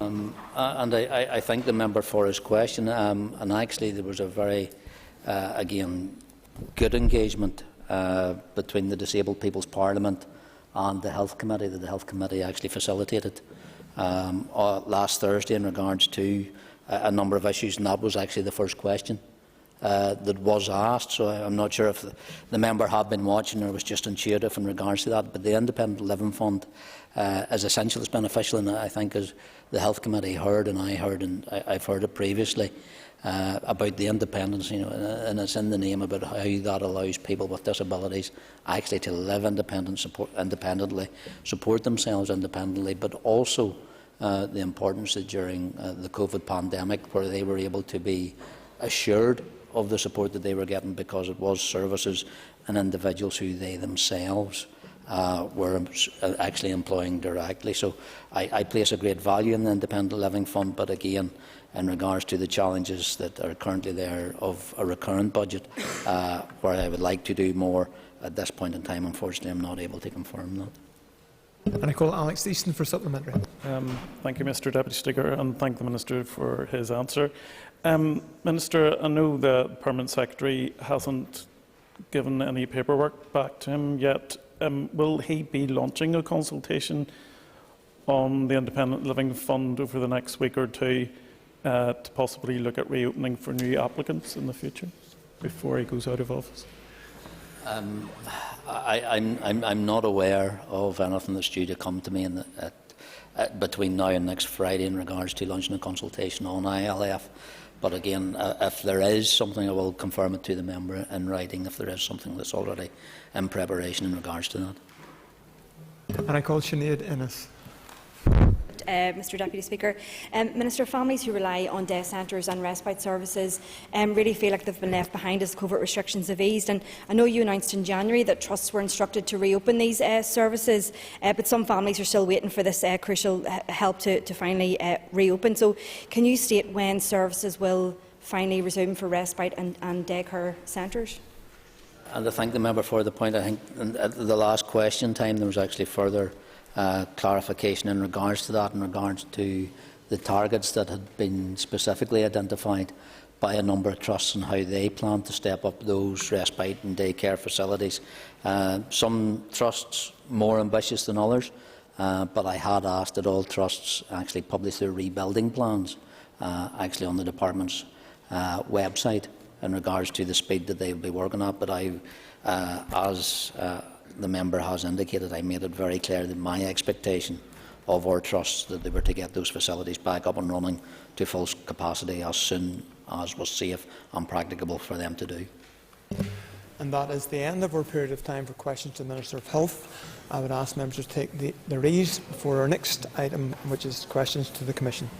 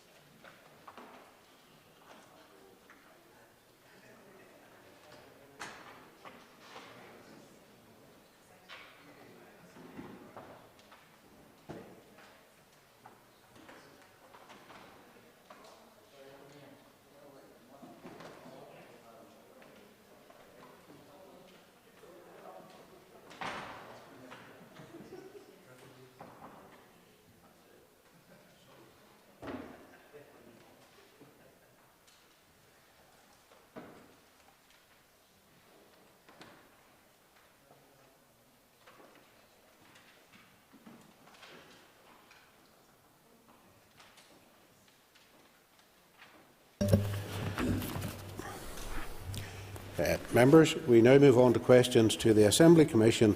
Questions 4 and 8 have been withdrawn. I therefore call Mike Nesbitt. Deputy Speaker, question 1. And I call John O'Dowd.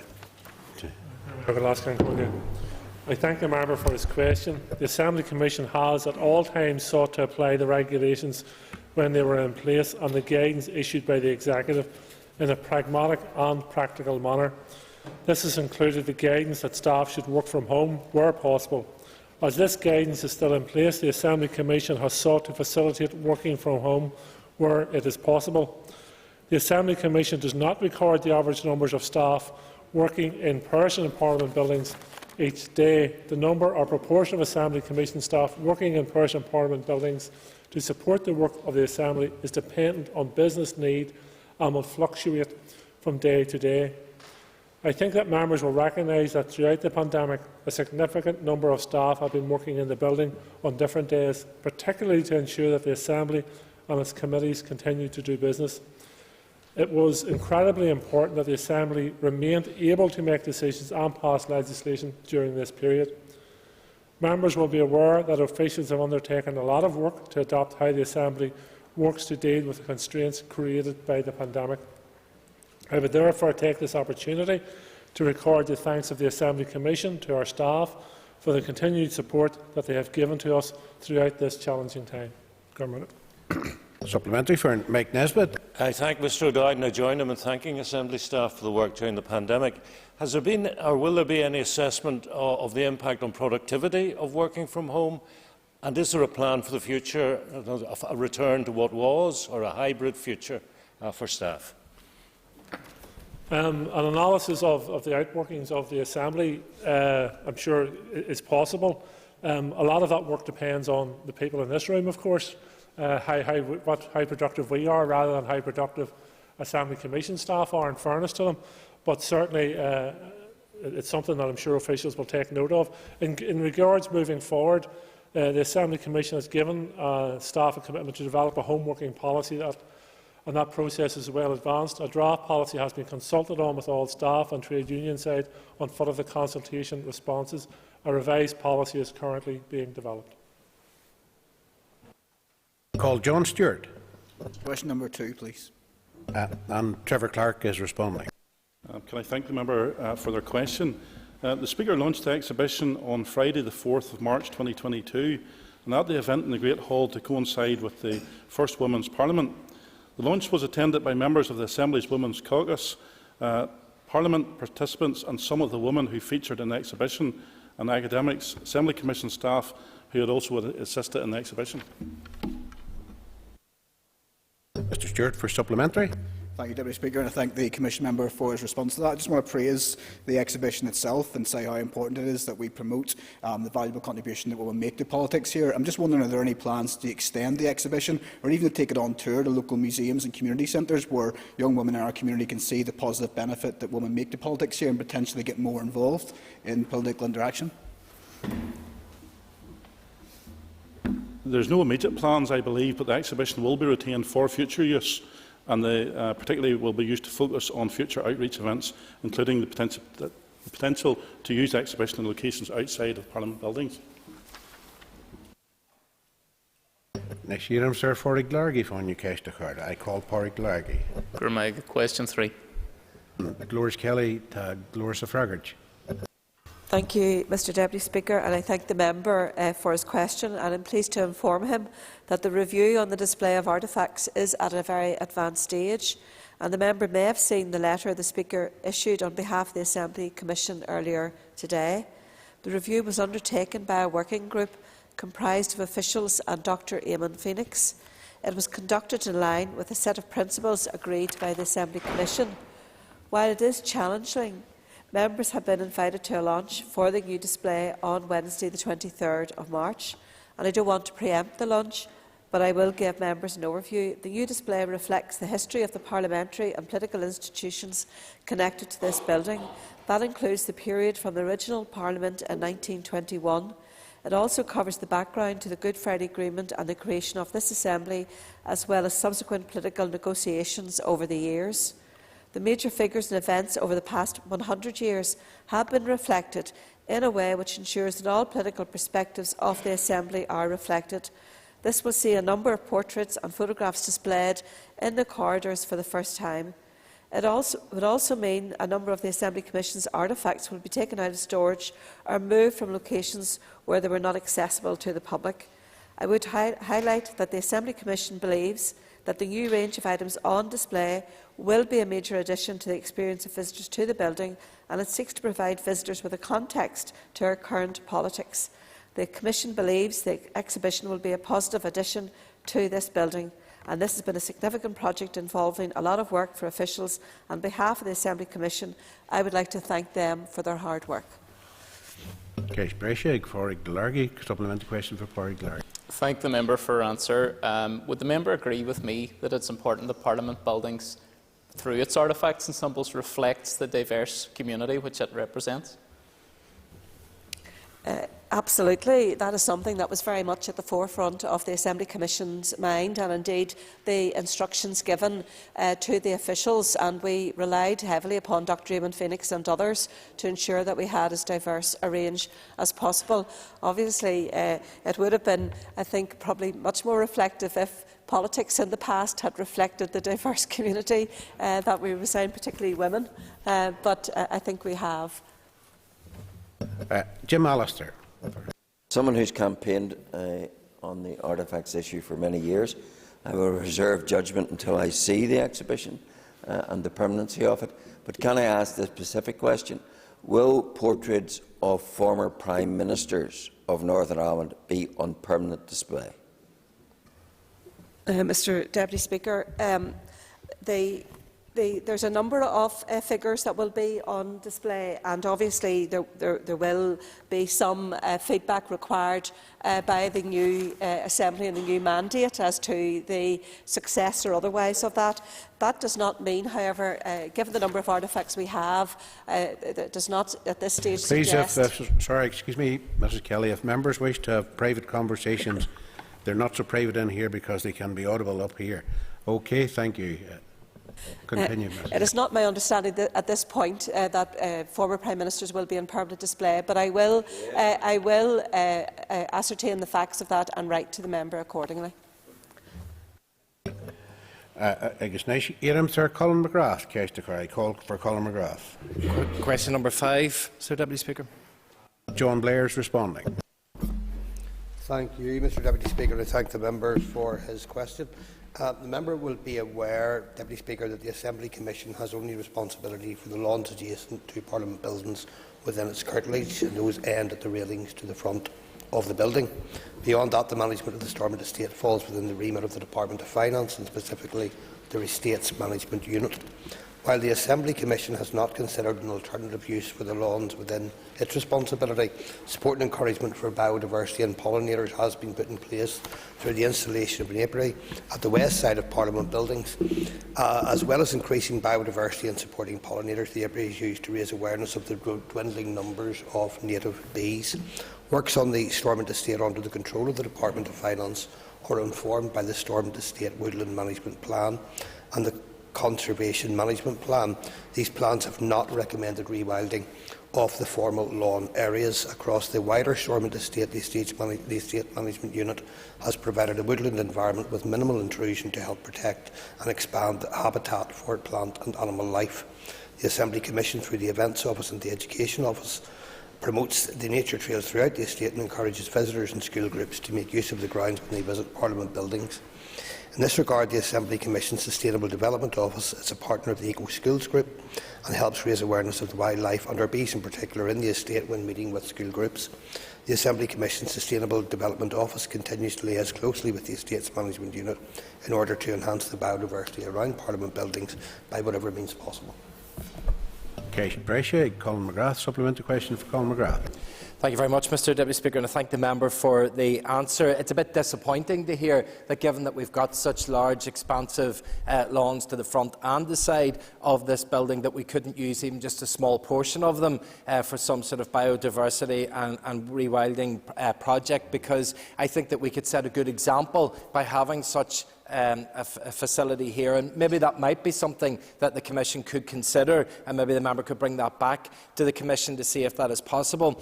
And given that you've referenced some of the other facilities within the Stormont Estate, is there some sort of formal partnership between the Department of Finance and the Commission, given that most people see the estate as one, and see if there's some projects that could be done jointly? Deputy Speaker, as I understand it, there would be regular contact between the Department of Finance and the Assembly Commission in relation to the estates matters, and especially where the estate for which the Commission is responsible interfaces with the remaining Stormont Estate. I am more than happy to take the suggestion of further work in this regard back to the Commission for work through that Commission and also through the Sustainable Development Office.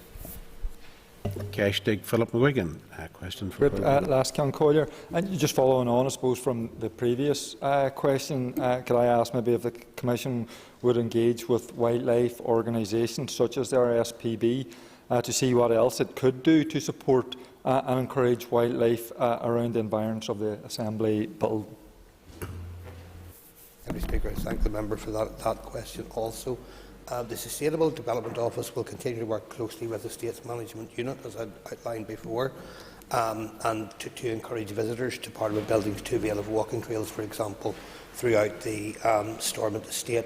There is no reason, therefore, why the suggestion in the previous question to extend that further to other biodiversity trials could not also be done in conjunction with environmental groups, and I am happy to take that back in conjunction with the previous point. I called Keith Buchanan. Mr Deputy Speaker, question number 6, please. And Trevor Clark is responding. Can I thank the member for his question? The Assembly Commission, in conjunction with the designers and the contractors, have been investigating a number of water ingress issues in Parliament buildings, but so far have been unable to successfully address all of the issues. Having been unable to agree on the cause of and the responsibility for these issues, the Assembly Commission instructed solicitors in June 2021 to advise on determining liability for the defects. The external experts have prepared preliminary expert reports in this matter, and the Council has been instructed. Given that the Assembly Commission may need to resolve this matter through legal proceedings, the Assembly Commission needs to be careful in its public comments on this matter. But I can advise that the Assembly Commission has agreed that there should be an initial effort between the parties to resolve issues of liability through mediation. Failing that, the Commission will issue legal proceedings against those responsible for the defects. Supplementary for Keith Buchanan. Thank you. And I must say, at times, that this building looks a bit like Steptoe's, and some people in this building will obviously understand what I'm referring to. It looks more like Steptoe's house than it is the seat of government. There's that many buckets around. That said, does that mean that the repairs can't be carried out until liability is on whose side that becomes responsible for? Therefore, we're still going to have the leaks until liability is clarified through the solicitor or legal route? The Assembly Commission is closely monitoring the defects that you have referred to and determine whether remedial works are needed to be carried out in advance of an agreement as to the liability. Here, Mr. Ciara Ferguson. I call Ciara Ferguson. Thank you, Deputy Speaker. Can the Commission offer assurances to us that everything you're doing will ensure that the public purse has been, is protected in this attempt to reach a resolution on this issue? I can give you that assurance, and I think that's why the Assembly has went to great lengths in terms of the mediation process to try and get value for money for the Assembly and for the wider public. And I call Jim Allister.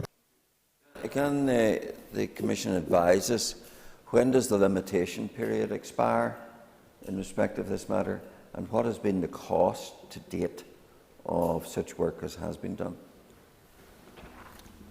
Can I thank the member for the question? I haven't that information in front of me today, but I will get a follow-up answer in more detail. I can see him, Sir Colm Gildernew. I call Colm Gildernew. Gormaagad Laskin Collier Cashed Ever a Shocked. Question 7, please. I can see him, Dolores Kelly, Nafraglia Horch. Thank you, Deputy Speaker, and I thank the member for his question. An update on the current COVID-19 health and safety measures was issued to all users of Parliament buildings on the 1st of March 2022. That update set out the current arrangements for ensuring the continuing safety of everyone in this building. The update noted that all coronavirus regulations have ended, but it also advised that the Assembly Commission will seek to follow the public health guidance that remains in place. This is entirely in line with the responsible and effective approach that has been adopted up to this point. The current measures to ensure everyone's safety include encouraging the wearing of face coverings in areas of the building that can become congested and suggesting that a distance of 1 metre should be maintained throughout Parliament buildings. Naturally, the use of hand sanitiser remains in place, as do the protective screens that have also been in place for some time. The Assembly Commission is acutely aware that in the absence of regulations, much of the response to the risk of COVID-19 infection is centred around personal responsibility. In this regard, the Assembly Commission would commend the responsible approach adopted by building users and encourage that to continue. Cash Brescia, Colm Gildernew. Supplementary question for Colm Gildernew. Gormaagad, and I thank the Commission member for that answer. Will the Commission continue to provide and encourage adherence to guidance to protect visitors, staff and members in Parliament buildings? The member is right to urge a cautious approach because we know that the infection continues to be rife throughout the community, although thankfully the consequences of it are not as fatal as they were a year ago or even a few months ago. However, whilst the Commission can issue the staff can issue instruction to staff, it would be for party whips and party leaders actually to encourage political party representatives to pursue a cautionary approach and to follow the guidelines. I call Mervyn Storey. Deputy Speaker, I thank the Commission members for their answers thus far, and I concur with the comments in relation to being cautious. But how long are we going to be in a situation, even though we're in the last couple of weeks of this mandate, where the stationery office in this building is closed to members and to their staff, and that has been the case since the commencement of the restrictions? Thank you, Deputy Speaker, and I thank the member for drawing that to our attention. I'm acutely aware of that. The guidance, as you know, is continuously reviewed by the Commission, and we don't second-guess the Executive. But if there are particular issues around particular service provision, that's something we want to hear about, and we will reassess and make recommendation and come back to you on that. I call Jim Allister. Question 9. Mr. Robbie Butler to respond. Thank the member for his question. As the member will be aware, the Assembly Commission agreed an approach for the decades of centenaries, which requires that any Assembly Commission decisions to mark centenaries be agreed by consensus. The Assembly Commission did agree a programme of events for the centenary. However, political consensus could not be reached on the proposal for a centenary stone when it was considered previously. While it is possible for the Assembly Commission to reconsider any proposal made to it, the issue would remain one of being able to be reached by political consensus. Supplementary question, Mr. Ellis. And by consensus, the member means that it is subject to the bigotry of the Sinn Féin veto and that is why this issue has never been addressed. One would have thought that if it is within the capacity of the Commission to address the Platinum Jubilee to the limited extent it did, it surely is not beyond it to address the issue of the centenary of the place where this Assembly, the country which this Assembly purports to preside over. Just before we respond, I'd just caution members about the use of the certain terminology, please, and be careful in the use of words. Okay, Mr. Butler. I thank the member for his supplementary question. The member will know that I am here to reflect the Assembly Commission's corporate and agreed position rather than my own personal view. It's no secret that there were different views within the Assembly Commission on this particular matter, but that reflects the politics of the Assembly itself. I call Mr. Mervyn Story. Question 10, Deputy Speaker. Call John Blair to respond. Thank you, Deputy Speaker, and thank the member for his question. The Department of Finance has engaged with the Assembly Commission officials to consider policies and decision-making processes that the Assembly Commission has in place to govern events and requests for commemorations in Parliament buildings. In particular, Assembly Commission officials have provided an update on the review of artefacts the Assembly Commission has recently conducted and the principles which were agreed for that process. Those principles were agreed on the Assembly Commission by all parties and acknowledge the need to be inclusive of and sensitive to different political views across the Assembly. If the Department of Finance seeks further formal input from the Assembly Commission, that will of course be considered positively.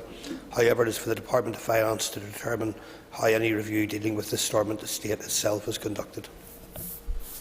Mr. Story, for supplementary. Thank you, Mr. Deputy Speaker, and thank the Commission member for his answer. But given the successful event which was held in the grounds of this estate on Monday, which was to mark Her Majesty's Platinum Reign, and it was actually held on Commonwealth Day, does that not show that when there is the absence of bigotry, when there is the absence of political prejudice, that an agreement can be reached which reflects the history and the accuracy of Northern Ireland? And will the member commit to having further discussions with the Department of Finance to ensure that those outstanding issues where there has been a failure on their part to deliver will be looked at in regards to our history and our heritage? Deputy Speaker, I am not in a position individually at this point to make a commitment on behalf of the Commission, but I am sure the points raised by the member will be considered. The occasion that the member referred to was, of course, Deputy Speaker, held within the precincts of Parliament buildings and was therefore a matter for the Assembly Commission and not the Department. I call Rachel Woods. Question 11. I can see them, Sir John O'Dowd and Fagro Horch. I thank the member for her question. The Assembly Members' Pension Scheme is a trust-based occupational pension scheme. Up to 5 members are appointed by resolution of the Assembly to act as trustees.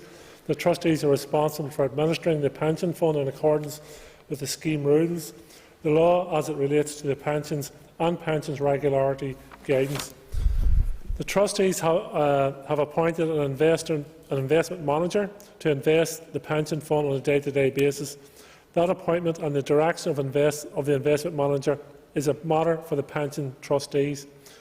While this is a matter for the pension trustees and not the Assembly Commission, I am advised that the trustees have recently appointed a new investment manager. In doing so, they ensured that the need to be able to undertake socially responsible investments was included in the specification for the new investment managers. The member may wish to contact the trustees to discuss this matter further. Supplementary for Rachel Wood.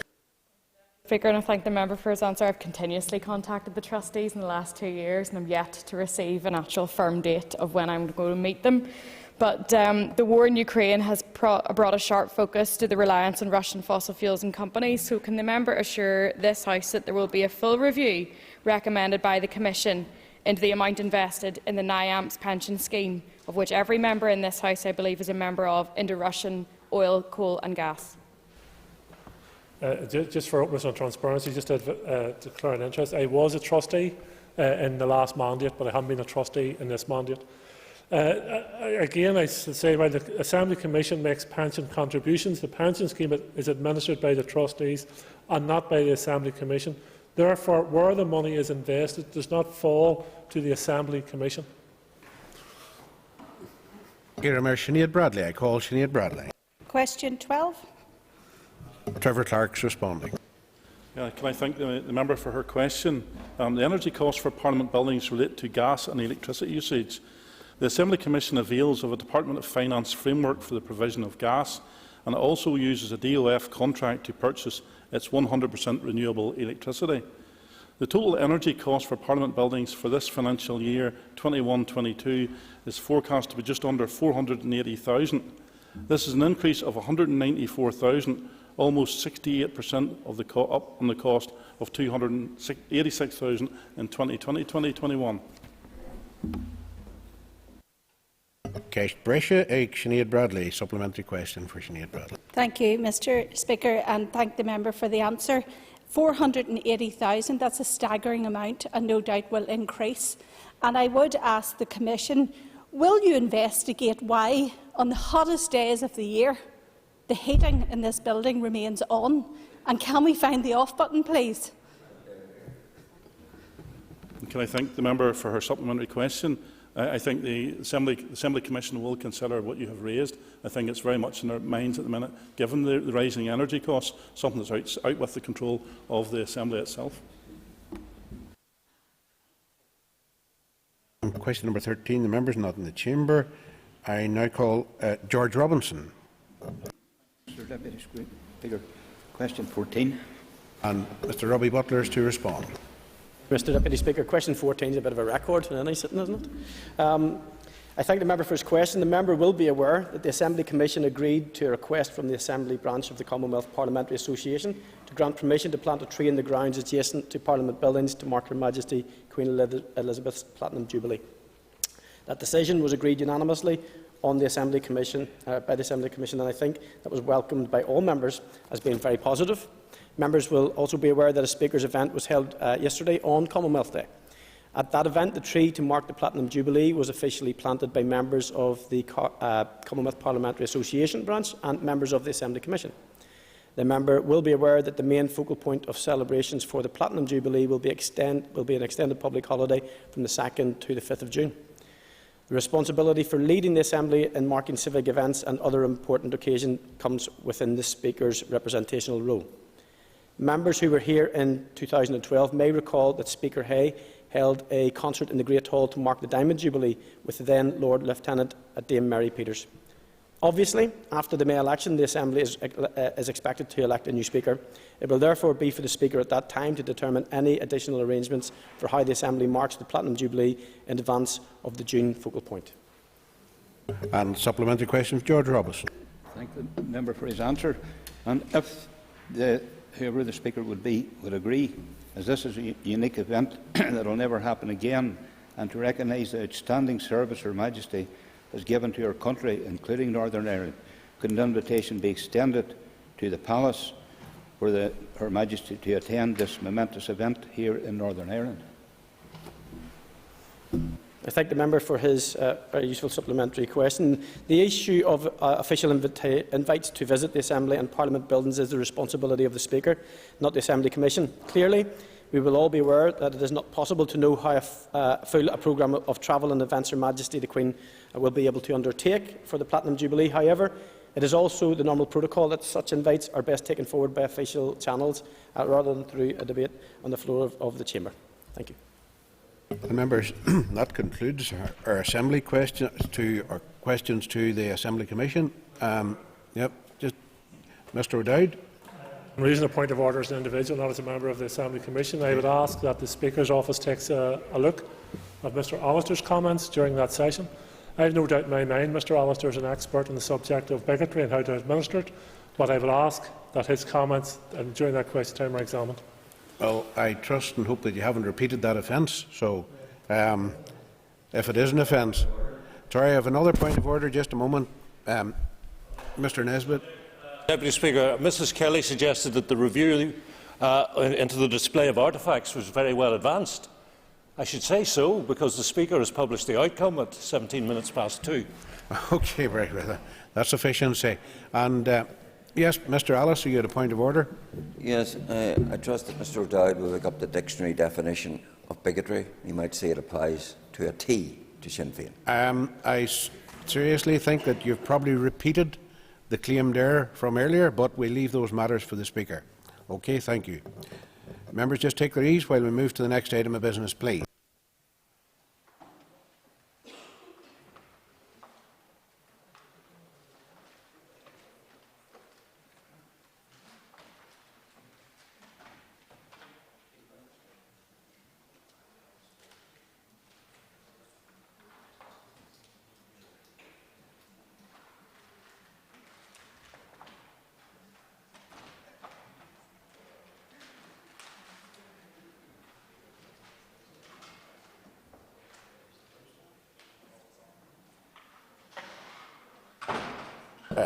Members, Mr Colin McGrath has given notice of an urgent oral question to the Minister of Health.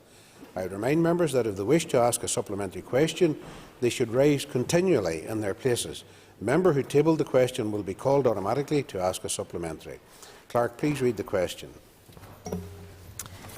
To ask the Minister of Health to provide an update on the actions his department will take to safeguard children and staff at care homes following the RQIA decision to deregister a centre run by Praxis Care after inspectors found significant shortcomings that place children and staff at risk. And I call the Minister of Health. Deputy Speaker, I am aware that the RQIA undertook an inspection of a children's service residential care home for children in January this year. The inspection findings are clearly very disturbing and found staffing deficits, which in their assessment compromised the provision of quality care for children with complex needs. South Eastern Trusts have fully engaged with Praxis Care and the RQIA to explore the challenges in the children's services and to provide the support necessary to ensure safe care. As an immediate and decisive response, the Trust redeployed statutory staff to address critical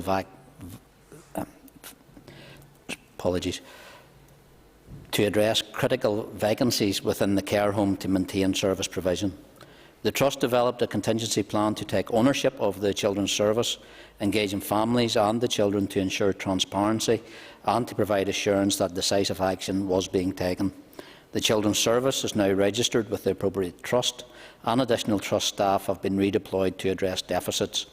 To be clear, Deputy Speaker, the Trust have now taken full leadership, management and oversight responsibilities in the children's service and will continue to work with the RQIA to ensure that safe and quality care is delivered.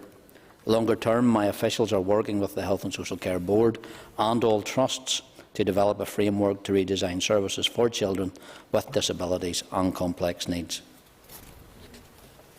Hear Sir Colin McGrath, Kish Brescia, or I call Colin McGrath for supplementary. Thank you very much, Mr Deputy Speaker, and I thank the Minister for his response. Mr Deputy Speaker, we have spent months and years in this place talking about the impact of inadequate care in mother and baby units and other institutions that the state places children in the care of, and we have always referred to those in the past tense. Yet here we are in 2022 discussing a children's care home where the situation has deteriorated such that the Trust has had to step in and take over.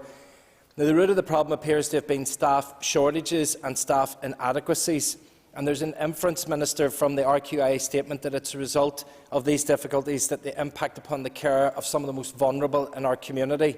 And I appreciate that we are having difficulties in many areas of the health service with workforce challenges, but I would like to know, Minister, maybe when the Department first became aware of the problems that were being faced and how much intervention there was from the RQIA prior to the decision to deregister the home. I mean, Mr Deputy Speaker, surely the staffing issue didn't occur overnight. Well, as I said in my opening statement, the RQIA undertook an inspection in January this year. They served a notice of intent in regards to February and have acted, I think, in a speedy way in regards to what work was immediately undertaken with the South Eastern Trust, acting immediately in regards to the provisions that they need to do. So I actually think it shows a proactive response from RQIA and the South Eastern Trust in regards to how quickly they mobilised to make sure that those children who did need that additional support were provided with it.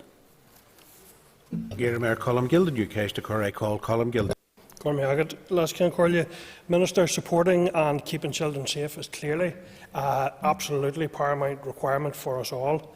I welcome the Trust stepping in to manage and deliver those key services. Have the Trust asked for or been given additional resources to take on the running of the care home, and could this open the way for other failing care homes to be rescued? I think in regards to the point the members made, it was through the RQIAs and the South Eastern Trust interaction in regards to what needed to be done to address what RQIA had found in regards to those significant staffing deficits, has not included staff competency in regards to the care that was being provided. RQIA had also concerns in regards to leadership and governance structures as well, which enacted the requirement and the speed of the decision that was being taken. And the member will be aware of the other processes that are in place by RQIA and other trusts.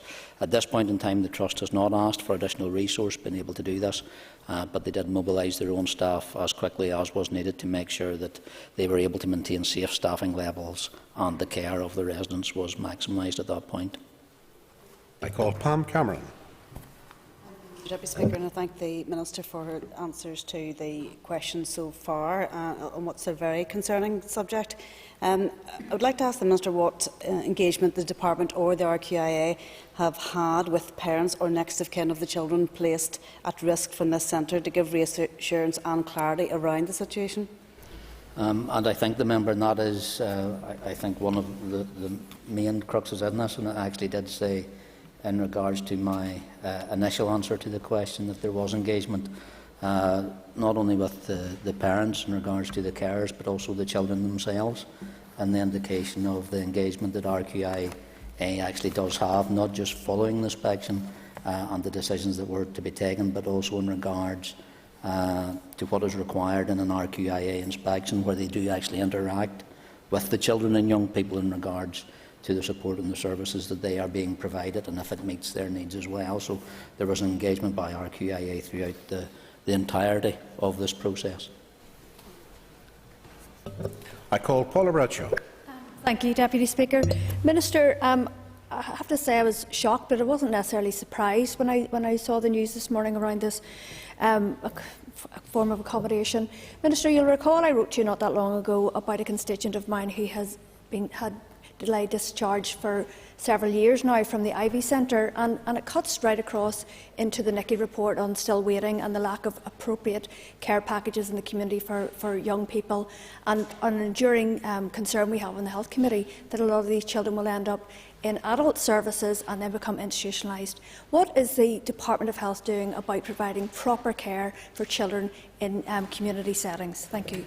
And I thank the member for her point. The member will be aware in regards to the Children's Homes regulations for 2005, and actually the requirement from the Department of Health also published minimum standards for children's homes as well. In regards to that, Standard 4 actually relates to safeguarding children and young people, and the other work that needs to be done to make sure there is support for each individual, and it's assessed as an individual needing an individual care pathway as well. The member will also be aware that on the 21st of January I actually announced an independent review of children's social care services to take place. The review commenced in February. It's been led by Professor Ray Jones, supported by an expert panel, and it's expected to take approximately 16 months. In that regard, that review will actually be fundamental to the examination of children's services, and that will focus on quality, equity, resilience and sustainability to ensure that our services are capable to respond to the current and potential future demand and the level and complexity of need, and effectively meeting the needs of the children, the young people and families with a range of vulnerabilities, and sufficiently and supportively engaging them in the decisions that affect their lives, and adequately supporting staff and carers in the exercise of their statutory and other duties in the course of their caring responsibilities. So, as I have announced in regards even to the legislation that we enacted this morning, this is the start of a process in regards to, and a lot of work has to be done in regards to how we make sure the issues that Mr McGrath mentioned don't happen again. The RQIA's intervention, inspection and the quick action, I think, of the South Eastern Trust proves that we are in a very different place than we were when some of those inquiries initially took place. I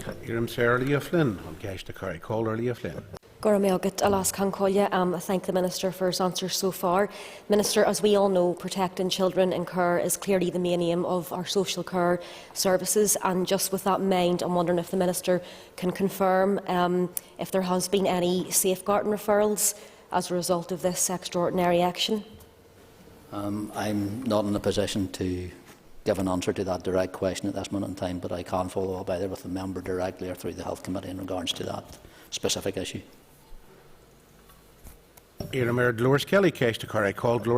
Thank you, Deputy Speaker. And Minister, like other members, I think the safeguarding of the children and young people is our priority.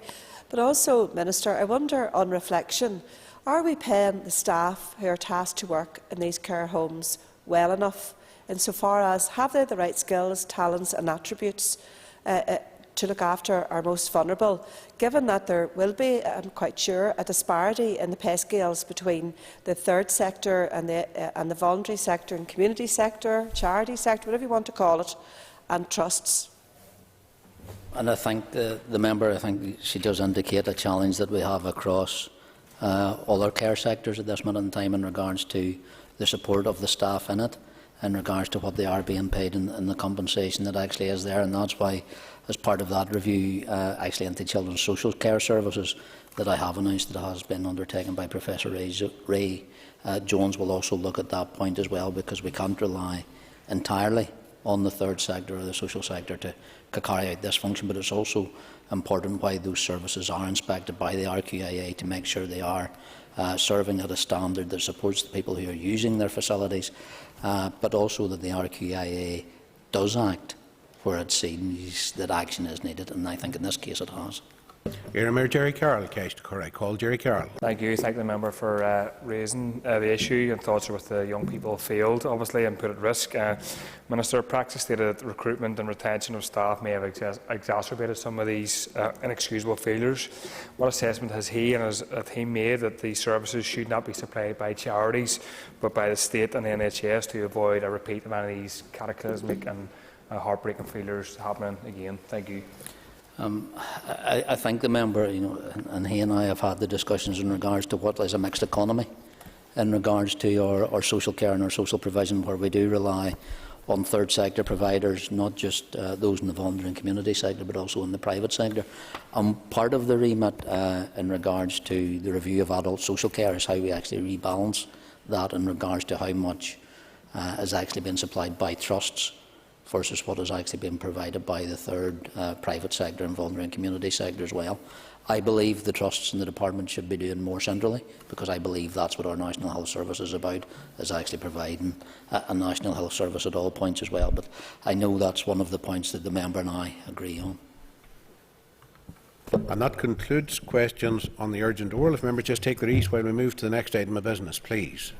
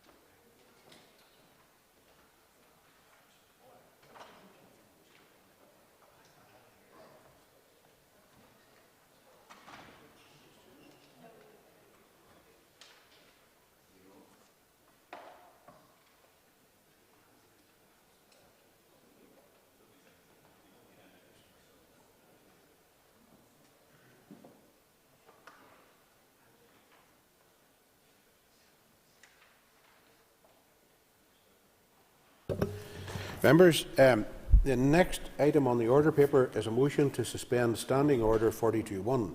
Clerk, would you please read the motion? That Standing Order 42.1 be suspended in respect of the Fair Employment School Teachers Bill. And I call Chris Little to formally move the motion. Moved. Thank you. The Business Committee has agreed there should be no time limit on this debate. I call Chris Little, therefore, to open debate on the motion, please. Thank you very much, Deputy Speaker. I'll keep my comments brief, but I welcome the opportunity to move this motion to suspend Standing Order 42.1 in relation to the Fair Employment School Teachers Bill, as with this suspension it would give this Assembly a genuine opportunity to pass a long overdue legislative reform that is commanding increasingly broad political and public support. Thank you. I can see him, Sir Sinead McLaughlin, I call Sinead McLaughlin to speak. Thank you, Mr Deputy Speaker. After the bill was introduced on the 17th of January, the committee resolved to do what it could to ensure passage by the end of the mandate. The committee agreed to invite the bill sponsor to meet with the committee, wrote to the Business Committee to urge early scheduling of remaining stages of the bill, and issued a call for views on the bill in advance of the formal committee stage. In this way, the committee had heard sufficient evidence by the time the second stage was complete to progress to an early conclusion of committee stage. The committee has indicated a will to ensure this bill progresses, and I am happy to support the motion. I call Jim Allister. Thank you, Deputy Speaker. I do not object to the content of this bill. I think it is long overdue. But I do object to the corruption of the processes of this House and of the Business Committee aiding and abetting that. This is last night we did the same with another bill. Today it's this bill, and we've cut corners with all sorts of bills. And I do think that this House is doing itself no credit by playing fast and loose with its own standing orders and its own processes. And I do think that that is fundamentally wrong. And this is a bill that could have been brought a long time ago, I would expect. It's a necessary bill. You know, in my constituency, I have St Louis Grammar School. They're presently advertising for a home economics teacher. And the application form talks about a community inspired by the Catholic faith, living out gospel values and reflecting all traditions of our Irish cultural heritage. What that has to do with home economics is clearly nothing, but yet it is a barrier to the employment of some. And of course the bill, in addressing that insofar as it will, is necessary. But it should not have been necessary to corrupt the processes of this House. As no one else has indicated to speak, I call the bill. Oh, sorry, excuse me. Yes, Ms. Dodds.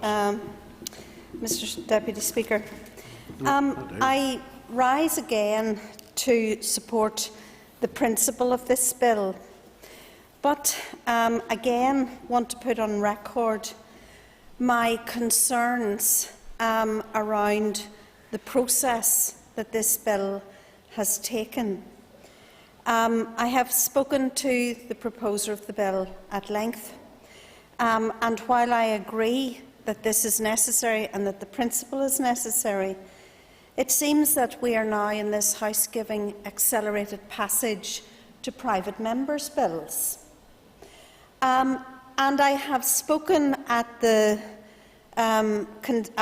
second stage of this bill about some of the concerns around what this bill does do and what it actually doesn't do. So while it looks at the legal exemption from fair employment law, I will in a moment, of course I will, but in just a moment I just want to make this point. It looks at the exemption from fair employment law for teachers, and that's a good thing because we should be employing people on the basis of equality and on the basis of their qualifications to actually teach a particular subject. But what it doesn't look at are the barriers to education and to employment in schools. And it doesn't look at the very important issue around ethos and how some schools may or may not want to protect ethos. It also doesn't look at the issue around the certificate of education that is required for some CCMS schools. So while I think that this is a necessary bill, I'm happy to give support to the bill. I think that we have in many ways ignored the wider issues in dealing with the processes around the bill, and of course I will give way. Thank you very much. I want to thank the member from Upper Banff for giving way to me. As you know, I myself have a private member's bill going through, and would the member agree with me that that takes, for me, it's taken about 18 months of working and trying to get it here. The first 3 years that I came into the House, Mr. Deputy Speaker, I wasn't allowed to come here or fulfil my role as an MLA for Lagan Valley. And at the end of it, because of the removal of our First Minister, I'm finding it difficult as well. But would the member agree with me that with the time that there is in order to move a private member's bill, 18 months to 2 years is always going to congest near the aim? And like yourself, I am supportive of the member here who brings forward this bill, or the proposal for this stage of this bill today.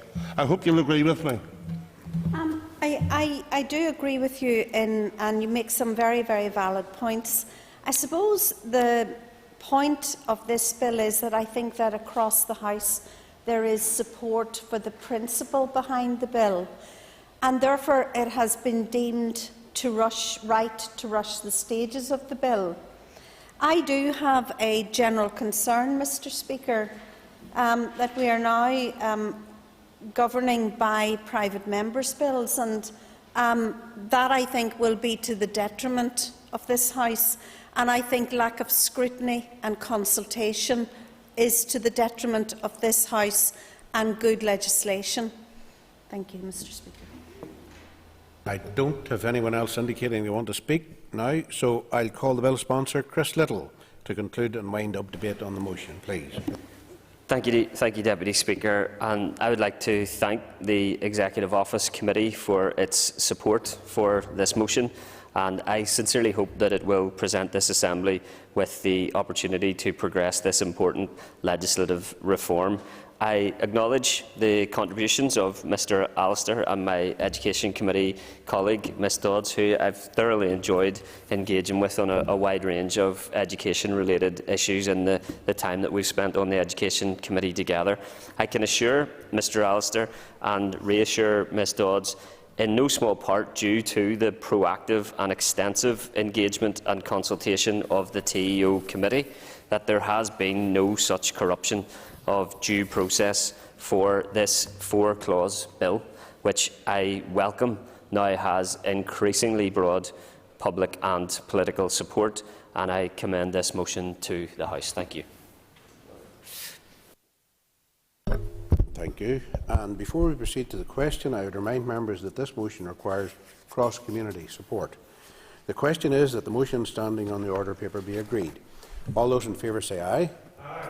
Contrary, no. I think, Mr Allister, your dissent has been noted, and I feel that the motion has been carried. So, as there are ayes from all sides of the House, with the exception of one dissenting voice, I am satisfied that cross-community support has in fact been demonstrated and the motion is agreed. Okay. Right.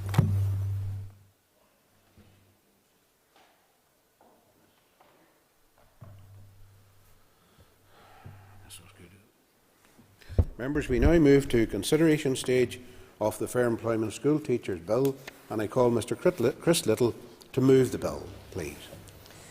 Thank you, Deputy Speaker. I move that the consideration stage of the Fair Employment School Teachers Bill be now taken. Thank you. On the grouping of amendments, members will have a copy of the marshalled list of amendments detailing the order for consideration. The amendments have been grouped for debate in the provisional grouping of amendments selected list. There is a single group with one amendment which deals with extension to commencement. I would remind members that once the debate on this group is completed, the questions on the amendment and clauses stand part will be taken at the appropriate points in the bill. If that's clear, we will now proceed. No amendments have been tabled to Clause 1. The question is that Clause 1 stand part of the bill. All those in favour say aye. Aye. Contrary, no. The ayes have it. Clause 2 stand part. No amendments have been tabled to Clause 2. The question is that Clause 2 stand part of the bill. All those in favour say aye. Contrary, no.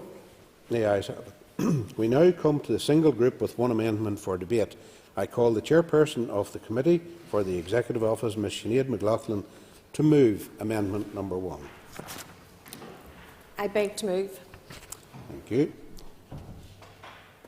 Okay. That's good. Do you want to continue, please, with the rest of your contribution? Thank you. Thank you, Mr Deputy Speaker. I rise as Chair of the Committee of the Executive Office to move this amendment from the committee stage of the bill. I should say from the outset that everyone we heard from during the committee stage agreed that the exception for school teachers in the Fair Employment and Treatment Order should go. That is what we heard from stakeholders, the Department of Education, the education bodies. That is what we had from responses from the vast majority of respondents to our online call for views. The key questions raised were when. The main hesitation in removing the exception immediately was due to two main factors: providing time for conversations to take place as to how the ethos of a school can be maintained without the exemption in place, and 2, allowing for the introduction of monitoring systems to be introduced and the related guidance to be drafted and issued. On the first issue, that of ethos, representatives from the Catholic school sector were very clear when they told the committee that they did not use the exception to maintain the ethos of their schools. Why then the need for any delay in removing the exception?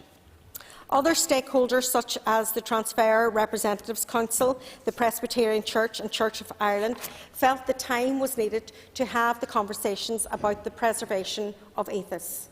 The committee is not insensitive at all to any of these views. There may be additional challenges to maintaining a non-denominational Christian ethos in controlled school without the cover of an exemption, especially when other stakeholders ask why there is a need for a Christian ethos at all in a school controlled by the state. The Department of Education felt that we had not given sufficient time for consultation with the various school sectors as to how the transition can be managed.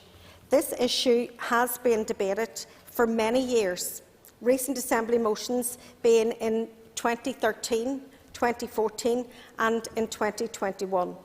Why have these conversations not been taking place until now? The second rationale for delay is for the monitoring requirements under the 1998 order to be given time for schools to adjust. The Equality Commission recommended delay in the removal of the exemption on these grounds, as did the Department of Education. Again, the committee was responsive to this argument that a delay may be appropriate for the required systems and processes to be developed and for appropriate policy development and training to take place. It has been said that there were some members of the committee who felt that there should be no delay in removing the exemption whatsoever. Indeed, that the 12 months in the bill, as drafted, was indeed generous. At this point, I would like to put on record that the bill's sponsor has been extremely open and flexible in discussions around how long the exception should be delayed for. He is engaged with the Minister of Education to hear her concerns and has listened to the evidence from other stakeholders. The Department asked for at least 30 months, but did not give a rationale for that particular figure. The committee felt that a reasonable compromise would indeed be 24 months. This is therefore the recommendation of the committee that the provisions of the bill can be delayed up to 24 months, if not commenced sooner, by the Executive Office.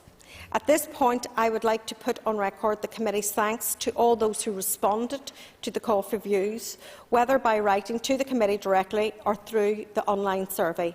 I would like to thank the witnesses who gave evidence and for the open and frank conversations we were able to have with them in the committee on this matter.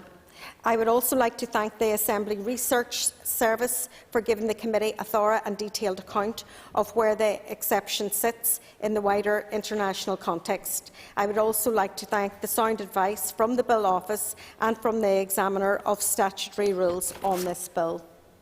I would also like to put on record my thanks to the Clerk and the team for moving forward with pace on this bill.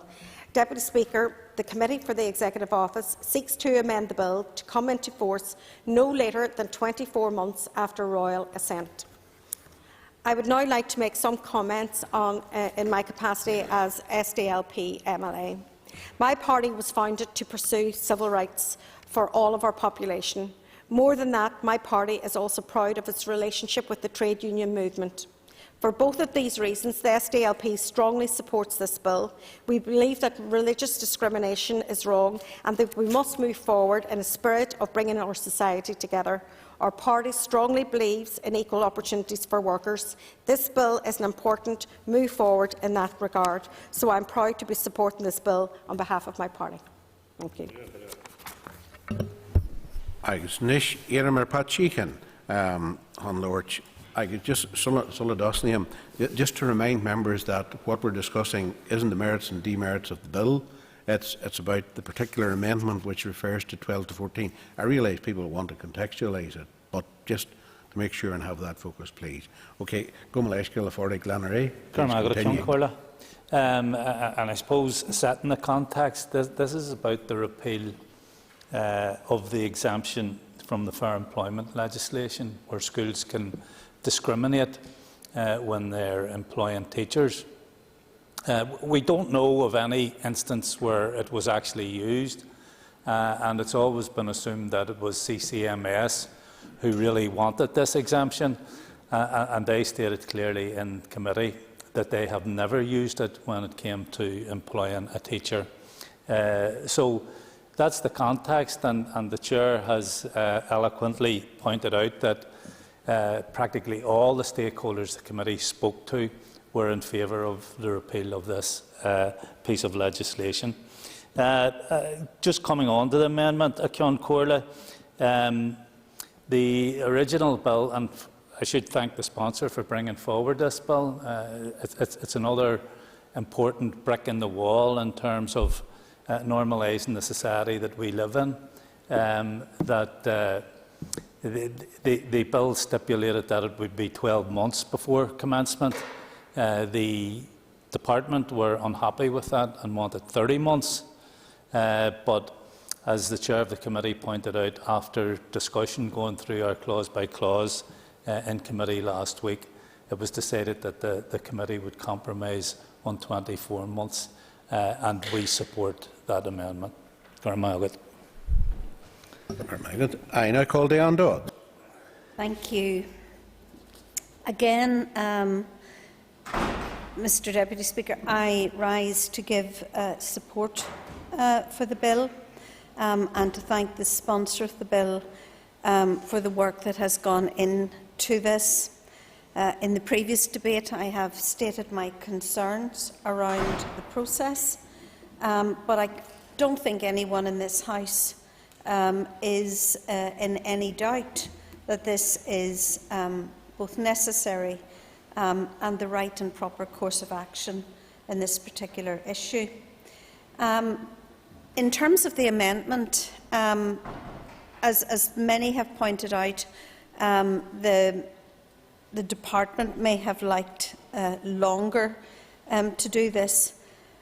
But when we look at issues, sometimes creating the practical conditions for things to change does take a little bit of time, and so that I am content with the 24 months notice for the bill to come into effect, although I do believe that many can in effect make this happen sooner by informally doing it as well.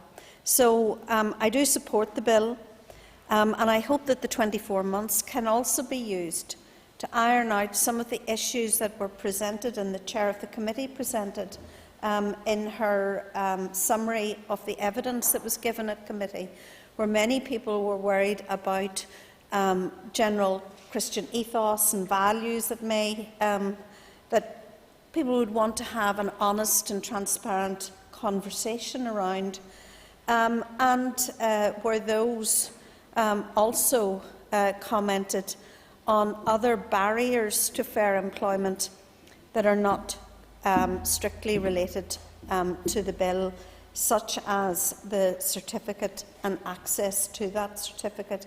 So I would like those 24 months to be used positively in order to actually iron out some of those particular difficulties. But, Mr Deputy Speaker, we do support the bill. Thank you. Can we bring Kelly Armstrong on the screens, please?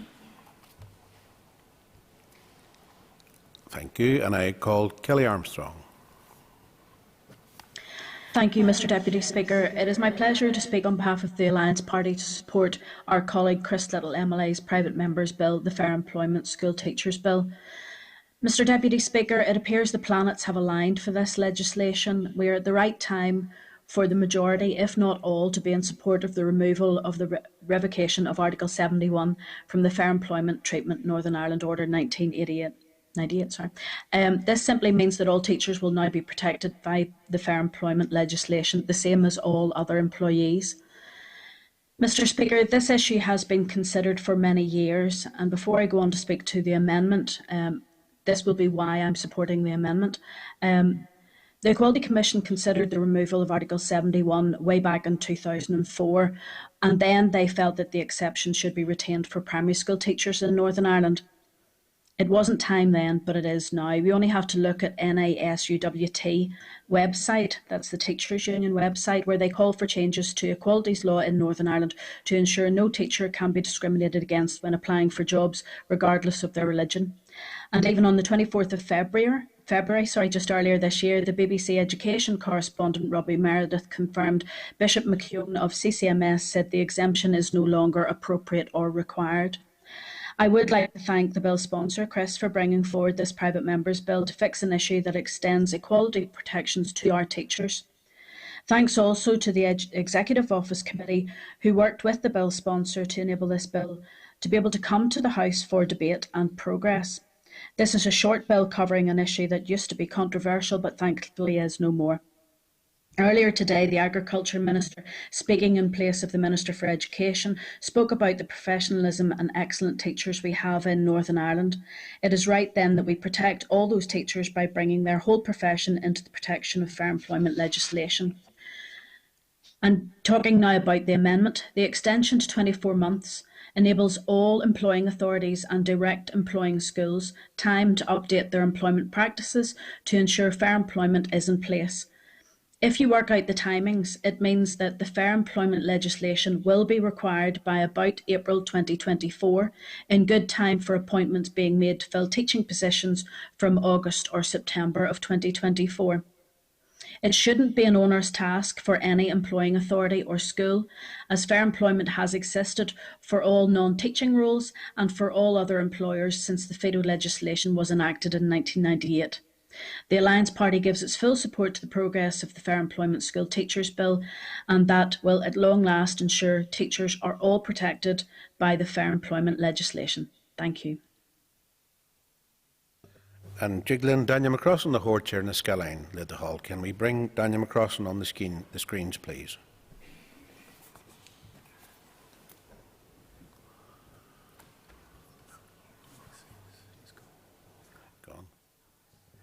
He's gone. So.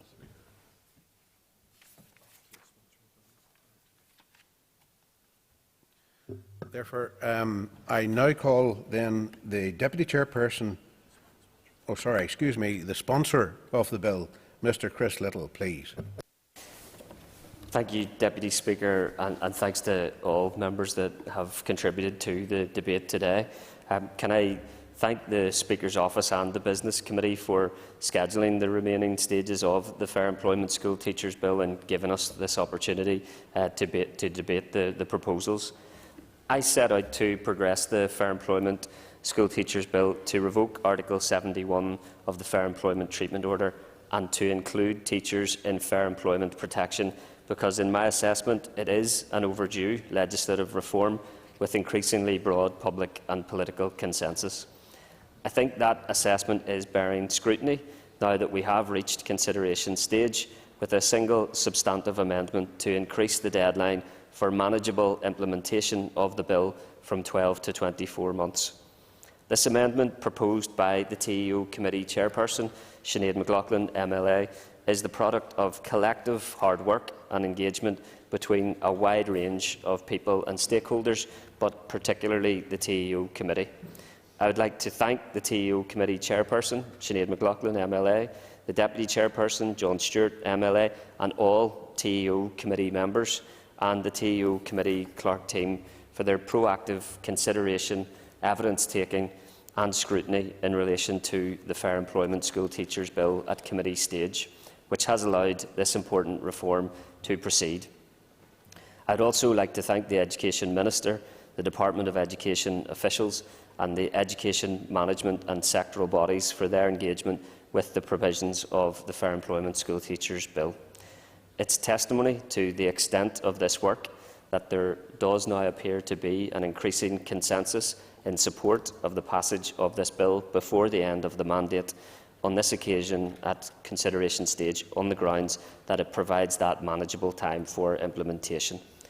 I am grateful for the amendment proposed by the TEO Committee with cross-party consensus to extend the implementation time from 12 to 24 months, which I think achieves this objective and is fair and reasonable to all involved. There is no desire from any political party to place any undue burden on schools and teachers whom this bill is seeking to support, and I believe this amendment achieves this aim. We owe so much to the teachers and schools that have shown such service and leadership to our community, and the Fair Employment School Teachers Bill, to include them in protection from religious discrimination on the grounds of their faith, is a long overdue and small way in which we can show that support and gratitude to them. It is my intention to submit a minor, non-substantive tidying amendment at further consideration stage before the deadline tomorrow. On those grounds, I am now more certain than ever that this Assembly can pass this positive legislative reform for fair employment for teachers into law before the end of the mandate next week. Deputy Speaker, before I close, could I also, it was remiss of me at the last stage not to, but can I thank Pat Catney as well for his support, despite not being a member of the TEO committee that has worked so hard on this bill. Thank Pat for his support and commend him in his efforts for his own private member's bill to provide free period products for all. I think the last few weeks have shown what the Assembly can achieve when we do work together collectively on small but significant legislative reforms that will mean a great deal to many people in our community. Thank you.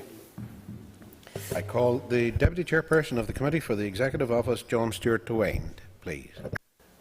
Thank you, Deputy Speaker. I am pleased on behalf of the Committee for the Executive Office to make a winding speech on the amendment, and I want to thank all members who have contributed for their participation today. I also want to thank those who provided evidence to the Committee to inform today's debate. I thank the members for their support for this amendment, and I thank them in particular for bringing their perspectives to the debate. I acknowledge the concerns raised, and I hope these concerns will be allayed through the conversations that will take place over the 2 years following the bill becoming law. The overriding interest to the Committee is that teachers can apply to any school without prejudice or discrimination. The Committee has also seen from the evidence that this can take place without any loss to ethos or to in any particular school. Ethos is something that is generated by governors, parents, teachers, non-teaching staff, students and the surrounding community, not by barring employment to anyone on the grounds of their religious convictions. I want to thank again all members who spoke today, Deputy Speaker, and there was agreement on the amendment across the board. And I'd just like to make a few comments as myself, as the Ulster-Unionist MLA, on the amendment itself. Firstly, I want to thank the bill's sponsor again for bringing this here today and for his tenacity on this short but significant bill. And it does look now that it is set to pass by the end of next week, all being well. And I want to thank all the members of the committee for their input into the amendment and discussions that we had last week. I think probably originally I said that I would have been content with the 12 months as per the original drafting of the bill, but on the back of the evidence given by the Department of Education last week requesting 30, I thought 24 was probably a fair compromise and shouldn't be looked at to use the full 24. I think that there can be an optimistic approach to this to try and get done as quickly as possible to change any processes that are there. but I think that is doable within the time frame. And just to say that the Ulster Unionist Party does support this important piece of legislation. Thank you very much, Mr Deputy Speaker. Amendment 1 has been proposed to Clause 3, page 1, line 10, to leave out and insert words as printed on the marshalled list. The question is that Amendment 1 be made. All those in favour say aye. Aye. Contrary, no. The ayes have it. Clause 3 as amended. The question is that Clause 3 as amended stand part of the bill. All those in favour say aye. Aye. Contrary, no. The ayes have it. Clause 4 stand part. No amendments have been tabled to Clause 4. The question is that Clause 4 stand part of the bill. All those in favour say aye. Aye. Contrary, no. The ayes have it. No amendments have been tabled to the schedule. The question is that the schedule stand part of the bill. All those in favour say aye. Aye. Contrary, no. The ayes have it. The ayes have it. The question is that the long title be agreed. All those in favour say aye. Aye. Contrary, no. The ayes have it. That concludes the consideration stage of the Fair Employment School Teachers Bill. The bill now stands referred to the Speaker. Thank you. And members, just take their ease while we move to the next item of business, please.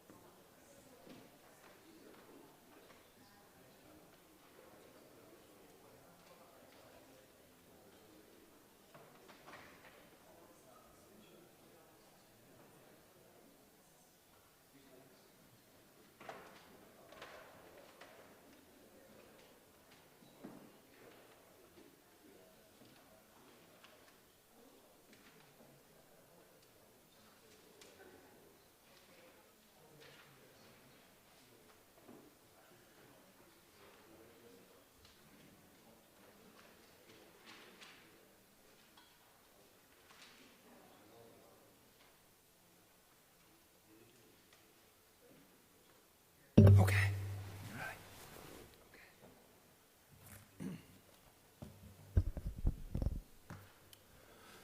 Order, members. The next item of business is a motion to annul a statutory rule. Clerk, please read the motion. That the Marriage, Civil Partnership and Civil Registration Amendment Regulations Northern Ireland 2022 SR 2022/48 be annulled. Thank you, and I call Jim Allister to move the motion. Move. Thank you. The Business Committee has agreed that to allow 1 hour for this debate, with 5 minutes for all contributions, and I call Mr Jim Allister to open the debate on the motion. Thank you, Deputy Speaker.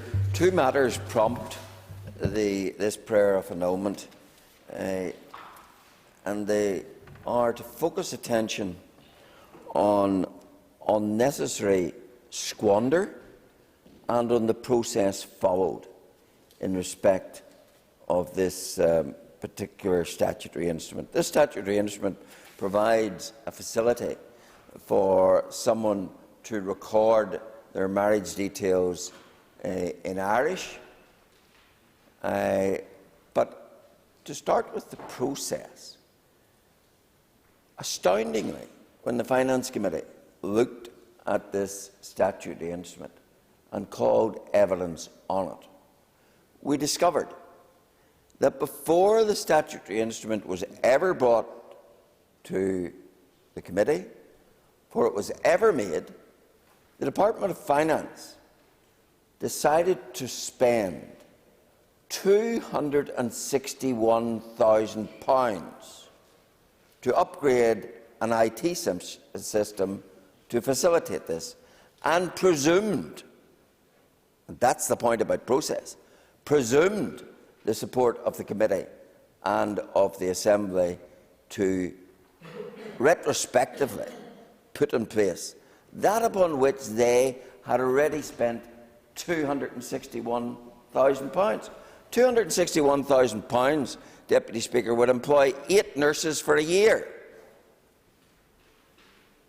But the Registrar thought it appropriate to spend that extravagant amount of money on this before ever bringing any proposal next or near the committee. That prompted the next important question of the Registrar. What was the demonstrable demand for this facility? And here the story gets even more astounding, because the answer was, we've had 1 or 2 calls a month. 1 or 2 calls a month asking for this facility.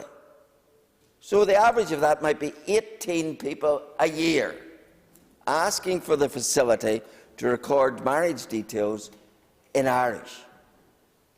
And in response of that, it was thought appropriate to spend over £250,000. Today at lunchtime I attended with others the Cancer Project meeting. There's a worthy cause crying out for funds. But this House, this department, thinks it more important to squander £261,000 to meet the needs of 18 people a year. I will. I thank the member for giving way. But at that same committee, does the member agree with me that she herself may have said 18 people, but there was no correspondence from her or at the committee how many people want that? And when that money was given, or how she tried to explain it, that was forward planning, and that money that was spent was just not for the Irish language, but also for to update that which was written in English. The member's next minute. Respect, that's incorrect. She said it was to facilitate the Irish aspect, but she did very importantly say, yes, there was no other evidence of demand. 18 people on average was the sum total of demand, and this is for one selected group alone. It is only for Irish speakers. We have tens of thousands of people in this province who speak Polish as their first and native language. There's no such facility for them. We have thousands of people who speak Lithuanian and all sorts of Eastern European, and we might shortly have a lot of people who speak Ukrainian. But these regulations apply only to the special ones, only to those who speak Irish. And of course, the greater number of them, I'm quite sure, already speak English. So that is the context of Mr Wells and I bringing this matter to this House, so that it could have the focus of public attention. It's not that I suspect this House will be in the least worried about squandering £261,000. They poured a lot more than that down the drain over the years. But it is about putting a focus on wanton squander, unnecessary, selective for one community and one community only, when there are crying out needs in this community for expenditure on real needs, not these pet project needs, not these ego-stroking needs, on real needs. And that's the point of this prayer. I call Keith Buchanan, the Deputy Chair of the Finance Committee. Thank you, Mr Deputy Speaker. I would like to thank the mover of the motion for setting out the background to his objection to the statute rule which relates to marriage, civil partnership and civil registration. The committee considered the rule on the 17th of November 2021 and again on the 23rd of February 2022.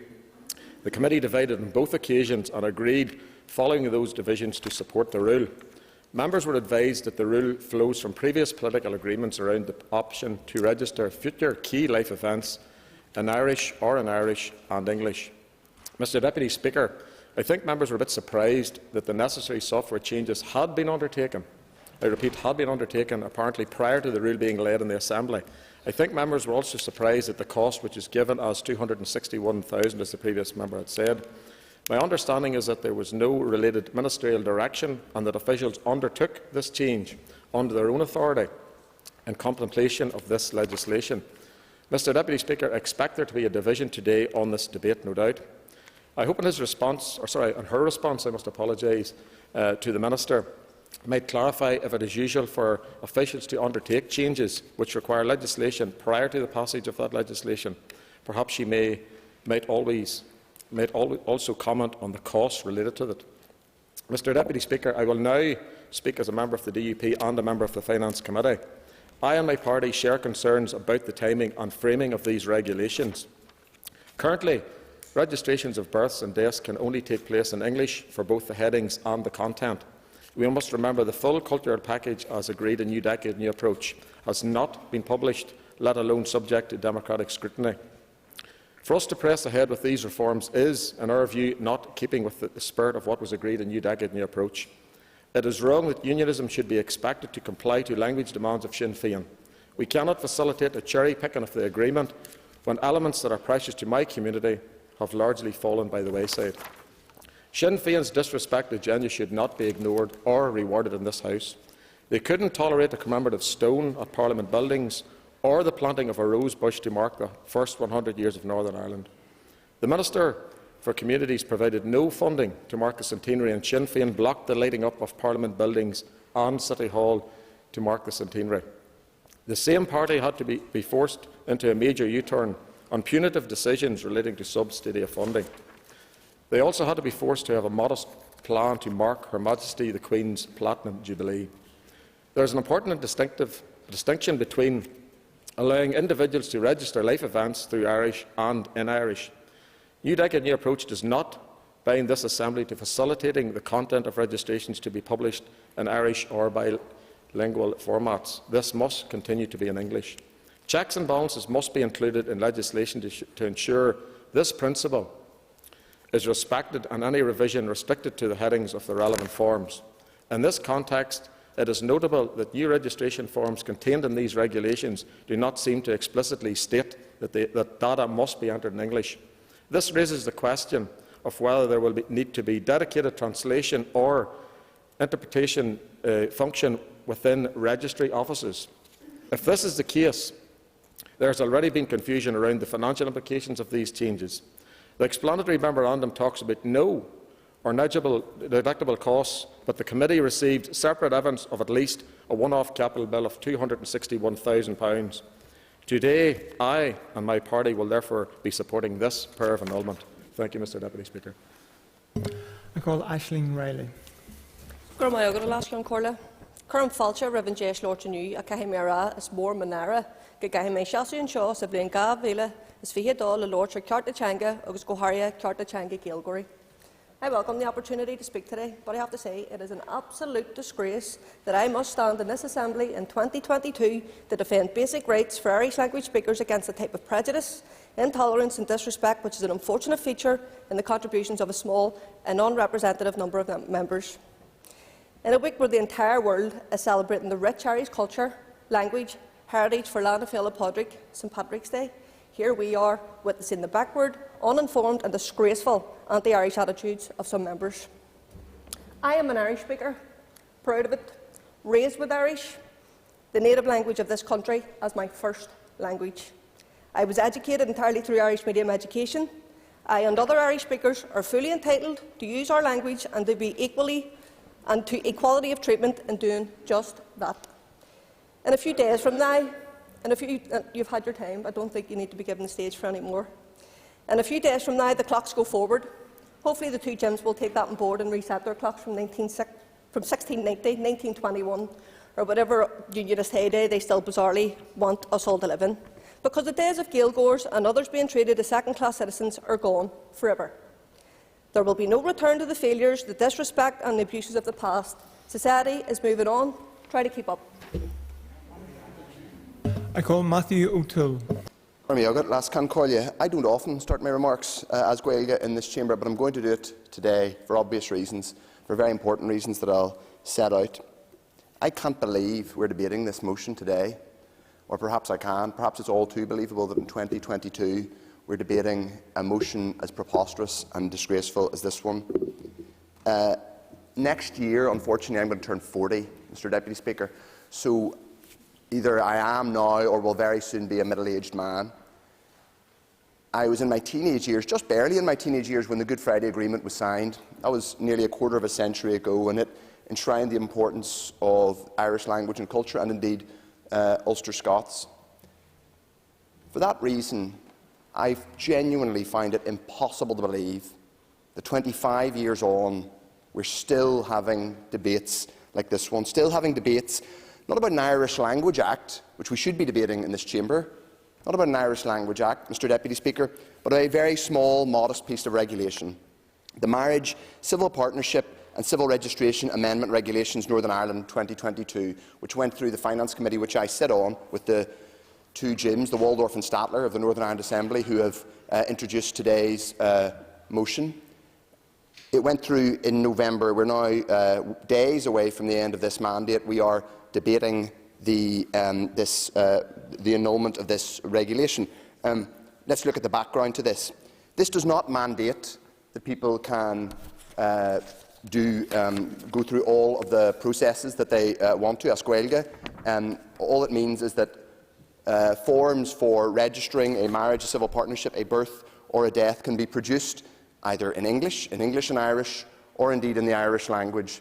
The original forms themselves, which have to be filled out, mind you, still have to be filled out in English, Mr. Deputy Speaker. It just means that they can be produced, and people who are either Irish speakers themselves or treasure the Irish language can have those forms produced in them. A modest, very modest step forward in this place. And to quote from the document, whatever has been said about the cost, a relatively modest cost, let's be honest, in terms of the software. The Department is quite clear in relation to the operation. I won't give way because you've had long enough, I'm afraid, Mr. Buchanan.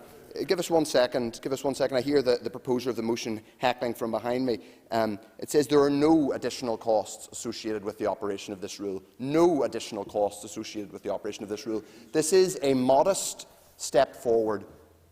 But the two Jims with whom I'm sat on the Finance Committee for the past 2 years have decided days away from an election to make hay with it. And in many ways it's sad, Mr. Deputy Speaker, because I've sat with both Jim Allister and Jim Wells on the Finance Committee for the past 2 years. And while I share very little in common with them politically, actually we've often worked together constructively. They're both intelligent, shrewd men. They both know what they're doing. Often we've interrogated the Finance Department and spending in this place in a constructive way together.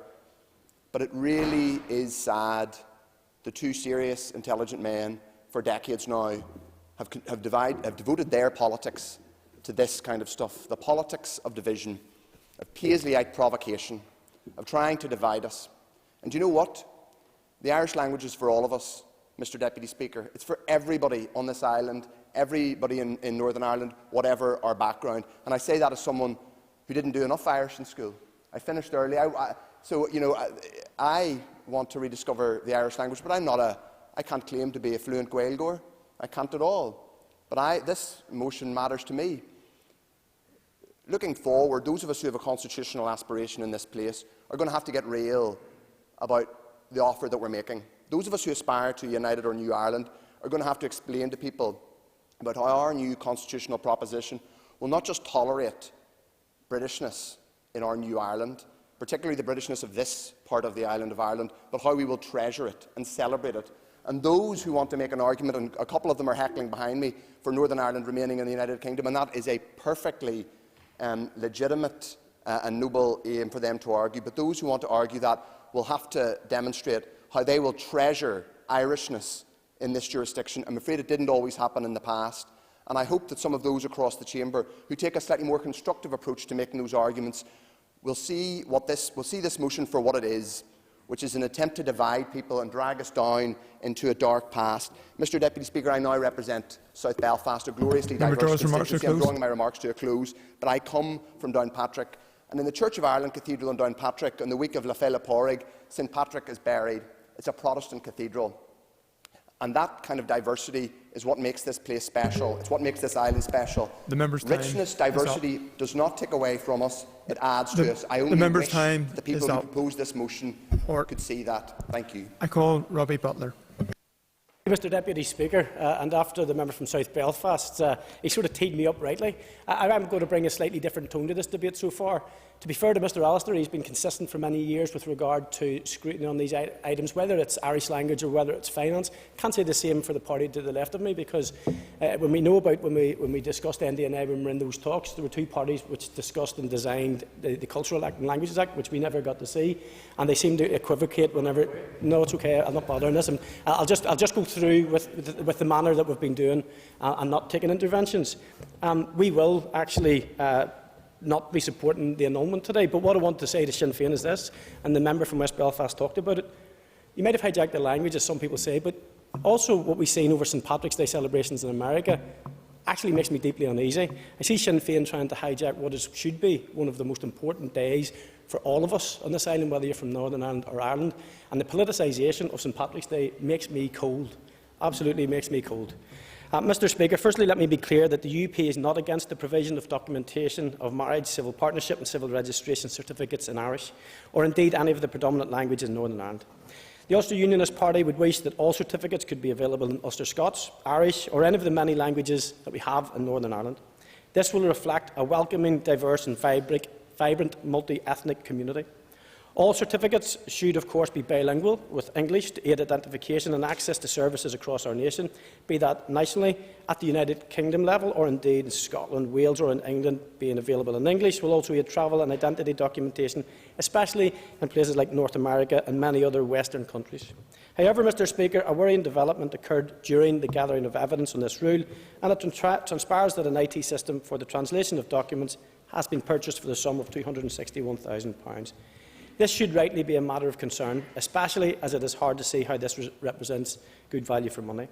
Members may consider if the Audit Office should, however, investigate this as an urgency, how a contract was let for £261,000 for this service to BT before legislation was even discussed, never mind passed, and whether this represents good or indeed value for money, if any.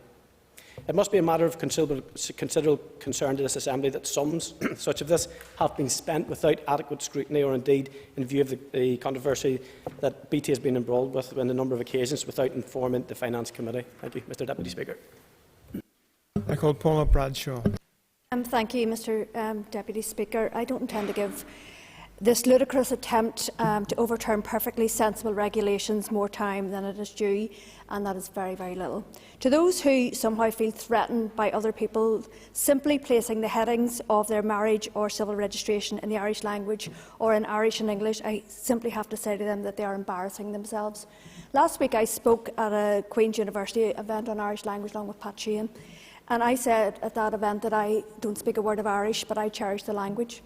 And I think that the member for North Antrim knows full well why we would prioritise Irish language over the likes of Polish and Lithuanian, and that's because it's a language indigenous to this island.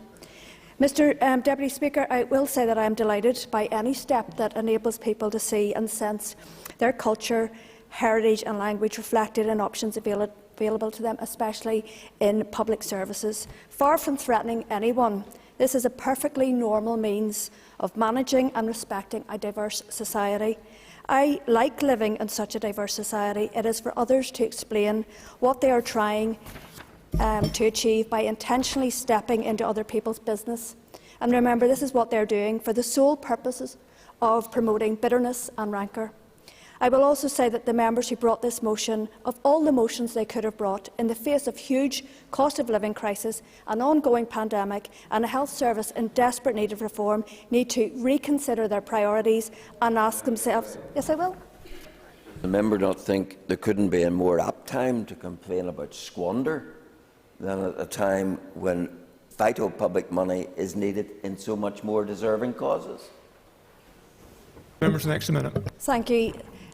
I I think that the member for Lagan Valley fairly addressed that issue in terms of what the actual money was spent on. It was broader than what this motion would imply today. I think that the two members who brought this motion need to reconsider their priorities and ask themselves what they are trying to achieve in a society in which we are all now minorities. The diversity of Northern Ireland is something I cherish and that we should all cherish. I'm here to help that diverse society grow stronger. We have serious work to be getting on with. In that context, this motion is nothing but another embarrassment. Thank you. I call Karen McKillen. Meagit last Collier, and like my colleague Aisling Riley, we will be voting against this ridiculous motion. Actually, when I seen it in the order paper, and I don't sit on the Finance Committee, so I went and looked at the committee, I went and looked back, and I have to say, I wasn't shocked at the behaviour of the two gyms. They've been described as two characters from the Muppets. However, I have to say, anybody watching that, the full outrage, about £261,000, where was the outrage when the Department for the Economy incentivised people financially to burn public money? Was there outrage there? Order. Could I ask the member to make her comments through the speaker so that everything is picked up with the microphone? Okay. So was there outrage there? Yes, surely. Anyone was more vigorous in exposing and opposing the RHI matter than I was in this House and elsewhere. So I would invite the member to reflect on her swear in that regard. The member's an extra minute. Thank you for the extra minute. So in relation to, so I did watch the committee, and I watched every member who were completely appalled by what they were saying and what they were hearing. It was very clear to me that an official with the status of being able to write business cases and make decisions made a decision in line with NDNA. That is completely in keeping with anyone's job of that grade. That is a completely appropriate use of public money. No. Oh, sorry. Yes. Sorry, Pat.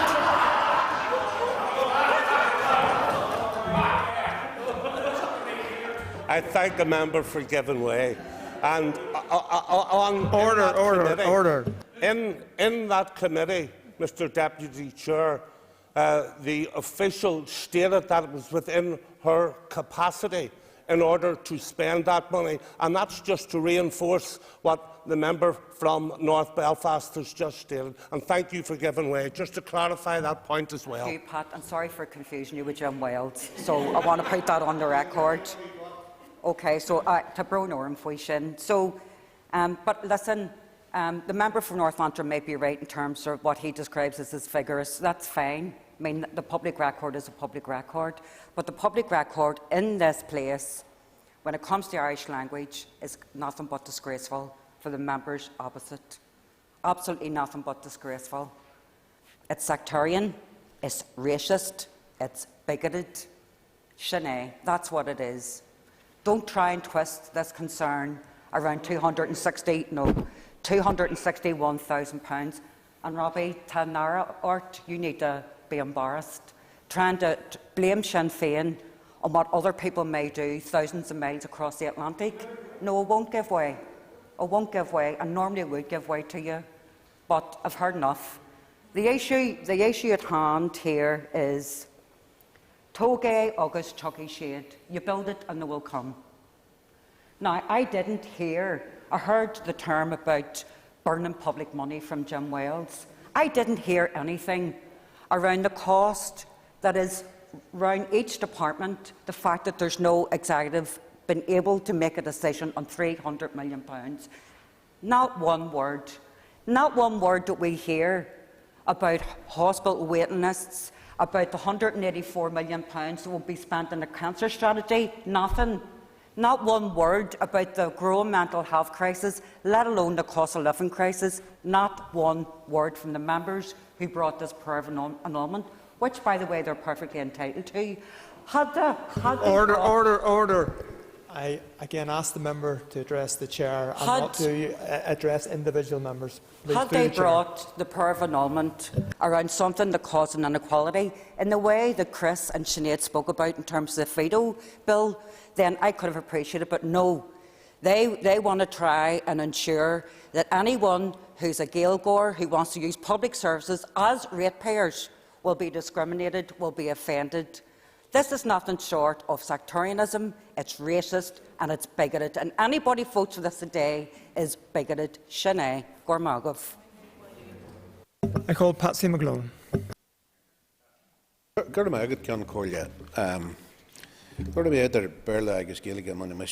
I'll speak both in Irish and English.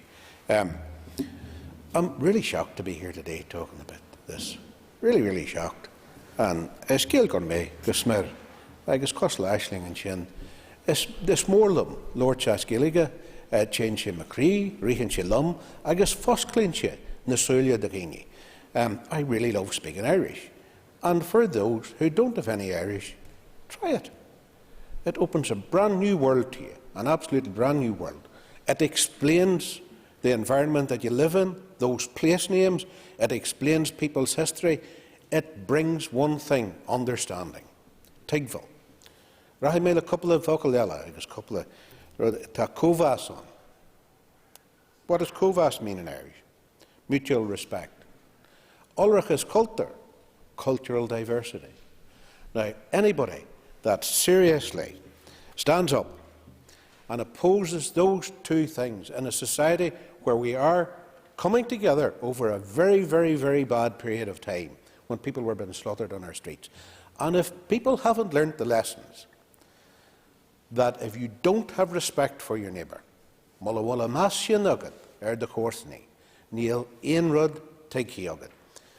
you don't have respect for your neighbour, you have learnt nothing, you have understood nothing. I want to see a society where people of a British background are accommodated. I equally, as an Irish person, want to see my identity accommodated and recognised formally. I guess Shannon Fagwell Achilligadiol. That's why an Irish Language Act is needed.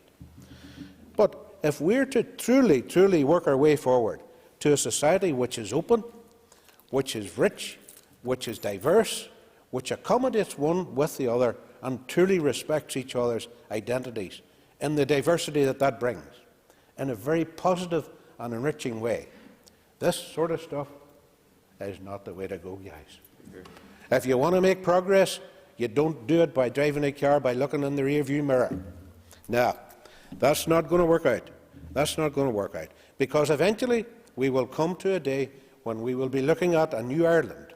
And in that new Ireland, I will surely be the first to champion my Irish identity, but equally to champion that measures be introduced to accommodate people of a British identity. Shin Kovas, Shin Ulrich's culture. That is mutual respect. That is cultural diversity. And I seriously can't get it why people are so opposed to people going in, getting married and getting that certified as Gaelic. Must me and Loy, if they so wish. I really don't get it. Seriously, guys, get a grip. Think of the future, not of what past you're harking back to, because that ain't going to go anywhere. Gurmina Maga de last young Corlia. I call Jerry Carl. Thank you, Mr. Speaker. I wasn't going to speak, but I think I had to. It's pretty absurd actually speaking on this issue, to be frank. The fact that we're discussing this in a context where we have a cost of living crisis, workers are having their wages cut, and people will be asking seriously. The Assembly spent whatever it was talking about this prayer of annulment. And I think to pick this issue, to highlight and have a debate on it, is a blatant attempt to shift politics generally and elections to the right. And I think disgracefully with the DUP response, the member may have got what he wanted here today. We're talking about an amendment to a form. What an embarrassment that people have caused such outrage, so much bluster around that basic point. I say more Irish language, gagach, all over the place. And for those people who claim to talk about having concern about a ghettoisation of a language, well, we'll see how ridiculous that comment is, because this would be open to everybody to use, and there's still opposition to it. So people shouldn't be asked, in my view, Deputy Speaker, to keep their head down or keep their Irish queuing. Like I said, more of it. Ní mé lífa, tá mé ag fólam, a couple of blaine. But I had a son 4 months ago, and I would have liked the option to register him in Irish. He's an Irish name. I hope his kid Changa will be Irish. That is the aim of me and his mother. So the fact that people can't, the fact there's an attempt to stir up hatred in all reality around this issue is quite disgraceful, despicable, and it doesn't fill me with despair. It fills me with anger, and it should be robustly challenged and called out. So I will be voting against this disgraceful power of annulment today. Thank you. Cormac. I now call the Minister for Communities, Deirdre Hargey, who is going to respond on behalf of the Minister of Finance, and you have 5 minutes. Yeah, thanks very much, and just welcome the opportunity to respond to members' comments in relation to the Marriage, Civil Partnership and Civil Registration Amendment regulations on behalf of my ministerial colleague, Conor Murphy. You will be aware that the New Decade New Approach deal included a commitment to make any necessary statutory provisions for births, marriages and deaths to be registerable in Irish. The option for the registration in Irish has also been taken forward to include stillbirths, civil partnerships and the conversion of civil partnerships to marriages and vice versa. These regulations are a first step in a phased approach towards taking the NDNA commitment forward and enabling people to access public services through their chosen language, whether that be English, Irish or both. At present, under the existing legislation, it is only possible for certificates to be produced in English, although the content can include Irish names or street addresses. These new regulations are aimed at providing the public with more choice in respect of the registration of a life event. They will enable certificates produced from a new registration to contain headings in English, Irish or bilingual of having both. And from the introduction of the legislation on the 11th of March, a person attending to register a life event has been provided with a language choice. They can select English, Irish or bilingual of English and Irish, and this has enabled certificates to be produced with headings in the selected language. Once a registration has completed, all certificates from that date onwards are produced with the headings in the language selected at point of registration, and this cannot be changed. I would ask members to support the introduction of the legislation. It will introduce choice that an individual or a couple can choose, either that be Irish, bilingual or English, at the point of registration. It will enable them to obtain a certificate with the headings in Irish or a combination of the two, with a bilingual English and Irish version. It does not change the current position for those members of society who wish to continue to obtain a life event certificate in English, because this is primarily about the choice of individuals out there within our communities. And I think it is important just to add, in terms of the whole issue around cost, and I know there was some allusion to an ongoing cost around the introduction of this. The initial cost was to put the necessary system in place in order to produce their certificates. There will be no additional costs going forward in the production of the certificates, but this piece of legislation will very much bring huge social value and impact for Irish language speakers, and particularly for those who would like this done in Irish or through bilingual means. And I think just... Yes, of course. Advise the House, because we didn't get this information at the committee. What is the limit of a civil servant such as the lady involved here as to the amount of expenditure they, of their own volition, can approve? The Minister's next minute. Well, I don't know what the fixation is around an individual staff member, and I find it a bit concerning, not just obviously here, but also at the committee. The reality is that this is a New Decade New Approach commitment. Officials had got to work to take forward that commitment, which got these institutions re-established again. And indeed, we know that in the last 2 days of applications being opened, that it's exceeded even the figure that the member had given in terms of those who are wishing to have their certificates and those life events registered in either Irish or in bilingual. And just as I'm sitting reflecting, I suppose this is an interest to me because I cover languages within my own department. I sat with the Irish language community and the Ulster Scots community a few weeks ago in terms of progressing the expert panel reports and developing strategies. I was also a councillor in Belfast City Council, indeed, where people would go in to register these life events. And indeed, they made moves a number of years ago to have bilingual Christmas signage on the front of that building. And again, the same arguments were used around cost, around dissatisfaction. The signs went up, and guess what? Nobody batted an eyelid. The sky didn't fall in. People got on with their business, and they continue to use that building on a daily basis for the business that they need to engage the council with. I think in terms of the motivation, around this motion is clear, that those whose argument is to attempt to pit rights against each other, their real motivation is about denying rights. And the clear reality is that this is the first step in meeting a New Decade, New Approach commitment, which parties agreed to in terms of the re-establishment of these institutions.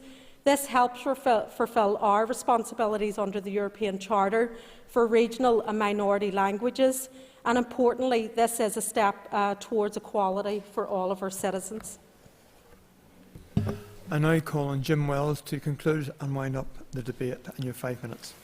Mr Deputy Speaker, there has been much reference this afternoon to New Decade, New Approach. Document signed over 2 years ago.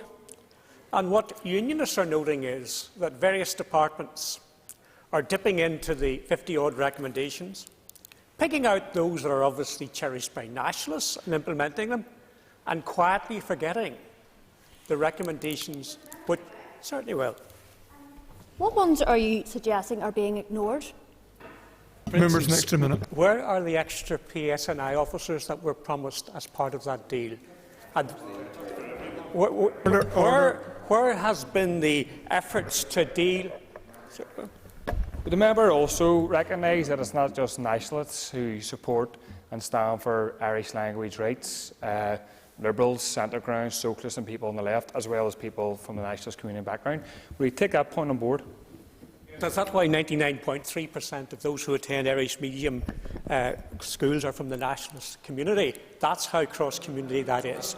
Now, Mr. Speaker, I have been very generous. And I don't particularly like the honourable member, so no thanks. Now, Mr.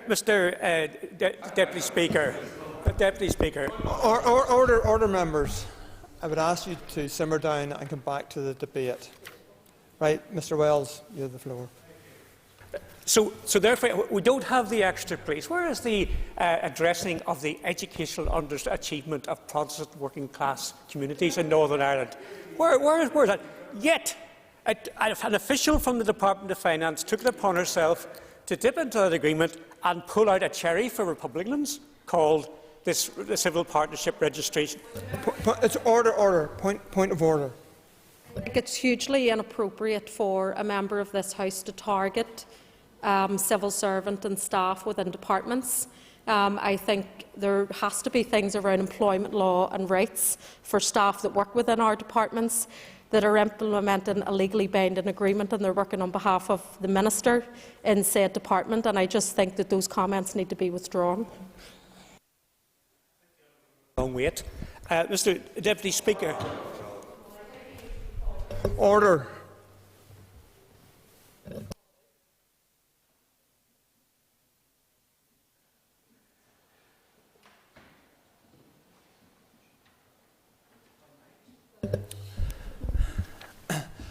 I do not believe that is a point of order. However, I would say to members, all members, that it is not in order for members to make offensive remarks about each other.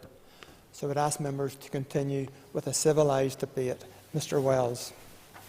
For a senior civil servant to dip into the New Decade, New Approach and produce a rabbit out of the hat to assuage nationalism. Meanwhile, many of the demands in that balanced package for unionism have been totally ignored. The other issue that has not been addressed this afternoon is the expenditure of £261,000, so that a very small, I wish I could, but I've only 5 minutes, that a very small number of Irish language zealots can go in and register their marriage or their civil partnership in Irish or in dual language. 261,000.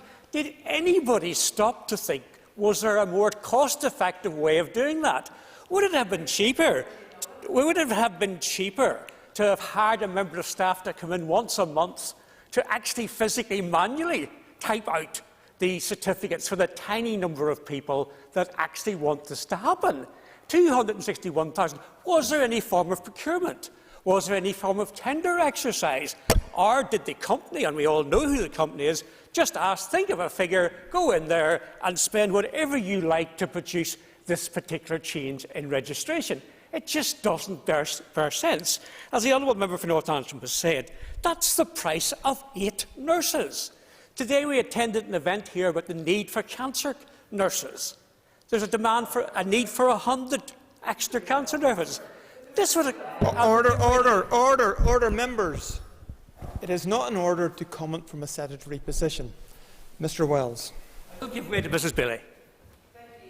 I want to go back to the opening statements made by Mr. Allister, calling this unnecessary squander, this £261,000 that was spent. But surely if you're calling for us to annul the SR now, is that not further squander that you're calling for us to do? And if it's a case of just 18 people having registered, well, let me tell you, I don't speak Irish, but when I did go to an integrated school, I learned that my name, I did do Irish, and my name in Irish is Claire Navalia. So if it's numbers up that you want, I'd be more than willing to now, listening to this debate, get down to Belfast City Hall, where I was registered, and register myself in Irish, therefore making it 19, and I'm sure there would be queues of more people to do the same. The members made the point for me, because the official came to the committee and made it absolutely clear that £261,000 had been spent already. It was farcical to come before either the Finance Committee or the Assembly, because the money had been sent, the processes had been set up. Now, if we're going to have any meaningful scrutiny role in this Assembly, we can't have a situation where we're handed a done deal on a plate and told, we've spent the money, you have to accept it. Now, the question people have to ask, no, look, if I wish I had an hour, the point I would like to make is, the members on this side of the House have to ask themselves, why do the unionist community are they so suspicious of the Irish language? Why do we have a problem with the Irish language? Why is it not that we're all perfectly happy with the genuine expression of people's culture? That's fine. But when the language has been so cynically used by militant republicanism, then unionism has difficulties. Why, for instance, in Irish is there no translation of the word United Kingdom, Londonderry, Northern Ireland, or Her Majesty the Queen? But why, oh why, are there Irish translations of the occupied 6 counties, the North and the British state? Because the language is being abused. Point of order, Mr. McGlone. Correct. Mr. Wells, there, it's Riach Intiha. Just do you want to practice? I knew what the honourable member was saying. Clearly, the member knew that that was not a point of order, but his view is on the record. Mr. Wells. If they want the unionist community to accept the Irish language as a genuine cultural expression, then get rid of the political baggage, get rid of the extremism, and stop using the Irish language as a political weapon to try and substitute unionism. Only when that happens, and only when the Irish language fraternity totally disassociates itself with militant republicanism, will unionists accept the Irish language as a genuine cultural expression. Order, members. The question is that the motion standing on the order paper be agreed. All those in favour say aye. Contrary, no. All those in favour say aye. Clear the lobbies. I think we're going to have a vote. Clear the lobbies. The question will be put in 3 minutes. And I would remind you that we should continue to uphold social distancing, and that members who have proxy voting arrangements in place should not come into the chamber.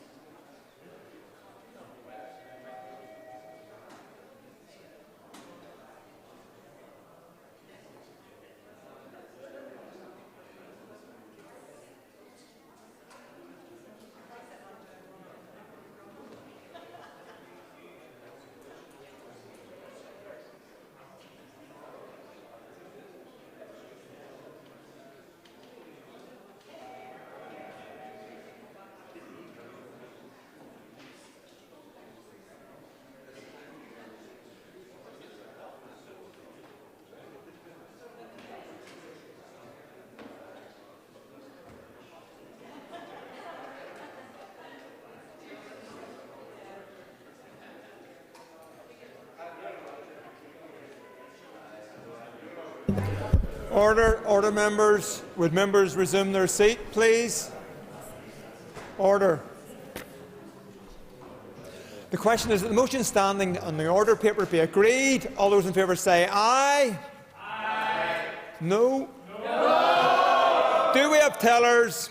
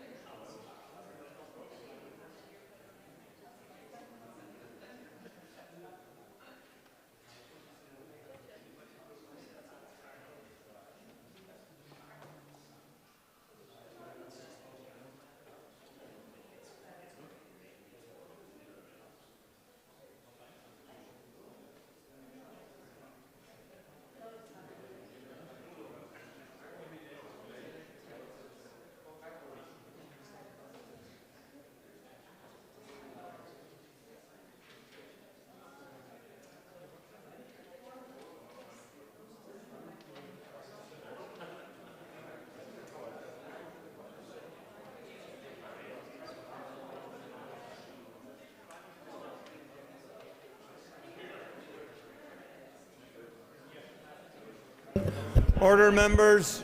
Order. The following tellers have been appointed. Tellers for the ayes, Jim Allister and Jim Wells. Tellers for the noes, Karen McKillen and Paula Bradshaw. Again, remind you, as the Assembly devised, as per Standing Order 112, the Assembly currently has proxy voting arrangements in place. Members who have authorised another member to vote in their behalf are not entitled to vote in person and should not enter the lobbies. I remind members of the requirement for social distancing while the division takes place, and that they should maintain a 1 metre gap between you and other people when moving around the chamber rotunda and especially in the lobbies. And again, be patient. Clear the lobbies. The Assembly will divide. Ayes to my right, noes to my left.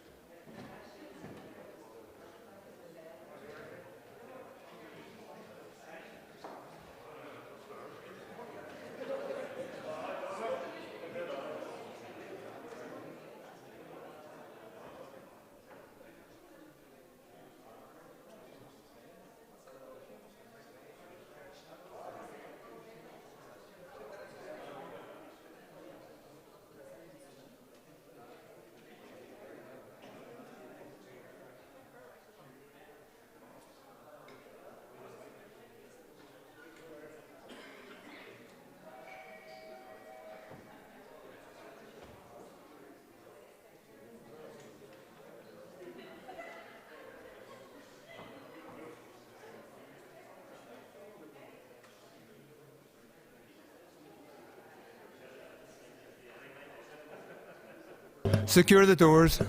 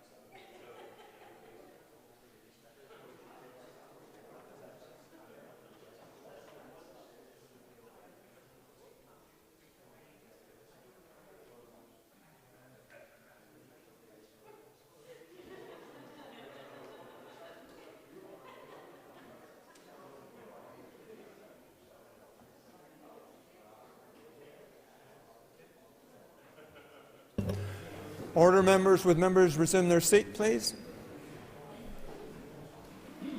Order. Clerk, please read the result. 87 members voted, 29 members voted aye, 58 members voted no. The motion is negatived. The motion is negative. The motion is negative. Unfasten the doors. Point of order. First, Carnican. Sort of raised previously, but I would ask the Speaker's office to look at the Hansard of today's debate. Firstly, I think it's completely inappropriate for a member of this Legislative Assembly to accuse a senior civil service of dipping into a budget that has specific connotations, so I would ask that. The second point of order, and still in relation to the member's comments, is I think it is inappropriate all the time to say what you feel. You know, so calling someone names in that context not only was churlish, but it was unbefitting. So I would ask that those 2 points of order are looked at the end of today's Hansard. I would take this opportunity to draw all members to the Assembly publication Rules of Behaviour and Courtesies in the House, and in particular paragraph 14, Standards of Debate. Now, we've all been here for some time now, and we're coming to the end of this Assembly, and you ought to know the standards of debate. The Assembly does not observe the concept of some expressions being deemed unparliamentary.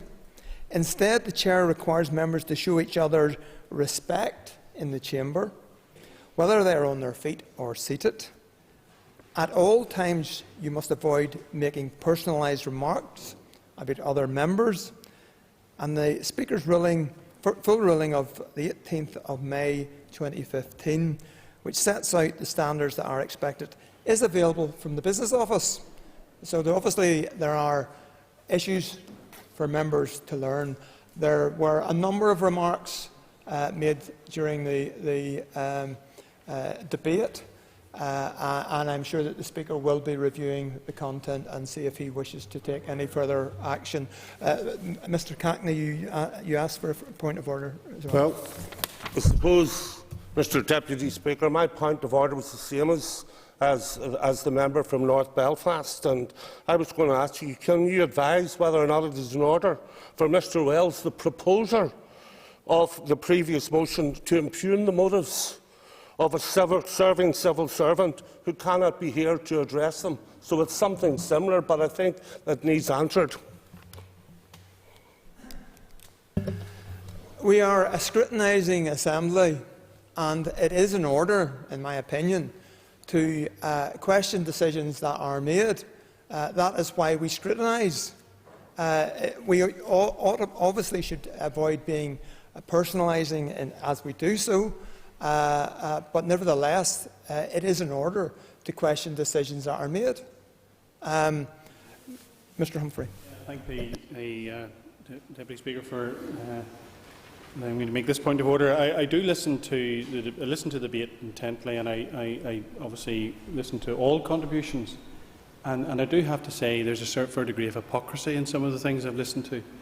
I'm not going to get involved in the comments about the civil servant and whatever, but it is really for members across the chamber from us on these benches to complain about people calling people names when Mr Wells and Mr Alistair were called after Waldorf and Stadler, and another member referred to them as Muppets, ironically, who's raised a point of order. I think that inconsistency is exposed to the House. Just order, members. I think if you listened carefully to my remarks, I said there were a number of comments made during the debate which I'm sure the Speaker will want to review. Can we move forward, members? Take ease before the next item of business.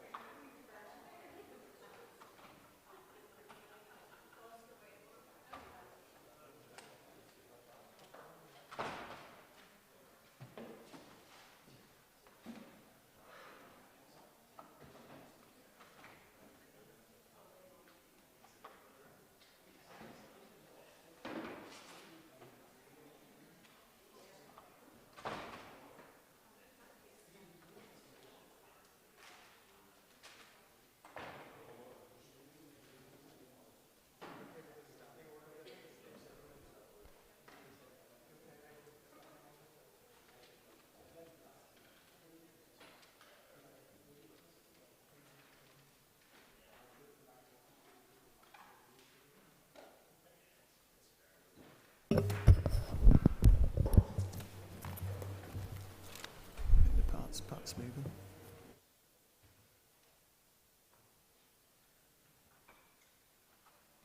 There's a vote, sure.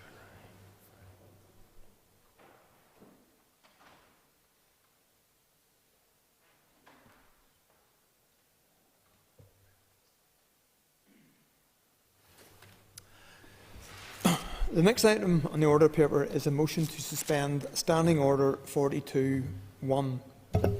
Clerk, please read the motion. That Standing Order 42.1 be suspended in respect of the further consideration stage of the Period Products Free Provision Bill. And I call Pat Cackney to move the motion. Thank you, Mr Deputy Speaker.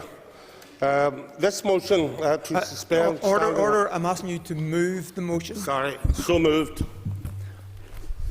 Thank you. The Business Committee has agreed that there should be no time limit for this debate, and I now call Pat Cackney to open the debate on the motion. Mr Cackney. Just for guidance on it, is the debate on the motion to suspend the standing order?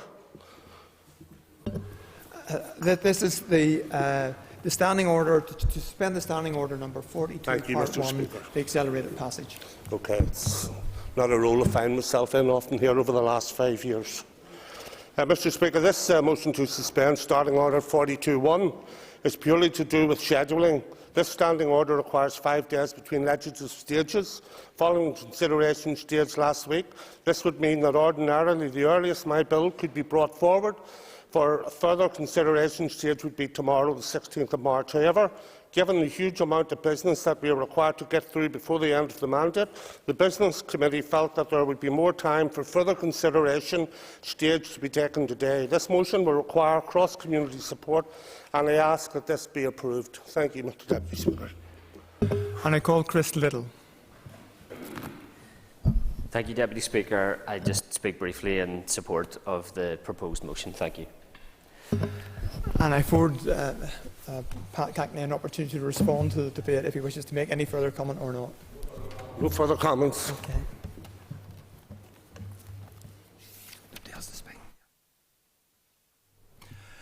Before we proceed to the question, I would remind members once more that this motion requires cross-community support.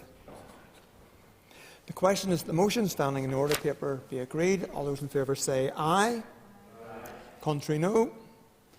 As there are ayes from all sides of the House and there are no dissenting voices, I am satisfied that the necessary cross-community support has been demonstrated. The motion is agreed. The motion is agreed.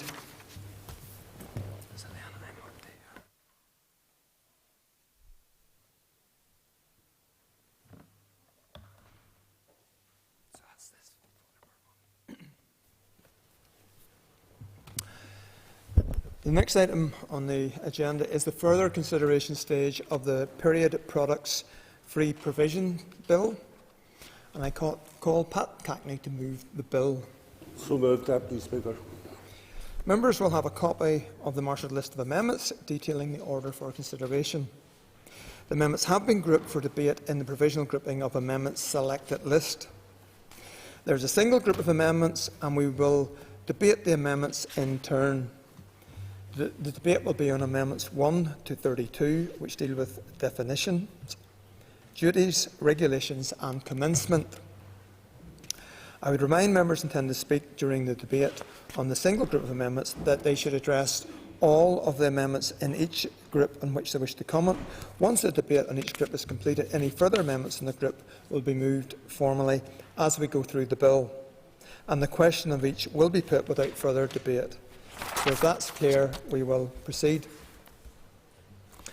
We now come to the single group of amendments for debate with Amendment 1. It will be convenient to debate Amendments 2 to 32. Within this group, Amendment 17 is consequential to Amendments 1 and 13.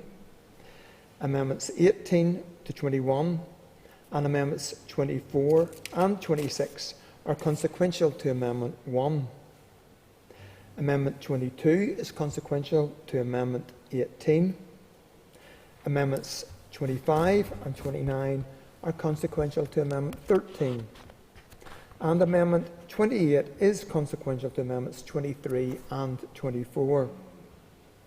I now call the Minister for Communities, Deirdre Hargey, to move Amendment 1 and to address the other amendments in the group. Minister. Thank you. I going to move amendment number 1 as said and right up until amendment 32. And just to start out, I just want to thank firstly my team within the department in terms of making sure that this legislation was possible, and just to do the tidying up of this phase. So to thank Gerard, who's here today, Beverly, and Diane and the team, also for Pat, who worked with us as the proposer of the bill, to make sure that we could bring forward these amendments. And I would like to make it clear from the outset that my amendments do not impinge on the policy or intent of this bill, but rather they will improve the bill's implementation and will correct minor legislative drafting issues. The amendments to Clause 2 of the bill ensures that all public bodies can be properly accounted for in future regulations and are specifically designed to enable protections and definitions around certain premises such as schools and healthcare settings to be put in place. A wide range of premises are caught by this bill, and it is important that issues around their use and access are properly considered. This is an issue that was raised by the Education Committee and Paula Bradshaw at consideration stage, and which has also been brought to my attention by a number of departments. The amendments to Clause 2 address these concerns by enabling departments through future regulations to list their public bodies, define certain premises in respect of their use, and who has legitimate access rights to these premises. All other amendments are technical in nature and are simply there to ensure that the bill is compliant with law. For these reasons, my statement will be brief. In terms of amendments to Clause 2, Amendment 1, legal advice indicates that, as drafted, Section 2 leaves a risk that many public bodies will not be captured under the provision. The amendment redrafts the subsection so that departments who have responsibility under Section 2 to name public bodies can do so by their functions in respect of hospitals, schools, higher and further education. In restructuring the section in this way, departments are better able to capture public bodies within the much broader definition around their functions. In terms of Amendment 2, inserts a new subsection. The purpose of this section is to address the multitude of different premises where products will be available or caught by the bill. The amendment extends the regulatory powers contained in Section 2 to enable premises to be further defined around their use, when they are open and who could be said to have legitimate access. This amendment addresses concerns raised at consideration stage by a number of departments around the ability to properly define certain premises, such as schools, to ensure their proper protections are in place in terms of safeguarding the people who legitimately use them. It is extremely important that we consider how certain premises are used and who has access, particularly when one of the bill's core principles surrounds dignity, privacy and confidentiality. Enabling clarifications to be made around different types of premises assists greatly in this endeavour. In terms of Amendment 3, it's a technical fix. Amendment 4 permits the regulations made under Section 2 in consultation under subsection 7 to be made individually or jointly, enabling a single department to take the lead if necessary. Amendments 5 and 6 are technical. Amendment 7 confirms that the regulations must be made by affirmative procedure.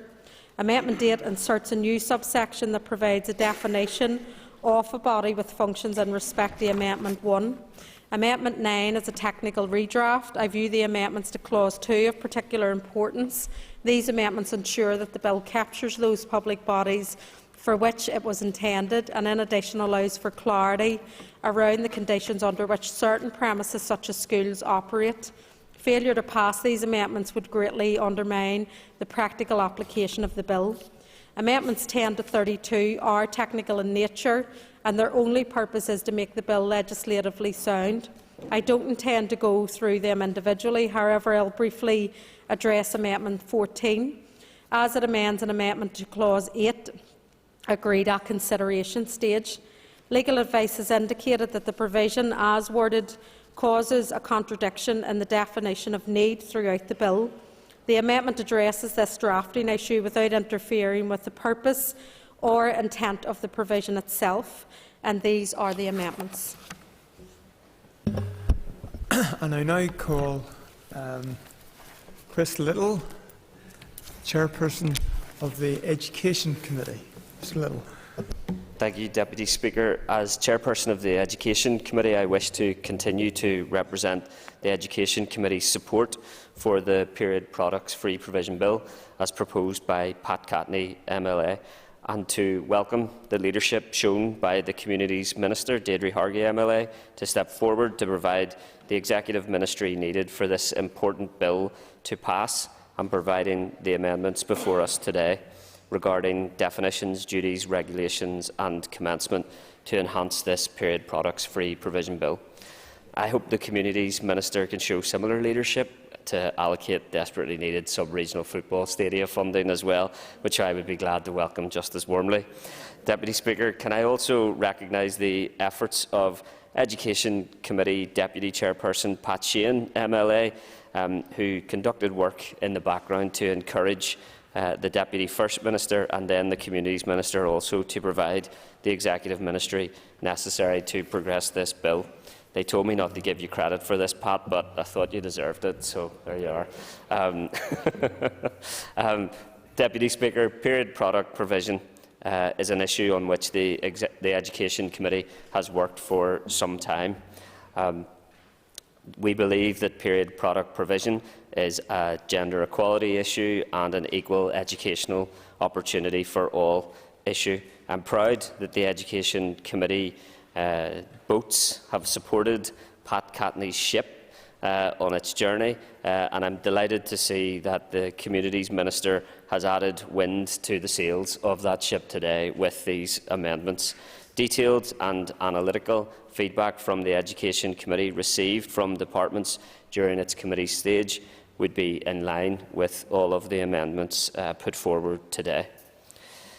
Can I also again set out that the Education Committee amendments at committee stage in relation to the dignity provision in the bill, the aspects of privacy and confidentiality and sustainability with a review to reducing waste are also emphasised and enhanced by the amendments that are put forward today. Deputy Speaker, I hope that all these amendments and provisions will indeed enhance and advance period product provision for everyone in our community, that the bill will tackle taboo and it will build empathy and understanding for all those who menstruate. On those grounds, Deputy Speaker, as Chairperson of the Education Committee and indeed as Alliance Party spokesperson for education, I support the amendments before the House today and reiterate my support for the passage of this bill onward to its final stages. Thank you. Could we have Nicola Brogan onto our screens? And I call Nicola Brogan. Last Concorda, I welcome the chance to speak at this further consideration stage of the period products free provision bill, and I'd like to begin by commending all of those who've campaigned for this legislation and to the bill sponsor Pat Catney for bringing the issue of period products before the Assembly. The facts in support of this bill speak for themselves. 1 in 10 of those in need of period products are unable to afford them at some time in their lives. 1 in 7 report struggling to afford period products, and as I've mentioned before, research has found that 49% of girls have missed a day at school because of their period. So I'm really glad to show my support for this legislation, because it will go some way in ensuring that girls don't miss school because they don't have access to period products. Last Concorda, I'm speaking in support of the amendments brought forward by the Communities Minister, and I'm again grateful to her and to her department officials for their guidance in ensuring that this legislation can progress through the Assembly. These amendments provide additional clarity which will make the implementation of this legislation easier. Amendment 1 clarifies that the public body specified within the bill involved in this duty must include bodies in relation to hospital, school, further education and higher education premises, but it doesn't restrict provision at other locations. Amendment number 2 establishes the right of access to premises and addresses safeguarding issues around who can have access to the likes of a school or other premises during closure. Concerns around the right of access had been raised during committee stage of this bill, so I'm pleased that the amendments have been brought forward by the Department to address these concerns. Many of the remaining amendments are technical adjustments, and I'm happy to support these as well. Last Concorda, this is an inclusive bill that has many opportunities for further development after it is enacted. The bill will go some way to address the gender inequality, social injustice and the period poverty that exists in society. And last and Corla, I would just like to conclude by again thanking the bill sponsor, Pat Catney, our Communities Minister, Deirdre Hargay, and all of the organisations and groups and individuals who've helped us shape this very important piece of legislation. So I will be supporting the amendments, and I urge all our members to do the same. I call Diane Dodds. Thank you, Mr Deputy Speaker. Again, I rise to support the general principles of this bill. As I've said on many occasions in the House, the thrust of this bill was already in the pilot projects that were instigated in the Department of the Economy, in further and higher education, and with the Education Minister in that department as well. I think that this is an important bill dealing with social inclusion, the issues of poverty, and ensuring that no girl is excluded from school or from the workplace because of the inability to purchase period products. Having said all that, and the member knows that I have been consistent in this, I think this is another example of a private member's bill that will bring significant cost but has no business case to actually help us outline what the cost to the taxpayer will be. However, it is important that we support it, and again, I will be supporting the bill.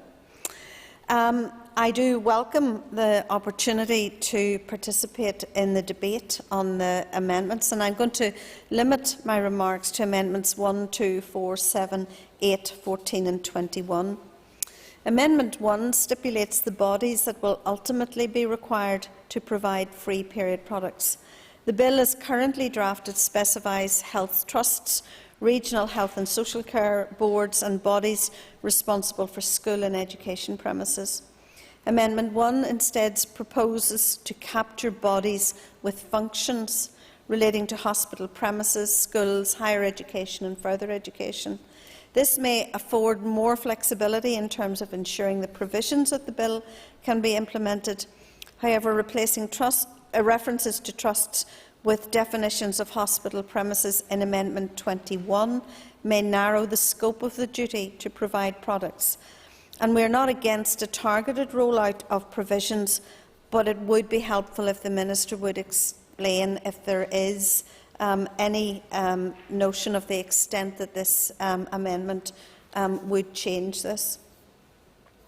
Amendment 2 would allow departments greater discretion to define the extent of eligible premises, describe those persons deemed eligible or not eligible for free period products, and make distinction between premises that are in or out of use. In the main, we believe these provisions are sensible and may help to avoid abuse or exploitation of access to the products, as well as for the potential bills to be racked up in supplying products to premises not routinely in use. Some schools have raised concern on this front, and it is crucial that there is scope within the regulations to address this point. However, we do hold reservations regarding the new power to make descriptions of those who are eligible to avail of free products. This should not give ministers licence to move away from the reality that it is women and girls who will benefit from these provisions. That said, the proposal to make regulations subject to the draft affirmative procedure through Amendment 7 may provide a barrier to this and allow greater scrutiny and accountability. Amendment 4 would ensure that regulations specifying the premises covered by the duty to provide period products can be made by 2 or more departments acting jointly, as long as the bodies specified are within the remit of at least one of those departments. This, again, would seem to make sense and allow for a joined-up approach to scrutiny by the Assembly. However, we are also clear that this should not be to the detriment of consultation on a sectoral basis when informing the detail of regulations, or indeed target monitoring of the impact of the provision on different establishments. Amendment 8 amends the frequency of the proposed requirement for departments to review regulations and monitor the impact of the bill from every 3 years to at intervals of no more than 3 years.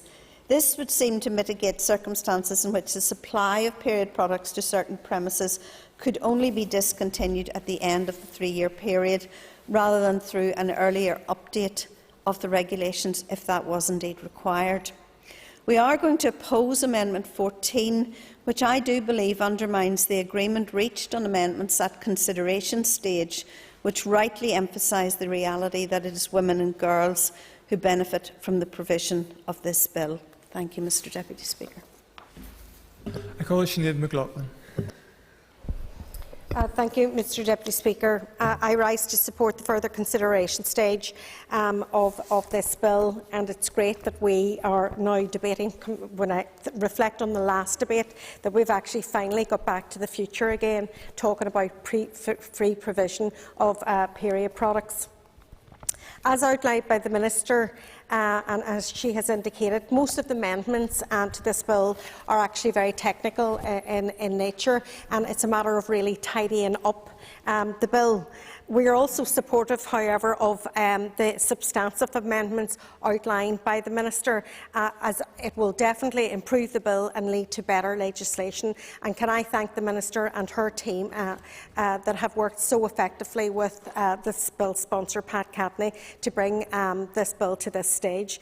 This bill means so much to people. Through the journey of this bill, I have heard so many stories from many people who have had to endure embarrassment and shame as a result of not being able to access period products. So I'm proud to support this further consideration stage. I am supportive of all of the amendments as outlined, and I look forward to the onward journey of this bill coming into law. And I thank my colleague Pat Catney for all his hard work, and I know that many people in the future will look back at this as a really positive move by this Assembly to bring forth good legislation. I wish we did that all the time, as effectively as we're doing it today. I call Pat Sheehan. And I welcome the opportunity to speak here today, and I'll be very brief. First of all, I want to thank the sponsor of the bill, Pat Catney, for bringing the bill forward and to have reached this stage with it, and hopefully it come to a successful conclusion next week. I also want to thank Deirdre Hargey, the Communities Minister, for taking on the lead to respond at further consideration to this bill. It was welcome at the previous stage that the Assembly accepted that this bill would most naturally sit in the Executive Office, and I think that's just right. The amendments that the Minister has brought forward are by and large technical amendments, a couple of substantive ones in regard to the Executive Office making regulations, and I think that will strengthen this bill. What I think will also happen is that we will have taken a step forward, a big step forward, in terms of gender equality and eradicating period poverty. No woman or girl should be at a stage where they can't afford period products, and this is a major step forward for this Assembly. I'll be supporting this bill. I now call the bill's sponsor, Pat Catney, to respond to the debate. Oh, sorry, apologies, there another. I call Clara Hunter. Thank you very much, Mr Deputy Speaker, and I too will be very brief. Just to add my support and to reiterate it and re-emphasise it, both for my colleague Pat Catney, but also, of course, for this very important bill at this further consideration stage. And Pat, I have to say we're literally and figuratively behind you today as we're at this stage. And when passed, we know that this bill will allow for the free provision of these products, which will undoubtedly improve the quality of life for hundreds of thousands of women across the north. When they need these products, it's just absolutely vital that they get them, especially in our most deprived areas. We will be supporting all amendments today, and I'd like to thank Pat, the departmental officials, the Minister for Communities and all those at the Bill Office for their time and efforts to see this bill through. I welcome the cross-party support for it here today, and the SDLP is about putting people first, and I think that this piece of legislation is so important and is a real example of that. But I think it's also an example of what we can achieve, as my colleague Sinead has mentioned, when we collectively work together. And the past few weeks have been very enlightening, I think, to witness what can go through this House when we work as a team. So thank you, Pat, for bringing this important piece of legislation forward that I believe plays a huge role in equality and social justice. And I look forward to next week when it goes through the House. Thank you. And I now call Pat Cackney, the sponsor of the bill, to respond to the Thank you, Mr Deputy Speaker. I do thank the support right across the House and all the engagement that I have got and help that I have got. I want to thank our Minister, Derry Hargey, for helping to bring this through the Assembly. I know the difficulties that were there. We spoke about them. I spoke about it with the Chair of the Education Committee, and I know the help that I got from Pat Sheehan as well, and I know we paid tribute to it. And I want to pay tribute to every single person that's helped us shape this and where we are with it today. I particularly want to thank the officials from the Department of Communities that have given up their time to work on this. I would especially like to thank Beverly, Diane, Martina and Gerard. We have had a number of meetings over the last few weeks with frank and open discussion about the amendments coming forward. They have made themselves available at any time for any discussions that were needed to move forward. As the Minister has stated, most of these amendments are technical in nature, so do not require a lot of discussion. They have served as a good way for me to get more acquainted with the Interpretation Act, Northern Ireland 1954, which I am sure members here looking around, there's maybe one more senior than I am, will know this piece of legislation cover to cover. I recommend it to all members, particularly any that suffer from insomnia. Regarding the more substantive amendments, I would like to thank the Minister for bringing forward Amendments 1 and 2. Absolutely. Thank the member for giving way. Absolutely. I appreciate that. The member is aware that, indeed, the Education Committee took on the very early role that he had requested. Indeed, Mrs Dodds made the point that this is a bill which, at this moment in time, does not have a natural home, and indeed which many suspect has a budget that will be much more expensive than the outline within the current bill. Would the member agree with me that, particularly in education, where the budget is under so much stress at this moment in time, that should this bill pass, that the cost of the bill, implementing the bill and delivering the products in schools, ought not to be at the cost of the current education budget, but should be in addition, and supplied the cost in addition, so that the education budget does not face further stress should this bill pass? Thank the member for his intervention, and yes, I do agree with what you said. I think it's a little bit above my pay grade as the bill sponsor to know exactly where it sits within the Executive Office. But as we have known, the Minister for Communities has taken that on board. In fact, I thought at the outset that it would have set better with the Health Department.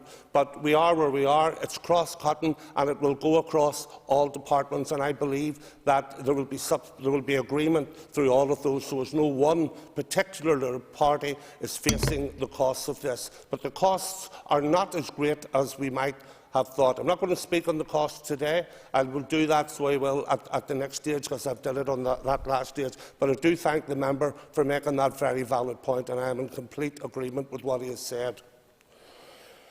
By allowing the departments to bring forward the regulations to persons on the premises, these amendments help to address some of the concerns departments have raised about the operation of Clause 2. They are also a more elegant solution than looking ambiguously definitions of those legitimate causes to be in public building. So I want to try and legitimise the cause for people to be there within that public building. These amendments fit with the whole ethos of the bill to create a framework to allow for the free provision of period products and in line with the requirements in Clause 3. They will lead to a better functioning scheme under Clause 2. Similarly, Amendment 4 that allows departments to make regulations jointly with 2 or more others makes sense, and indeed it addresses the point already made by the member opposite. Due to a knowledge on the cross-cutting nature of the bill, Amendment 7 is important as well to give overall scrutiny to the Assembly. The other amendments are technical, so I again want to thank the team from the Department as well as the oversight given by the Office of Legislative Counsel. These amendments lead to better legislation and will lead better schemes being developed when the duties come into operation.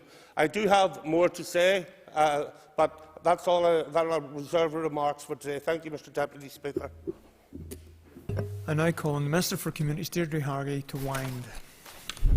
Yeah, thanks very much, and thank you to everyone who's made a contribution today and indeed at the previous stage as well. And I suppose just to comment quickly on the remarks made by the Chair of the Education Committee in terms of sub-regional study. I know it's nothing to do with this, but just to assure him that I have proposals ready. They are ready to go. I'm looking at a legal advice in terms of how I can progress those, but of course the quickest way of doing that is having a functioning executive in which I could present these today or tomorrow, and that would be the quickest way. I think getting back to the other items, I mean, this legislation is welcome. It's quite clear from the previous stages of this, and indeed when it was discussed at committee, it's necessary and will have a hugely positive impact on many people's lives. And I suppose my role in this was just to get it to this point, to ensure that I could work with the sponsor of the bill and the proposer to ensure that it becomes law as well. And hopefully by next week that will be the case in terms of moving that one step closer. I think in terms of some of the queries that were raised, I mean, the regulations will clearly set out premises where products are available and how they can be accessed. They will be subject to Assembly scrutiny, as was said, so there's no attempt to remove any bodies. And indeed, the amendments ensure that anyone who menstruates can have access to these products, and I think that that's really clear, that they are open for those who need them. And I think in terms of Amendment 14, the Office of Legislative Counsel have clearly stated that this amendment doesn't impinge on the policy or intent of the amendment agreed at consideration stage, and it's really an attempt to redraft it in a more appropriate legislative form. So again, I'm glad that we're at this point. Again, I want to thank Pat for working with the Department in terms of the amendments, and indeed everyone in the House in terms of getting the amendments through at this stage. And obviously these are the amendments now, hopefully, that we can all vote on and move it to the final stage. Thank you. Amendment proposed to Clause 2, page 2, line 18, leave out, insert words as printed on the marshalled list. The question is that Amendment 1 be made. All those in favour say aye. Contrary, no. The ayes have it. The ayes have it. Amendment 2 has already been debated, and I call the Minister for Communities to move formally Amendment 2. Moved. Amendment proposed to Clause 2, page 2, line 37, insert words as printed on the marshalled list. The question is that Amendment 2 be made. All those in favour say aye. Contrary, no. The ayes have it. The ayes have it. Amendment 3 has already been debated, and I call the Minister for Communities to move formally Amendment 3. Moved. Amendment proposed to Clause 2, page 3, line 2, leave out and insert words as printed on the marshalled list. The question is Amendment 3 be made. All those in favour say aye. Contrary, no. The ayes have it. The ayes have it. Amendment 4 has already been debated, and I call the Minister for Communities to move formally Amendment 4. Moved. Amendment proposed to Clause 2, page 3, line 2, insert words as printed on the marshalled list. The question is Amendment 4 be made. All those in favour say aye. Contrary, no. The ayes have it. The ayes have it. Amendment 5 has already been debated, and I call the Minister for Communities to move formally Amendment 5. Moved. Amendment proposed to Clause 2, page 3, line 3, leave out and insert words as printed on the marshalled list. The question is Amendment 5 be made. All those in favour say aye. Contrary, no. The ayes have it. The ayes have it. Amendment 6 has already been debated, and I call the Minister for Communities to move formally Amendment 6. Moved. Amendment proposed to Clause 2, page 3, line 9, leave out words as printed on the marshalled list. The question is that Amendment 6 be made. All those in favour say aye. Contrary, no. The ayes have it. The ayes have it. Amendment 7 has already been debated, and I call the Minister for Communities to move formally Amendment 7. Moved. Amendment proposed to Clause 2, page 3, line 10, leave out and insert words as printed on the marshalled list. The question is that Amendment 7 be made. All those in favour say aye. Contrary, no. The ayes have it. The ayes have it. Amendment 8 has already been debated, and I call the Minister for Communities to move formally Amendment 8. Moved. Amendment proposed to Clause 2, page 3, line 11, leave out and insert words as printed on the marshalled list. The question is that Amendment 8 be made. All those in favour say aye. Contrary, no. The ayes have it. The ayes have it. Amendment 9 has already been debated, and I call the Minister for Communities to move formally Amendment 9. Moved. Amendment proposed to Clause 2, page 3, line 13, insert words as printed on the marshalled list. The question is that Amendment 9 be made. All those in favour say aye. Contrary, no. The ayes have it. The ayes have it. Amendment 10 has already been debated, and I call the Minister for Communities to move formally Amendment 10. Moved. Amendment proposed to Clause 3, page 3, line 25, leave out words as printed on the marshalled list. The question is Amendment 10 be made. All those in favour say aye. Contrary, no. The ayes have it. The ayes have it.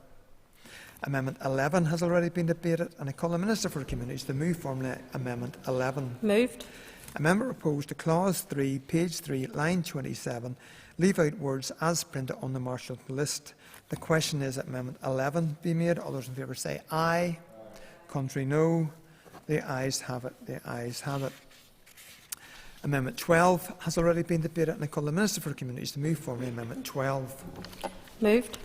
Amendment proposed to Clause 3, page 3, line 29, leave out words as printed on the marshalled list.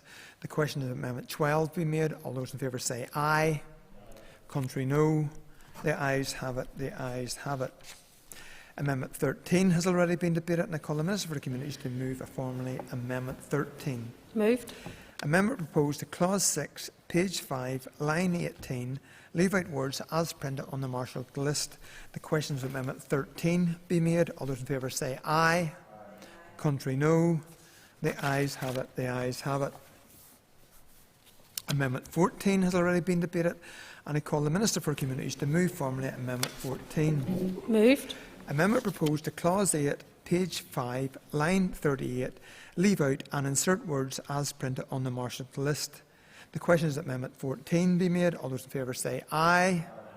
Contrary, no. All in favour say aye. Contrary, no.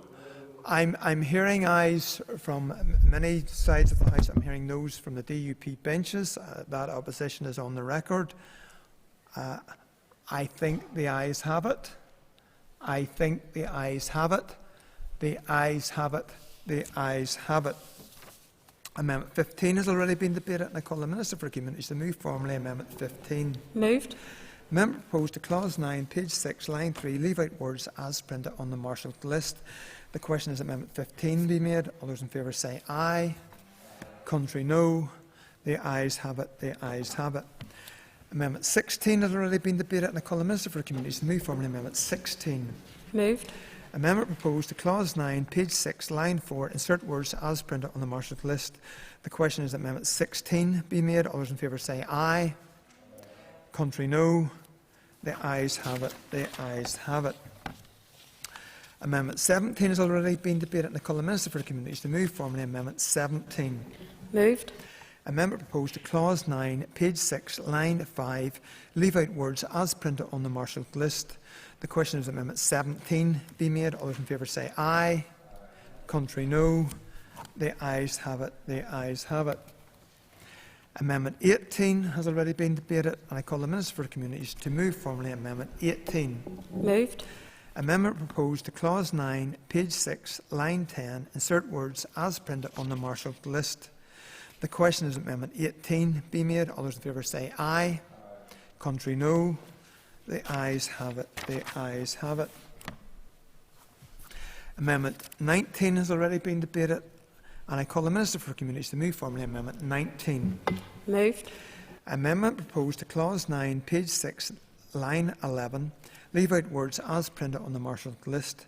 The question is that Amendment 19 be made. All those in favour say aye. Contrary, no. The ayes have it. The ayes have it. Amendment 20 has already been debated, and I call the Minister for Communities to move formally Amendment 20. Moved. Amendment proposed to Clause 9, page 6, line 14. Insert words as printed on the marshalled list. The question is Amendment 20 be made. All those in favour say aye. Contrary, no. The ayes have it. The ayes have it. Amendment 21 has already been debated, and I call the Minister for Communities to move formally Amendment 21. Moved. Amendment proposed to Clause 9, page 6, line 14. Insert words as printed on the marshalled list. The question is that Amendment 21 be made. All those in favour say aye. Contrary, no. The ayes have it. The ayes have it. Amendment 22 has already been debated, and I call the Minister for Communities to move formally Amendment 22. Moved. Amendment proposed to Clause 9, page 6, line 14. Insert words as printed on the marshalled list. The question is that Amendment 22 be made. All those in favour say aye. Contrary, no. The ayes have it. The ayes have it. Amendment 23 has already been debated, and I call the Minister for Communities to move formally Amendment 23. Moved. Amendment proposed to Clause 9, page 6, line 16. Leave out and insert words as printed on the marshalled list. The question is that Amendment 23 be made. All those in favour say aye. Contrary, no. The ayes have it. The ayes have it. Amendment 24 has already been debated, and I call the Minister for Communities to move formally Amendment 24. Moved. Amendment proposed to Clause 9, page 6, line 19. Leave out and insert words as printed on the marshalled list. The question is that Amendment 24 be made. All those in favour say aye. Contrary, no. The ayes have it. The ayes have it. Amendment 25 has already been debated, and I call the Minister for Communities to move formally Amendment 25. Moved. Amendment proposed to Clause 9, page 6, line 20. Leave out words as printed on the marshalled list. The question is Amendment 25 be made. All those in favour say aye. Contrary, no. The ayes have it. The ayes have it. Amendment 26 has already been debated, and I call the Minister for Communities to move formally Amendment 26. Moved. Amendment proposed to Clause 9, page 6, line 23. Insert words as printed on the marshalled list. The question is Amendment 26 be made. All those in favour say aye. Contrary, no. The ayes have it. The ayes have it. Amendment 27 has already been debated, and I call the Minister for Communities to move formally Amendment 27. Moved. Amendment proposed to Clause 9, page 6, line 25. Leave out and insert words as printed on the marshalled list. The question is Amendment 27 be made. All those in favour say aye. Contrary, no. The ayes have it. The ayes have it. Amendment 28 has already been debated, and I call the Minister for Communities to move formally Amendment 28. Moved. Amendment proposed to Clause 9, page 6, line 25. Insert words as printed on the marshalled list. The question is Amendment 28 be made. All those in favour say aye. Contrary, no. The ayes have it. The ayes have it. Amendment 29 has already been debated, and I call the Minister for Communities to move formally Amendment 29. Moved. Amendment proposed to Clause 9, page 6, line 26. Leave out words as printed on the marshalled list. The question is that Amendment 29 be made. All those in favour say aye. Contrary, no. The ayes have it. The ayes have it. Amendment 30 has already been debated, and I call the Minister for Communities to move formally Amendment 30. Moved. Amendment proposed to Clause 10, page 6, line 31. Leave out and insert words as printed on the marshalled list. The question is Amendment 30 be made. All those in favour say aye. Contrary, no. The ayes have it. The ayes have it. Amendment 31 has already been debated, and I call the Minister for Communities to move formally Amendment 31. Moved. Amendment proposed to Clause 10, page 6, line 36. Leave out and insert words as printed on the marshalled list. The question is that Amendment 31 be made. All those in favour say aye. Contrary, no. The ayes have it. The ayes have it. Amendment 32 has already been debated, and I call the Minister for Communities to move formally Amendment 32. Moved. Amendment proposed to Clause 11, page 7, line 2, leave out and insert words as printed on the marshalled list. The question is that Amendment 32 be made. All those in favour say aye. Contrary, no. The ayes have it. The ayes have it. And that concludes the further consideration stage of the Period Products Free Provision Bill.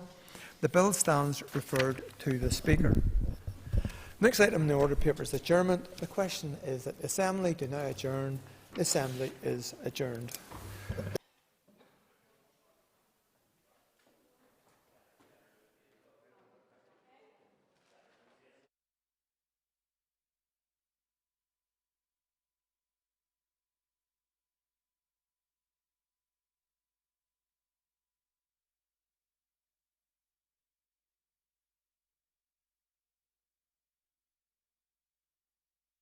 This is the Northern Ireland Assembly Plenary.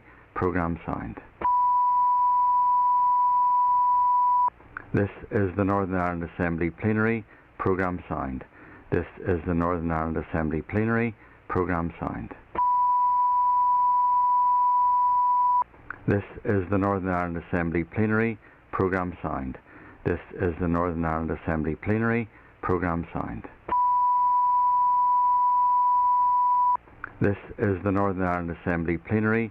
Programme signed. This is the Northern Ireland Assembly Plenary. Programme signed. This is the Northern Ireland Assembly Plenary. Programme signed. This is the Northern Ireland Assembly Plenary. Programme signed. This is the Northern Ireland Assembly Plenary.